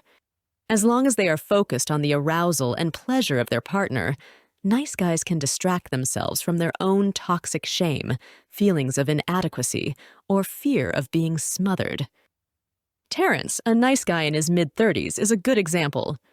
"I've got a problem with premature ejaculation." This was how Terrence introduced himself in his first therapy session. "My first wife left me for another man," he continued without pausing. "That was devastating. The good news is I met a wonderful, sensual, sexual woman, and we're engaged to get married. There's only one problem. I come too fast. She turns me on so much I just get too excited." Terrence went on to describe how hard he worked to please his girlfriend when they made love. Whenever they had sex, Terrence would try to make sure his girlfriend had 2 or 3 orgasms by stimulating her orally before he put his penis inside her vagina. He then tried to bring her to one more climax vaginally. Unfortunately, he frequently ejaculated before she had her final orgasm. Terrence was so seemingly selfless that he told his fiancée that he didn't care if he never had an orgasm as long as she was satisfied. "Everything is great, except this one issue," Terrence claimed. "Her kids love me. Her parents love me. She says she loves everything about me, except she feels like 30% is missing. She doesn't seem to want to make love anymore, and is talking about postponing the wedding until I can get this thing fixed." Most of the time, nice guys like Terrence are totally unaware of how much they are missing by trying to be great lovers. When nice guys set out to be great lovers, they are actually creating a recipe for boring sex. Sex that focuses on trying to please the other. Guarantees a routine, do what worked last time kind of experience. Trying to be a great lover pretty much ensures that a nice guy will not have many passionate, reciprocal, spontaneous, serendipitous, or intimate sexual experiences. Hardly a recipe for good sex. Hiding compulsive sexual behaviors prevents nice guys from getting the sex they want. Imagine the financial jackpot of inventing a pill to take away loneliness, cure boredom, alleviate feelings of worthlessness, smooth over conflict, create feelings of being loved, relieve stress, and generally solve all personal problems. Nice guys believe such a drug exists. They call it sex. Many nice guys discovered at an early age that sexual arousal was a good distraction from the isolation, turmoil, unrealistic demands, and abandonment experiences of their childhood. Unfortunately, when nice guys bring their sensual security blanket into adulthood, it prevents them from experiencing intimate and fulfilling sex with another individual. I have found nice guys to be prone to hidden compulsive sexual behavior. I have developed a theory that states the nicer the guy, the darker the sexual secrets. I find this to be consistently true. Sex is a basic human drive. Because most nice guys believe they are bad for being sexual, or believe that other people will think they are bad, sexual impulses have to be kept hidden from view. The nice guy's sexuality doesn't go away, it just goes underground. Therefore, the more dependent a man is on external approval, the deeper he is going to have to hide his sexual behavior. Lyle, a computer programmer in his mid-40s, provides a poignant example of this connection. Everybody liked Lyle. He was one of those guys who didn't seem to have any rough edges. A devout Christian, Lyle taught Sunday school and was always willing to help anyone in need. Lyle's life seemed perfect. There was only one hitch. He was secretly addicted to pornography. Growing up in an evangelical Christian home, he first discovered this drug when he was 9. A loner as a child, Lyle would spend hours in his tree fort looking at pictures of naked women. With his pornography, he never felt alone. 15 years into his marriage, Lyle's habit remained a well-kept secret. Over the years, his compulsive behavior expanded to renting adult videos, visiting peep shows and strip bars, and calling 900 numbers. Most recently, his obsession had found flight in cyberspace. Frequenting sex chat rooms, he carried on a number of sexual relationships with faceless surfers on the internet. Periodically during their marriage, Lyle's wife would confront him over their lackluster sex life. She would protest that it just wasn't normal to go months without having sex. Lyle would validate her feelings and assert that he too would like more sex. He would then fall back on the excuse that he was usually too tired from work and too stressed with the demands of family life. Many times throughout his life, Lyle promised himself he would quit visiting his secret sexual world. Time and time again, he would throw out his stash of magazines or swear off the videos and chat rooms. He would breathe a sigh of relief, only to find himself back at it again weeks or months later. Lyle, like numerous nice guys, invested so much time and energy in his hidden compulsive sexual behavior that there was little left for a real person-to-person sexual relationship. Repressing their life energy prevents nice guys from getting the sex they want. When a boy reaches adolescence, he must begin negotiating the turbulent seas of learning to relate to the opposite sex. If he is to have any hope of securing a girlfriend and someday having sex, he must figure out what it takes to get a female to notice him and approve of him. For some boys, this process seems to come fairly easily. If they happen to be good-looking, a star athlete, or from an affluent family, attracting females may not be overly difficult for them. Once you exclude the minority of adolescent males listed above, that leaves the majority of teenage boys who have no clue of what it will take to get a girl to like them. It is at this point that many young men decide that maybe, by being nice, they will stand out from the other guys and might gain the approval of some member of the opposite sex. This decision is especially important if the young man has already been conditioned to believe that he is not okay just as he is. It is this strategy formed in adolescence, trying to attract a woman and her sexual favor by being nice, that many nice guys carry into adulthood. It is not uncommon for nice guys to believe that a woman would be lucky to have them, while simultaneously wondering why any woman would want them. Because they can't think of any other reason why a woman would be attracted to them or want to have sex with them, nice guys hang on to their strategy of being nice, even when it consistently proves ineffective in getting them the sex they want. Ironically, trying to be nice robs a man of his life energy. The more a nice guy seeks approval and tries to do it right, the tighter he clamps a lid down on any kind of energy that might actually draw a person to him. This is why I frequently hear nice guys lament about women not being attracted to them. The problem is, once they have repressed all of their life energy, there is little about them to get anyone's attention or turn them on. Women consistently tell me that even though they may be initially drawn to a nice guy's pleasing demeanor, over time they find it difficult to get excited about having sex with him. Often the partner feels defective, but it is really not her fault. There's just very little about the nice guy persona to flip a switch or arouse a prospective partner. Once again, by doing the opposite of what works, nice guys prevent themselves from getting the sex they want. Settling for bad sex prevents nice guys from getting the sex they want. The wife of a nice guy in her late 20s shared with me how her partner would pester her for sex. When she would say no, he would pout and withdraw. When she did consent to being sexual, he would focus on her arousal, while she did little to reciprocate. With pithy awareness, she revealed, I could tell him it would really turn me on if he set himself on fire. He would gladly do it and think he was getting good sex because it made me happy. By settling for bad sex, nice guys ensure that they won't get to experience very much good sex. Aaron provides a good example of a pretty common way nice guys create bad sex. Let's visit his bedroom and observe a typical sexual scenario between him and his wife, Hannah. Aaron and Hannah haven't had sex in several weeks, a common occurrence in their relationship. Tonight, Aaron is feeling sexual, but instead of telling Hannah that he wants to make love, he goes into a pattern of indirectly trying to arouse her.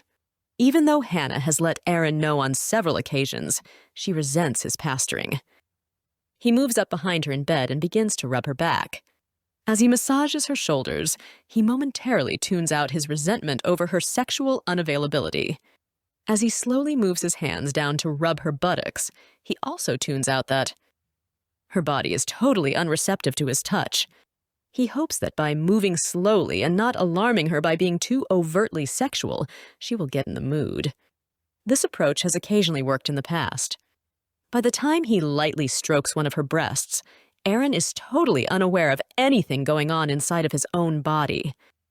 By now, he is focused on Hannah's arousal and trying to anticipate how to stimulate her just enough to get her in the mood without doing too much to make her angry.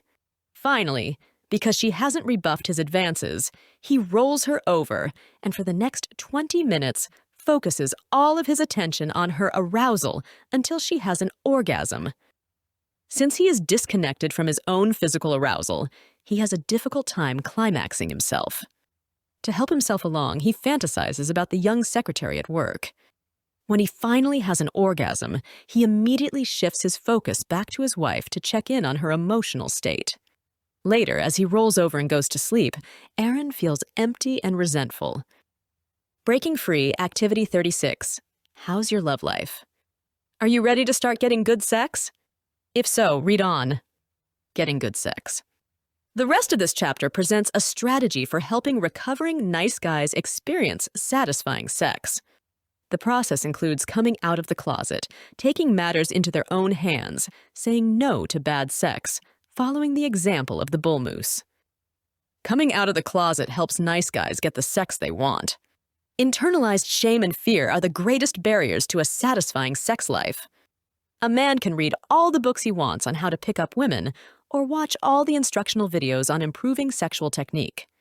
None of these things will help him as long as he has shame and fear about being sexual or being a sexual being. Getting good sex is dependent on recovering nice guys, bringing their shame and fear out of the closet and into the open, where they can be looked at and released. This step cannot be skipped. Breaking Free Pop Quiz. Most nice guys initially deny having any shame and fear about sex. Take the following quiz to see if you are in denial about your own sexual shame and fear. First, think back to your first sexual experience. Was it A, a joyous experience, which you could share with family and friends? B, hidden, rushed, guilt-ridden, or in a less-than-ideal situation? C, painful, abusive, or frightening. Second, when it comes to masturbation, A, do you and your partner talk openly and comfortably about the subject? B, would there be a crisis if your partner caught you doing it? C, do you do it compulsively or in secret? 3, when it comes to your sexual experiences, thoughts, or impulses, A, you are comfortable revealing everything about yourself to your partner. B, you have secrets that you have never shared with anyone. C, some aspect of your sexuality has caused a crisis in an intimate relationship. D, at some time in your life, you have tried to eliminate or limit some problematic sexual behavior. If you answered anything but A on any of the questions, you have sexual shame and fear. Read on. Cleaning out sexual shame requires accepting non-judgmental people. A nice guy cannot do this work on his own. To release sexual shame and fear, the recovering nice guy must expose every aspect of his sexual self to safe, supportive people. This revealing allows the nice guy to release his shame and fear and free up the emotional energy it took to keep them hidden and repressed. These safe people can also give the nice guy supportive messages that it is not bad for him to be a sexual being. Lyle, introduced earlier in the chapter, is a good example of how recovering nice guys can bring their sexual shame and fear out of the closet. Lyle was a good Christian husband and father who struggled with compulsive sexual behavior. Everything came crashing down for Lyle when his wife found a phone bill and called some of the strange numbers. She was bewildered and devastated.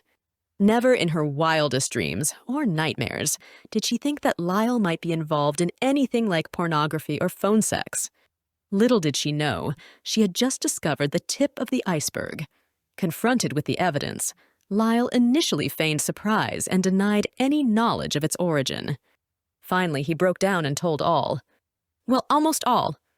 It took several more weeks, several more emotional confrontations, and a call to me before everything came out. After a couple of sessions of individual therapy, I suggested that Lyle start attending a 12-step group for sexual addicts. This idea initially terrified Lyle, but he knew he would have to do something radically different if he wanted to free himself of his compulsion and experience true sexual intimacy. To his surprise, revealing his long-kept secrets in the presence of other recovering sex addicts wasn't as difficult as he feared. In time, he began to look forward to the opportunity to talk about himself with safe people. Every time he revealed some secret thought or act, he felt a sense of relief, as if a weight had been lifted from his shoulders. As Lyle revealed his fear and shame to safe people, he found that he was less interested in his hidden compulsive behaviors. As he and his wife became more open and intimate with each other, he also began to enjoy a physical closeness with her that he had once tried to avoid. When Lyle came out of the closet, he began to heal a lifetime of hidden sexual behavior. In my No More Mr. Nice Guy groups, I encourage recovering nice guys to bring their sexual shame out of the closet. I support them in talking explicitly about their sexuality. In our culture, most sex talk is done in pornographic, demeaning, moralizing, shaming, clinical, or joking ways. I invite recovering nice guys to reveal the ways they act out. I have them talk about their sexual history and early sexual experiences. I ask them to bring samples of pornography they find arousing. This is another way of releasing shame, while also gaining important information. Throughout the entire process of revealing themselves, I encourage recovering nice guys to experience whatever they may be feeling: shame, guilt, fear, arousal. At the same time, I give them supportive messages that what they are feeling is okay. There are so many negative messages in our society about male sexuality. It is difficult for nice guys to overcome their conditioning without this kind of encouragement and support. Breaking Free, Activity 37. Find a safe place to talk about the following issues: your sexual history. Discuss your earliest sexual memory. Your childhood experiences. Any sexual violation and trauma. Any sexual issues in your family. Your first sexual experience. Your adult sexual history. Ways in which you have acted out sexually. Discuss any way you may have acted out through affairs, prostitution, peep shows, 900 numbers, use of pornography, exhibitionism, fetishes, etc. Your dark side. Discuss those things that even you have a hard time looking at in yourself. Fantasies, rage, offending behavior. Taking matters into their own hands. Helps nice guys get the sex they want. I regularly tell nice guys, no one was put into this world to meet your needs but you. This is especially true with sex. When recovering nice guys decide to take responsibility for their own needs and take matters into their own hands, they put themselves in a position to get the quantity and quality of sex they want. Let me explain. All significant behavior patterns are the sum of many much smaller behavior patterns. The most effective way to change a behavior is to change its smallest elements. For example, if a nice guy is not getting as much sex as he wants, or isn't getting the kind of sex he wants, the only way to change this behavior pattern is to change its smallest components. Rather than going out and trying to have more sex, it is more effective to change the little things that create the overall pattern of not getting much sex. Change the little things, and the big picture changes as a result. Before nice guys can have exciting, passionate, and fulfilling sexual experiences with other people, they must learn how to have the same with themselves. By taking matters into their own hands. By practicing healthy masturbation, recovering nice guys can change the most basic dynamics that shape the bigger picture of how they do sex. Consider the logic. Until a nice guy can be sexual with himself without shame, he won't be able to be sexual with another person without shame. Until a nice guy is comfortable giving pleasure to himself, he won't be able to receive pleasure from someone else.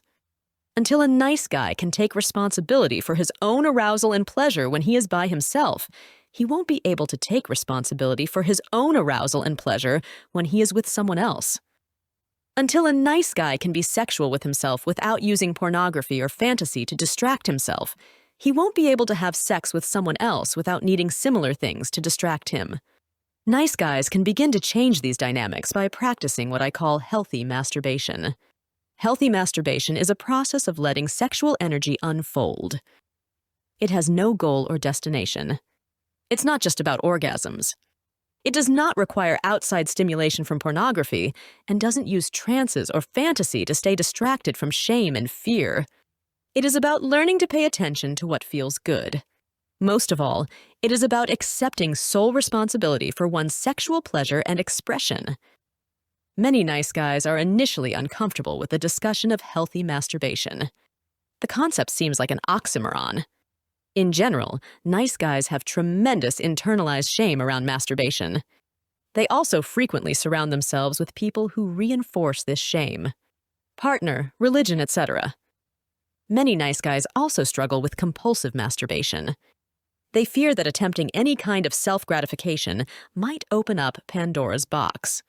I have found that when recovering nice guys work on learning how to pleasure themselves without using fantasy or pornography, there is no way for their behavior to become compulsive. I have also found that when they share the experience with other non-judgmental men, their shame diminishes rapidly. A note about pornography. I am not opposed to pornography legally or morally, but I think it is bad for men for several reasons. Pornography creates unrealistic expectations of what people should like and what sex should be like. Pornography addicts men to bodies and body parts. Pornography can easily become a substitute for a real sexual relationship. Pornography creates a trance in which men can be sexual while staying distracted from their shame and fear. Pornography compounds shame because it is usually hidden and used in secret. I tell nice guys, if you are going to use pornography, do it openly. Doing so tends to break the trance and takes the buzz out of it. A note about fantasy. Fantasy is a form of dissociation, the process of separating one's body from one's mind. When a person fantasizes while being sexual, he is purposefully and actively leaving his body. While some sex therapists advocate fantasy as a way of improving a sex life, it is actually the best way I know to kill it. Fantasizing during sex makes about as much sense as thinking about a Big Mac while eating a gourmet meal. About the only thing fantasy accomplishes is to distract the person from his shame and fear, or cover up the fact that he is having bad sex. Healthy masturbation helps the recovering nice guy change the core dynamics that prevent him from getting good. Sex healthy. Masturbation helps remove the shame and fear of being sexual, puts the nice guy in charge of his own sexual needs, removes dependency on unavailable partners or pornography, helps the nice guy learn to please the person that matters most, himself, gives the nice guy permission to have as much good sex as he wants, puts the nice guy in charge of his own pleasure. Changing these dynamics through healthy masturbation enhances and intensifies the experience of making love with another person. Terrence provides a good example. Terrence originally came to therapy looking for a quick fix to his problem, so his fiancée would not break up with him. In the first several sessions, I focused on the subject of him making his needs a priority. As with most nice guys, this initially made him uncomfortable, to put it mildly. Terrence was terrified that if he wasn't a great lover and didn't keep his girlfriend happy, she would leave him like his ex-wife did. I began by encouraging Terrence to do a few non-sexual things just for himself. I reassured him regularly that this would make him more attractive to his fiancée, not less. As he began to discover that making his needs a priority didn't drive his girlfriend away, we took it to the next step. I talked with Terrence about healthy masturbation. I encouraged him to find a time when he would be undisturbed in which he could focus on his own pleasure and arousal.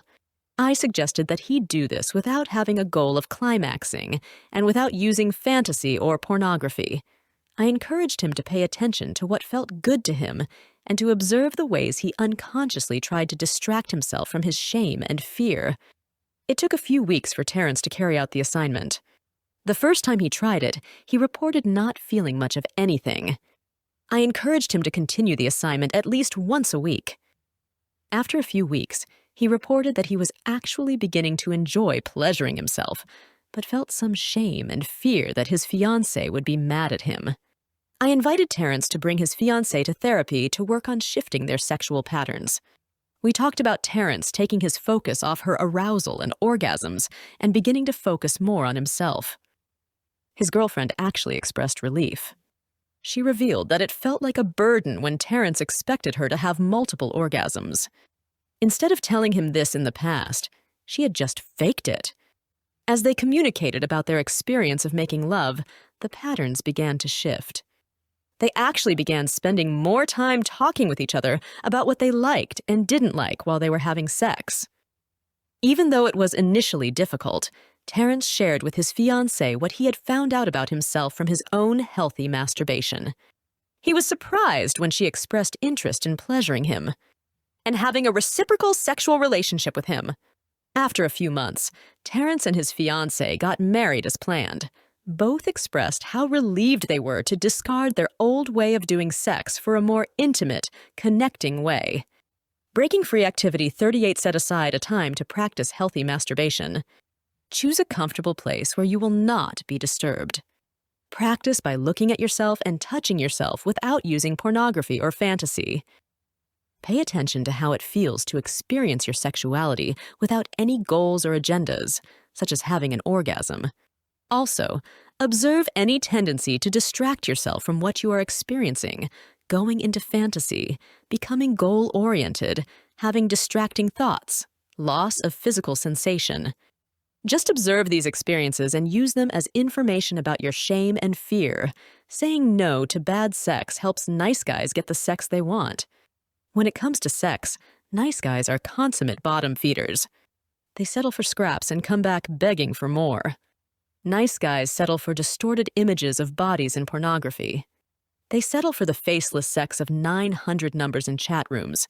They settle for trying to persuade unavailable people to begrudgingly be sexual with them. They settle for quick, compulsive masturbation. They settle for passionless, mechanical lovemaking.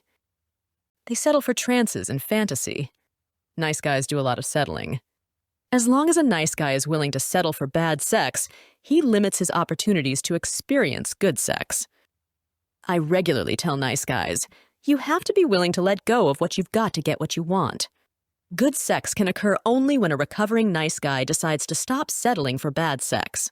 So what does good sex look like? If we base our answer on what we see in movies or pornography, we will only keep perpetuating a formula for bad sex. Here's how I define good sex. Good sex consists of two people taking full responsibility for meeting their own needs. It has no goal. It is free of agendas and expectations. Rather than being a performance, it is an unfolding of sexual energy. It is about two people revealing themselves in the most intimate and vulnerable of ways. Good sex occurs when two people focus on their own pleasure, passion, and arousal, and stay connected to those same things in their partner. All of these dynamics allow good sex to unfold in unpredictable, spontaneous, and memorable ways. When recovering nice guys decide they will no longer settle for anything less than good sex, they begin to take responsibility for doing something different. They let go of the concept of being a great lover. They practice being clear and direct. They choose available partners. They don't settle for scraps. They decide that bad sex is not better than no sex. Aaron is a good example of what can happen when a recovering nice guy decides to say no to bad sex. For the first few weeks in the No More Mr. Nice Guy group, Aaron vented his frustrations and shared how helpless he felt to get Hannah to want to have sex with him. It was obvious that Aaron believed his wife held the key to his sexual happiness and that he was angry over her willful refusal to use that key. As a result, he felt rejected and worthless. After a few weeks, I suggested that Aaron go on a sexual moratorium in which he refrained from having sex with Hannah for a period of 6 months. During this time, I suggested that he focus on doing things he had given up when he and Hannah got married. I also encouraged him to tell Hannah whatever he was feeling. I shared with him that a sexual moratorium would make it easier for him to do these things because he wouldn't be so concerned about maintaining the possibility of her availability. If they weren't having sex, he wouldn't have to worry about doing something that might make her angry and cause her to withhold sex. At first, Aaron was bewildered as to how this plan could get Hannah to want to have more sex with him. I told him, The goal was not to get her to have more sex, but for him to reclaim his key and stop feeling like a victim. Even though he was initially hesitant, he acknowledged that he wasn't having much sex anyway. With the support of the men in the group, Aaron decided to go home that night and tell his wife what he planned to do. The next week, Aaron shared with the group what he had told his wife. He reported that she was initially angry, but over the course of the week, had acted more loving toward him than she had in months. Over the next 6 months, Aaron shared his experiences with the group. On several occasions, he reported doing things for himself that previously would have created tremendous anxiety. He went out with some guy friends he hadn't seen in a couple of years. He began to share his feelings with his wife. On more than one occasion, this included telling her when he was angry at her. He even let her know on a couple of occasions when he wasn't in the mood to listen to her talk about her problems. He also found that he became more honest, revealing things to her that he had previously kept to himself. Aaron also reported that his wife had made some sexual advances toward him. She revealed to him that since he was not pursuing her, she felt freer to move toward him. She also expressed that she liked being able to have sexual energy with Aaron without it always having to end up in intercourse. After 6 months, Aaron reported feeling less resentful and much closer to his wife. He also discovered how to get his needs met and express his feelings more directly instead of through sex. Most importantly, when he and Hannah did start having sex again, he felt much more connected to his wife. Breaking Free, Activity 39. Consider going on a sexual moratorium. Consciously refrain from sex for a predetermined period of time. No matter what your sexual situation is, it can be a powerful learning experience. Most guys initially resist the idea, but once they make the decision to do it, they find it to be a very positive experience. A sexual moratorium can have many benefits. Helps break dysfunctional cycles. Eliminates pursuing and distancing. Releases resentment. Allows the nice guy to see that he can live without sex. Helps the nice guy realize that no one else but him holds the key to his sexual experience. Helps the nice guy see how he settles for bad sex. Eliminates fear that the nice guy's partner can withhold sex or approval. Helps the nice guy pay attention to the meaning of sexual impulses. Whenever the nice guy feels the impulse to be sexual, he can automatically ask himself, "Why am I feeling sexual?" Helps break addictive patterns by eliminating compulsive masturbation, pornography, and other addictive behaviors. Helps the nice guy begin to address feelings he has been avoiding with sex. Before beginning a sexual moratorium, discuss it with your partner. It helps to set a specific time. I suggest 3 to 6 months. It can be done. Decide on the parameters of the moratorium. Once you have begun, pay attention to slips and sabotaging behaviors from both you and your partner. Remember, it is a learning experience. You don't have to do it perfectly. Following the example of the bull moose helps nice guys get the sex they want. In nature, the alpha male and the bull moose don't sit around trying to figure out what will make the girls like them. They are just themselves. Fierce, strong, competitive, and sexually proud. Because they are what they are and do what they do, prospective mates are attracted. As in nature, the greatest aphrodisiac is self-confidence. As recovering nice guys become comfortable just being themselves, they begin to look more attractive. Self-respect, courage, and integrity look good on a man. As recovering nice guys chart their own path and put themselves first, people respond. I've listened to recovering nice guys tell of selfishly putting their needs first, and then being surprised when a seemingly unavailable partner expresses a desire to be sexual. One client who hadn't 14 months shared in a nice guy group that he was tired of listening to his wife complain about her work problems. That night, for the first time in 15 years of marriage, he told his wife that he was too tired to listen. Even though she was initially angry, later that night she asked him if he wanted to make love, a force of nature. The very thing that makes sex so exciting is exactly what makes it so terrifying. Sex. It's powerful, chaotic, and wild. It crackles with cosmic energy. It draws us like a moth to a flame. As recovering nice guys release their sexual shame and fear, take responsibility for their own pleasure, refuse to settle for bad sex, and practice being just who they are, they put themselves in the position to embrace this cosmic force. Without fear or reservation. This is when the sex really gets good. Chapter 9. Get the life you want. Discover your passion and purpose in life, work, and career. If there were no limits on your life, where would you live? What would you be doing in your leisure time? What kind of work would you be engaged in? What would your home and surroundings look like? As you look at the reality of your life, ask yourself 2 questions. First, are you creating the life you want? Second, if not, why not? In general, the nice guys with whom I have worked have been intelligent, industrious, and competent individuals. While most are at least moderately successful, the majority have not lived up to their full abilities or potential, nor have they created the kind of life they really desire. Since nice guys spend so much time seeking approval, hiding their flaws, playing it safe, and doing the opposite of what works, it makes sense that they would typically fall short of being all they can be. This is perhaps the greatest tragedy wrought by the nice guy syndrome. Countless intelligent and talented men wasting their lives and wallowing in the mire of mediocrity. Nice guys on the job.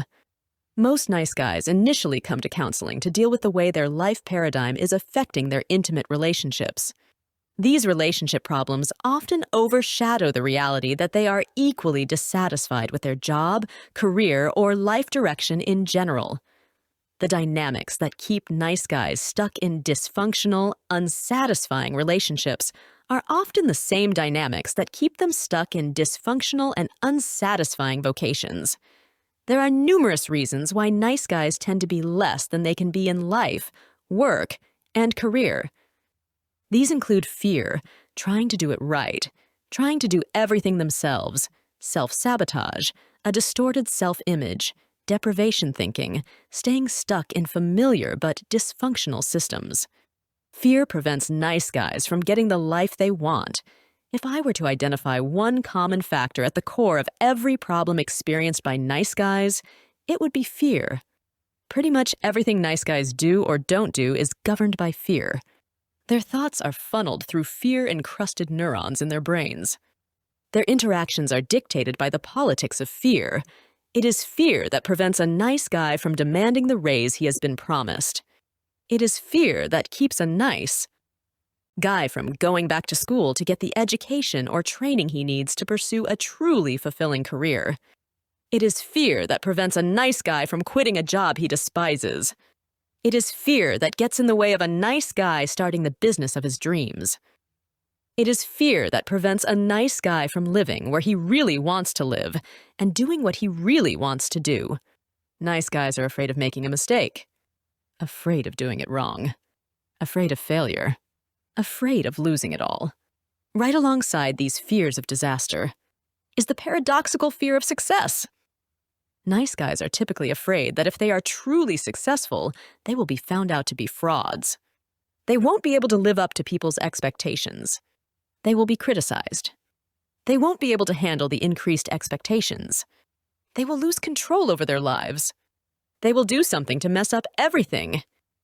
Rather than facing these fears, real or imagined, nice guys typically settle for operating at a fraction of their full potential. Trying to do it right prevents nice guys from getting the life they want. The essence of all life is evolution and change. In order for this process to occur naturally and completely in an individual, a person has to be willing to let go of control. Letting go allows the beautiful serendipitous chaos of creation to resonate through oneself. The result is a dynamic, fulfilling life. Nice guys are obsessed with trying to keep their lives smooth and uneventful. They do this by trying to do it right and following the rules. Unfortunately, this life strategy is the most effective way to put a lid on any creative life energy. This lid kills their passion and prevents nice guys from living up to their full potential. Trying to do it right robs nice guys of their creativity and productivity. Striving for perfection keeps nice guys focused on their imperfections. Seeking external validation and approval keeps nice guys stuck in mediocrity. Attempting to hide flaws and mistakes prevents nice guys from taking risks or trying something new. Following the rules makes nice guys rigid, cautious, and fearful. It is because of these self-imposed limits that many nice guys are dissatisfied, bored, or unhappy with their life and vocation. Trying to do everything themselves prevents nice guys from getting the life they want. As children, nice guys did not get their needs met in timely, judicious ways. Some were neglected, some were used, some were abused, some were abandoned. All grew up believing that it was a bad or dangerous thing for them to have needs. All grew up convinced that if they were going to have anything in life, it would be up to them. Consequently, nice guys are terrible receivers. They are terrified of asking for help. They are completely miserable when others try to give to them. They have difficulty delegating to others. Because they believe they have to do it all themselves, nice guys rarely live up to their full potential. Nobody can be good at everything or succeed all on their own. Nice guys believe they should be able to. They might be jacks of all trades, but they are typically masters of none. This childhood conditioning ensures that they will never be all they can be in any area of life. Self-sabotage prevents nice guys from getting the life they want. Because of their fear of success, nice guys are masters of self-sabotage. They undermine their success by wasting time, making excuses, not finishing projects, caretaking other people, having too many projects going at once, getting caught up in chaotic relationships, procrastinating, not setting boundaries. Nice guys are typically good at appearing competent. But to be really great, to really rise to the top, invites too much unwanted attention and scrutiny. The bright lights of success threaten to illuminate their self-perceived cracks and flaws. Consequently, nice guys find many creative ways to make sure they are never too successful. If they don't start something, they won't fail. If they don't finish something, they won't be criticized. If they have too much going on at once, they won't have to do any one thing well. If they have enough good excuses, people won't expect too much of them. A distorted self-image prevents nice guys from getting the life they want. Because their needs were not met in a timely, judicious fashion in childhood, nice guys developed a distorted view of themselves. With a naive, immature logic, they came to the conclusion that if their needs were not important, neither were they. This is the basis of their toxic shame. At their core, all nice guys believe they are not important or good enough. If a nice guy was called on to take care of a critical, needy, or dependent parent, he received a double dose of toxic shame. A child believes he should be able to please a critical parent, fix the problems of a depressed parent, and meet the needs of a smothering parent. Unfortunately, he can't. As a result of their inability to fix, please, or take care of one or more parents, many nice guys developed a deep-seated sense of inadequacy. They believed they should be able to do the job. Nevertheless, they never could seem to do it right or good enough. Mom was still depressed. Dad was still critical. This internalized sense of inadequacy and defectiveness is carried into adulthood. Some nice guys compensate by trying to do everything right. They hope that by doing so, no one will ever find out how inadequate they are. Other nice guys just give up before they try. This feeling of inadequacy prevents nice guys from making themselves visible, taking chances, or trying something new. It keeps them in the same old rut, never seeing how talented and intelligent they really are. Everyone around them can see these things, but their distorted childhood lenses won't let them accurately see their true potential and ability. The result of this distorted self-image is an emotional and cognitive glass ceiling. This invisible lid prevents nice guys from being all they can be. If they do try to rise above it, they bump their heads and tumble down to more familiar territory. Deprivation thinking prevents nice guys from getting the life they want. Not having their needs adequately met in childhood created a belief for nice guys that there wasn't enough of what they needed to go around. This deprivation experience became the lens through which they viewed the world. This paradigm of scarcity and deprivation makes nice guys manipulative and controlling. It causes them to believe they better hang on to what they've got and not take too many chances. It leads them to resent other people who seem to have what they lack. Because of their deprivation thinking, nice guys think small. They don't believe they deserve to have good things. They find all kinds of ways to make sure their view of the world is never challenged. They settle for scraps and think it is all they deserve. They create all kinds of rationalizations to explain why they will never have what they really desire. Because of their self-fulfilling beliefs, nice guys rarely live up to their potential or get what they really want in life. Staying stuck in dysfunctional but familiar systems prevents nice guys from getting the life they want. As stated in previous chapters, two major factors prevent nice guys from getting what they want in love. The first is that they tend to recreate familiar yet dissatisfying relationships. They find partners who will help them create the same dysfunctional kinds of relationships they experienced as children. These men then frequently see themselves as being victims to the dysfunction of their partners.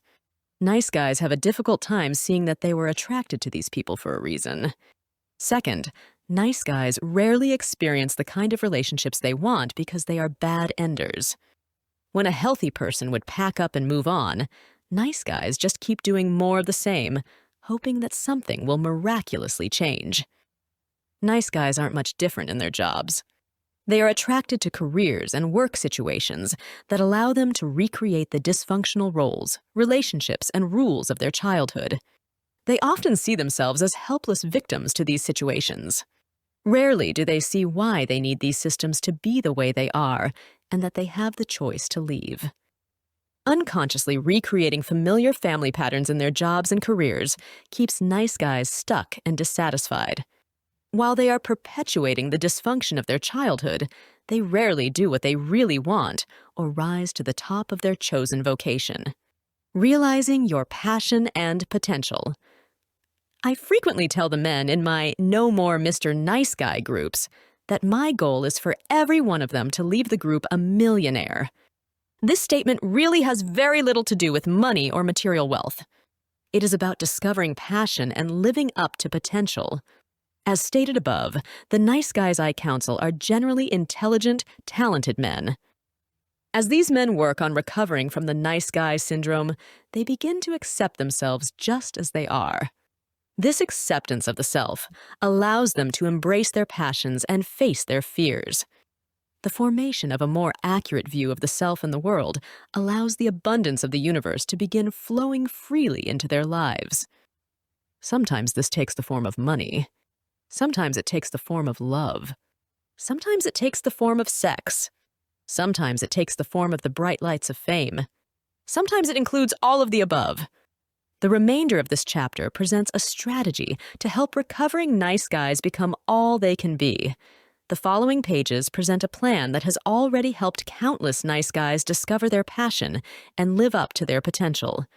It can do the same for you. Facing fears allows nice guys to get the life they want. Could have been the poster child for passionless, underachieving nice guys. When I first met Charlie, he was stuck in a job he hated and living a life characterized by mediocrity and fear. Charlie had completed his engineering degree a couple of years before, yet he was still working at the same job he had held before starting college. Charlie's employers had promised him a big promotion upon graduation. When they failed to keep their promise, Charlie just stifled his resentment and kept on doing the same old thing he had always done. Charlie's single passion was flying. In spite of warnings of disaster from his mother, he had begun taking flying lessons after he finished college. Though Charlie dreamed of earning his pilot's license, he never seemed to be able to complete the necessary requirements to achieve his goal. A woman at his work introduced Charlie to my website. When he read the description of a nice guy, he was mortified. He couldn't figure out how someone could know him so well. It took him 6 months before he worked up the nerve to send me an email. It took him another 2 months to send me a second. From the first time Charlie looked at my website, he knew he needed to join a men's group. But the idea of being that vulnerable terrified him. It was at that point that Charlie made a decision that changed his life. Charlie decided that if something frightened him that much, he needed to face his fear and do it. Little did he know then, But that decision was just the beginning of a journey that would lead Charlie toward the rediscovery of his passion and purpose in life. Over the next year and a half, Charlie lived by one cradle. If he was afraid of something, he confronted that fear. Charlie's progress was slow but steady. Basically, he crawled until he could walk. He took baby steps until he could run. Once he got going, there was no stopping him. Over a period of about 18 months, Charlie took several steps toward rediscovering his passion and purpose in life. He became more and more active in his No More Mar Nice Guy men's group, revealing himself and confronting fellow group members. He began looking at the neglect he experienced and the distorted fear-based messages he received in his family. He asked his father to come to counseling with him, where he confronted him on his unavailability and lack of concern for his well-being in childhood. He quit blaming his lack of money for flying lessons on his girlfriend. He changed flying schools when his current school was unable to provide him with the type of instruction and equipment he needed. He began interviewing for jobs that took advantage of his engineering degree. He began confronting his feelings of inadequacy, family messages about playing it safe, and distorted beliefs about his qualifications as an engineer. He confronted his girlfriend, whom he was initially terrified of, about her lack of participation in household responsibilities. He took his solo flight and got his pilot's license. He allowed his men's group to take him out for his birthday to a restaurant where he faced his fear of being the center of attention. He applied for and got a job with an engineering firm that expressed a belief that he was capable, talented, and had something to offer their company. When Charlie told the group about getting the job, I realized that I had witnessed a metamorphosis of epic proportions. Charlie had gone from being an introverted, frightened, and passive nice guy to an evolving man with passion and purpose. I asked Charlie to send me an email with his formula for success. Here's what he wrote. Bob, here's roughly how I arrived at the new job. 1. Very first, before anything else could happen, I had to stop being a victim. 2. I began by setting boundaries. At first, they were small ones, and they grew with time. 3. From the boundaries being set and respected, I started believing in myself. 4. Honesty came along somewhere during this time. 5. Believing that I am an adult, I have an education, and I'm qualified to take on the role of an industrial engineer. 6. I always knew that my previous employer was dysfunctional and that it was comfortable for a reason. When I finally realized and accepted that I did not need that system to survive, I could finally move on. Charlie. Charting their own path allows nice guys to get the life they want. Most folks, nice guys included, do not consciously take responsibility for creating the kind of life they want. Most people just accept where they are and act as if they have little power in shaping an exciting, productive, and fulfilling life. When I talk with nice guys about taking charge of their lives, most have a difficult time wrapping their brain around the concept. It just doesn't fit their paradigm that they can make choices and act to make these choices a reality. I encourage nice guys to visualize creating a life where they do what they love and get paid for it. Most of them have difficulty with this concept. They act as if I am asking them to believe a fairy tale. Occasionally, they will dismiss the idea with the excuse, "Not everybody can be lucky like you," referring to me and have a job they really love and get paid well for it too. For a while, I accepted this logic until it dawned on me that the life I was living had nothing to do with luck. Earning a PhD involved a conscious decision, persistence, and hard work, not luck. Building a counseling practice involved facing fears, quitting a secure, well-paying job, making sacrifices, working a second job to pay bills, learning by trial and error, and living through a period of poverty, not luck. Developing my skills as a therapist involved a commitment to personal growth, constant evolution, and a financial investment in my own therapeutic process, not luck. Writing a book, building a website, and getting published required persistence and the confrontation of numerous fears, not luck. I'm not anything special. I'm an ordinary guy with ordinary talents. I have many of the same fears as the nice guys with whom I work. I don't have any special talent or skill that the majority of my clients don't have. What's the difference? A conscious decision to face fears. A conscious decision to not settle for mediocrity. A conscious decision to make my own rules. Think about the people you respect or look up to. Most probably started with nothing, but still found ways to create interesting, productive, and passionate lives. These people charted their own paths and made their own rules. What makes them different? Most are just ordinary people who took charge of their lives. Here's the good news. If they can do it, so can you. One of my favorite affirmations is, "What one man can do, another man can do." Think about it. If others have taken charge and created lives worth emulating, so can you. The only thing stopping you from having the kind of life you really want is you. It is time to start charting your own path, making your own rules, and making your dreams a reality. Breaking free. Activity 40. Look over the list below. Choose one of the items and name a tangible fear from your life. Write down how you will confront that specific issue. Then take a small step toward facing that fear. Ask someone to encourage and support you. Don't try to do it alone. Remember, no matter what happens, you will handle it. Ask for a raise or promotion. Quit an unsatisfying job. Start your own business. Go back to school. Confront a conflict situation. Promote an idea or something you have created. Pursue a lifelong goal. Spend more time with a hobby or interest. Breaking free activity 41.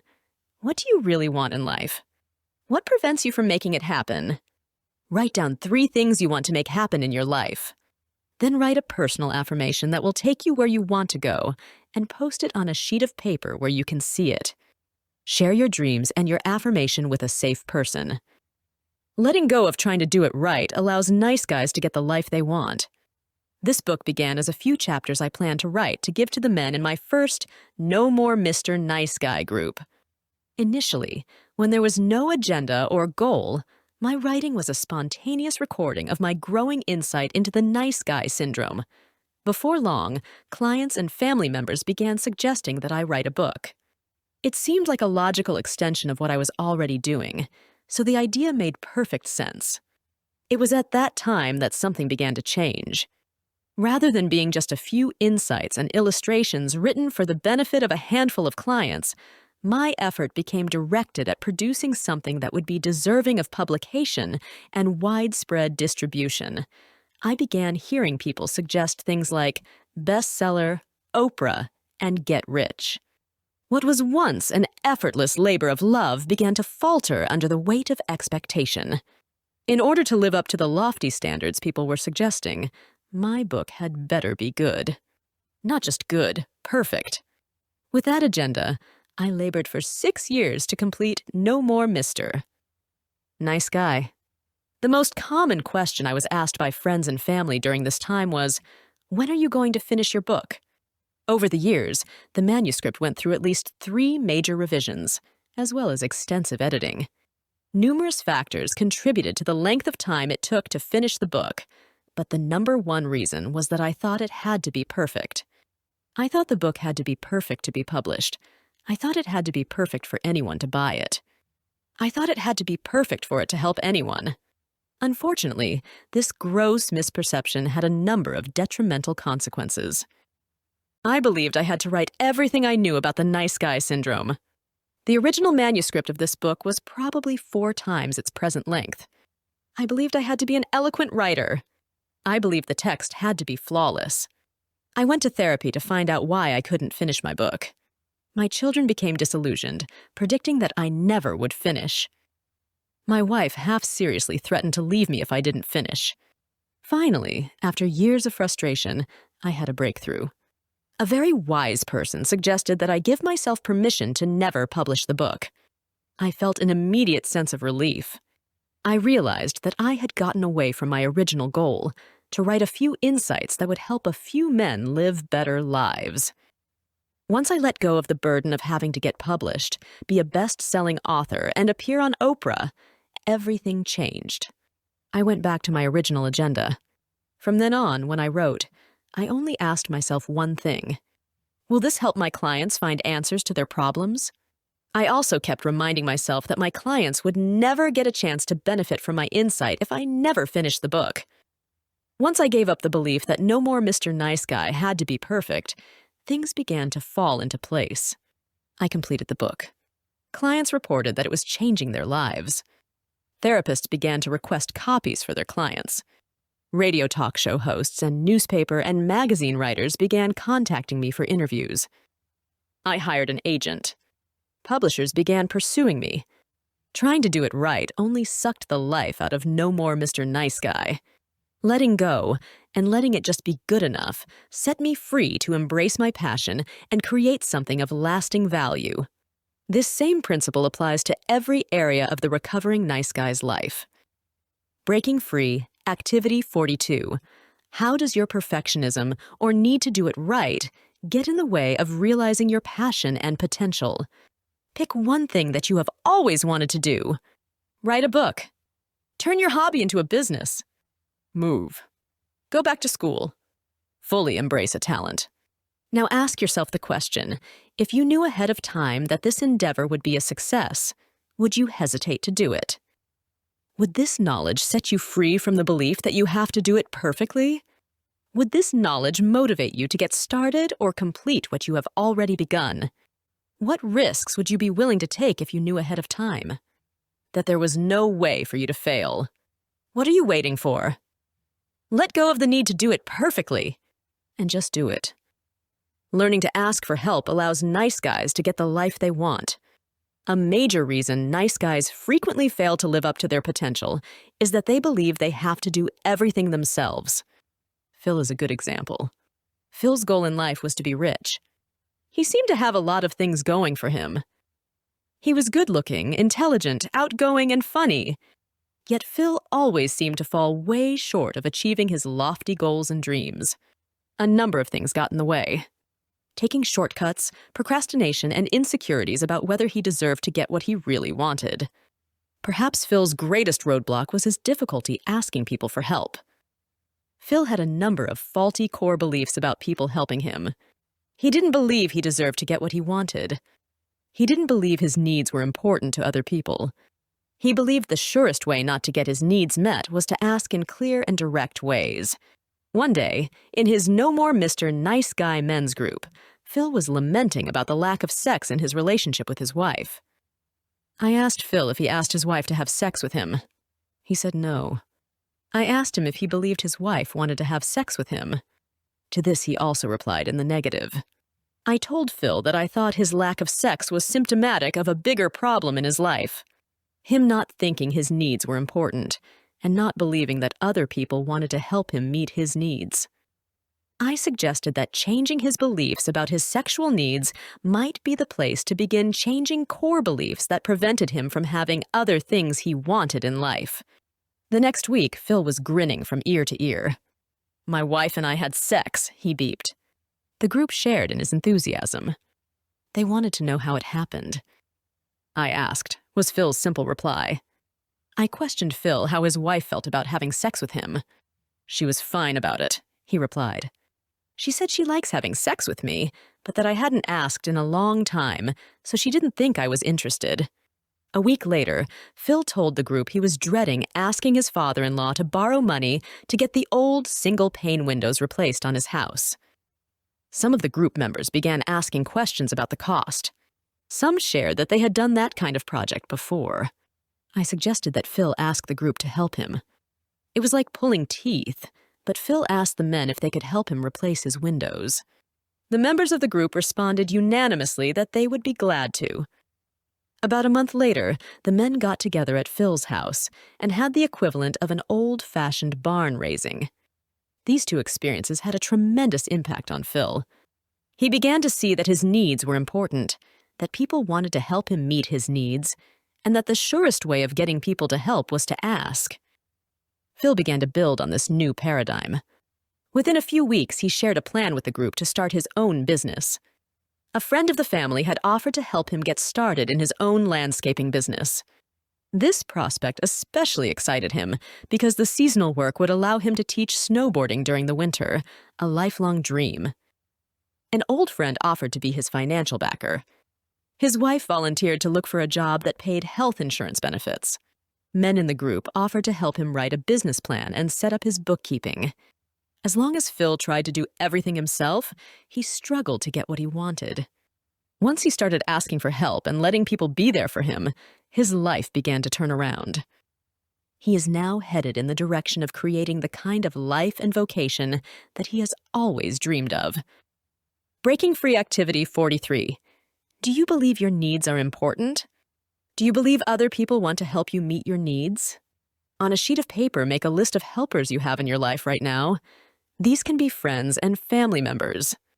They can be professionals such CPAs. After making the list, answer the following questions.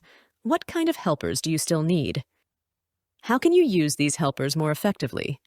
How do you prevent these people from helping you? Start looking for opportunities to ask these people for help. Build networks. Before asking for help, repeat the affirmation. This person wants to help me get my needs met. Identifying self-sabotaging behaviors allows nice guys to get the life they want. As mentioned earlier in the chapter, nice guys find numerous creative ways to sabotage their success in life. They waste time, they procrastinate, they start things but don't finish, they spend too much time fixing other people's problems, they distract themselves with trivial pursuits, they create chaos. They make excuses. Sal is a good example of this. Sal was raised by a passive father and a schizophrenic mother. Neither parent was available to pay attention to him or meet his needs. At a young age, he had to take responsibility for the welfare of his younger brother. Sal had virtually no options as a child. When he felt frightened or overwhelmed, they would just hunker down and trudge ahead with dogged determination. As an adult, Sal ran a body shop for his uncle. His uncle was a cheap, short-sighted, marginally involved business owner. It was Sal's job to create a profitable business with the limited resources and dissatisfied employees his uncle provided. Sal actually operated on the assumption that this feat could be successfully accomplished. Every week, when Sal came to men's group, his first order of business was to pop a couple of Tylenol to quiet the stress headache created by trying to negotiate an impossible situation at work. On one occasion, I asked Sal if he wanted to explore options for his work situation. "What's the use?" he replied. "There's nothing that can be done." For about 15 minutes, group members asked questions and proposed options. Sal looked like a man undergoing a root canal with no anesthetic.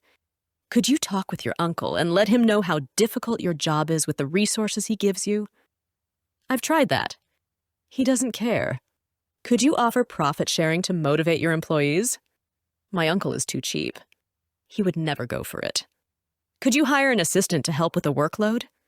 "We tried that once and it didn't work out."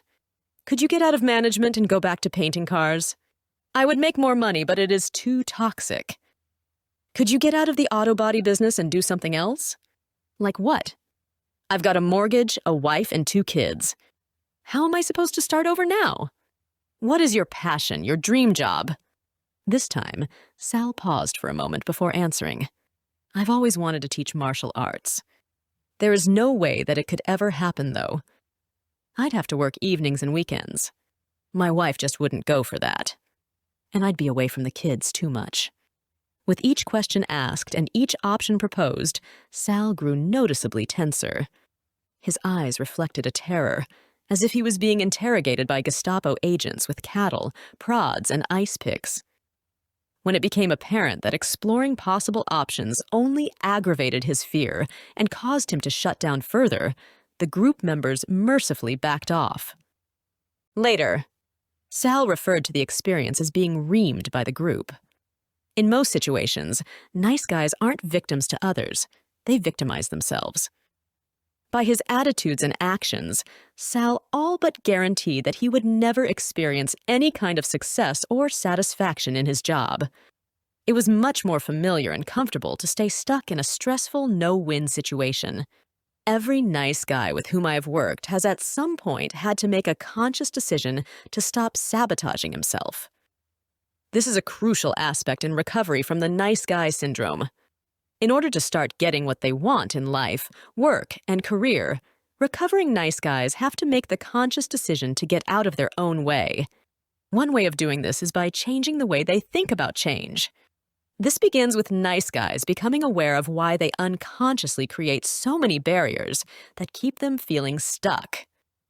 A mortgage, a wife, a lack of a degree, debt, children are all just excuses. Making significant life changes doesn't require chucking all these things. It means seeing them for what they really are, excuses, and taking small steps in the direction one wants to be going.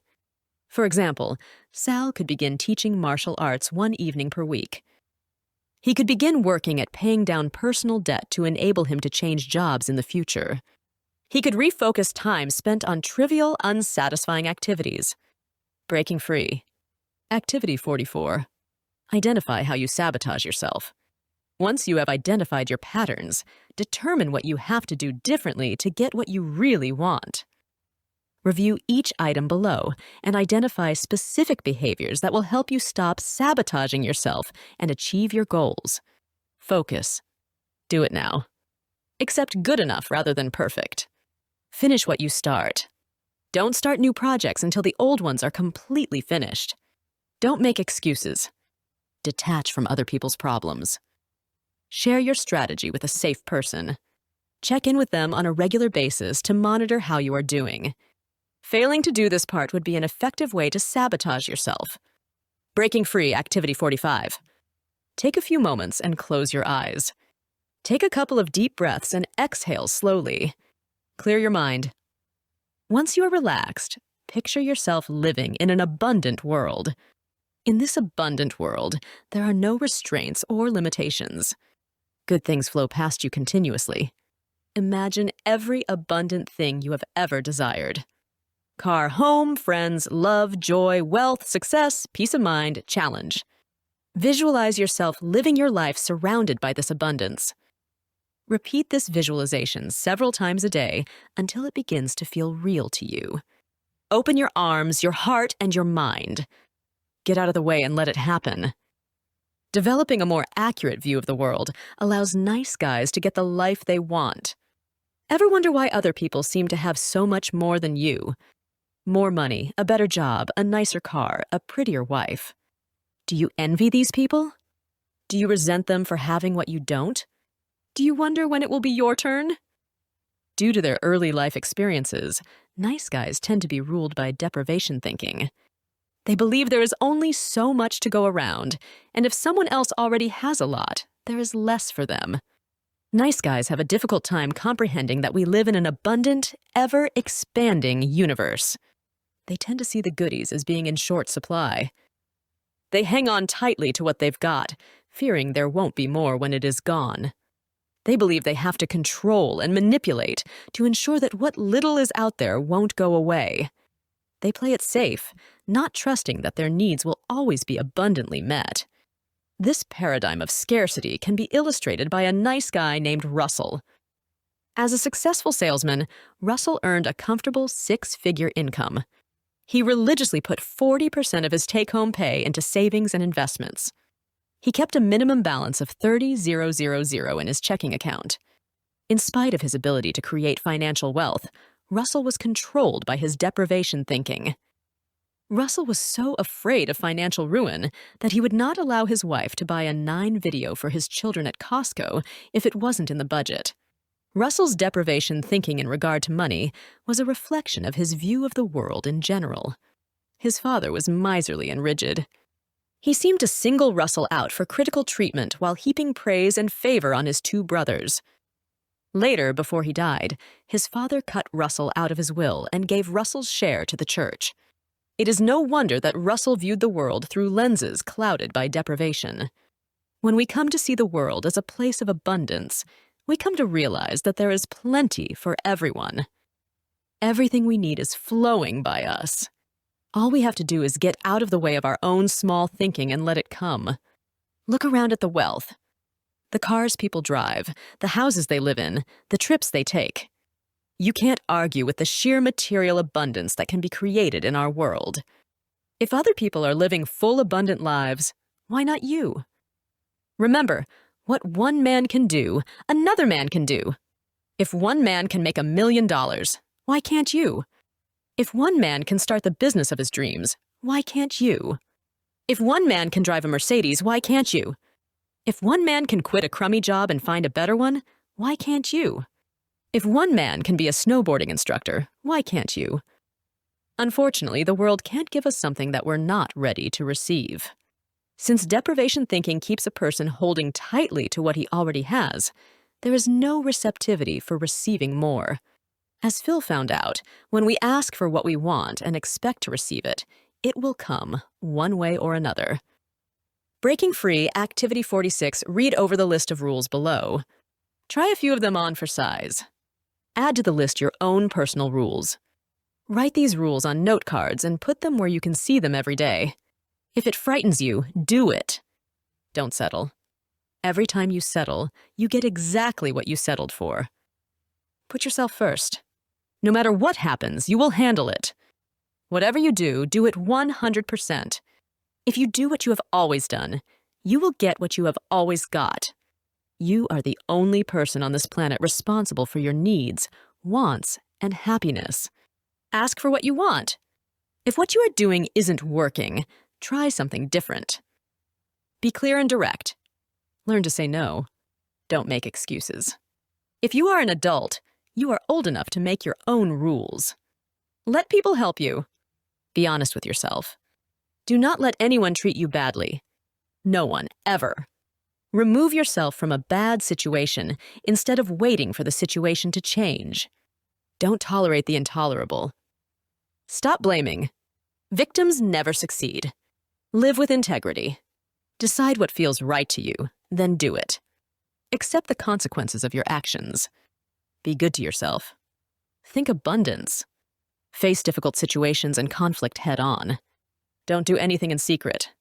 Do it now. Be willing to let go of what you have so you can get what you want. Have fun! If you are not having fun, something is wrong. Give yourself room to fail. There are no mistakes, only learning experiences. Control is an illusion. Let go. Let life happen. Get the life you want. The No More Mr. Nice Guy strategy for success. Nice guys believe there is a set of rules that govern all behavior. They are convinced that if they can figure out these rules and successfully abide by them, they will have a smooth, happy life.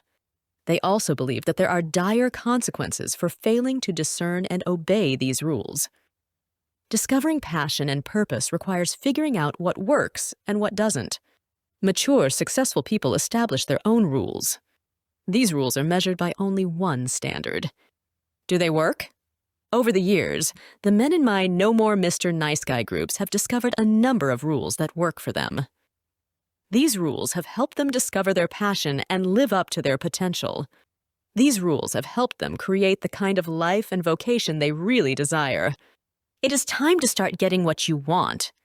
Breaking free from the nice guy syndrome will allow you to discover your true passion and potential. By taking responsibility for creating the kind of life you really want, you can become all that you were meant to be. Epilogue. It took me 6 years to write this book. During this time, I have worked with countless nice guys and their partners. I have averaged 3 No More Mr. Nice Guy men's groups per week. In group time alone, that's over 1,800 hours of working with nice guys. During this time, I have observed many exciting and profound things. I have watched countless men go from being helpless, passive, controlling, and resentful victims to becoming empowered, integrated males. I have seen numerous relationships dramatically improve, and I've seen just as many die in overdue deaths. I've listened to unsolicited testimonials and read letters of gratitude from both men and women about the changes they have experienced in their lives. I have received responses from men and women all over the world who have seen themselves or someone they love in the description of the nice guy on my website. Based on observing all of these things, here is my greatest discovery. The tools and insights presented in No More Mr. Nice Guy work. Having finished reading this book, I encourage you to start again at the beginning. Take the time to do the breaking free exercises. If you have not already done so, find a safe person or group to assist you on your journey of recovery from the nice guy syndrome. If you're in a relationship, ask your partner to read the book. Share with him or her the insights you are discovering about yourself. Working the program of recovery presented in No More Mr. Nice Guy is one of the greatest gifts you can give yourself and your loved ones. As you learn to approve of yourself, you will discover within you an unimaginable ability to love and accept love and to live life to its fullest. This kind of expansiveness, it is initially frightening, but it is the essence of who you are and what you were meant to be. With this discovery of your true self comes unlimited freedom. Freedom to be just who you are. Freedom to stop seeking approval. Freedom to start getting what you want. The end. You've been listening to No More Mr. Nice Guy, a proven guide for getting what you want in love, life, and sex, by Dr. Robert A. Glover, narrated by Robert O'Keefe.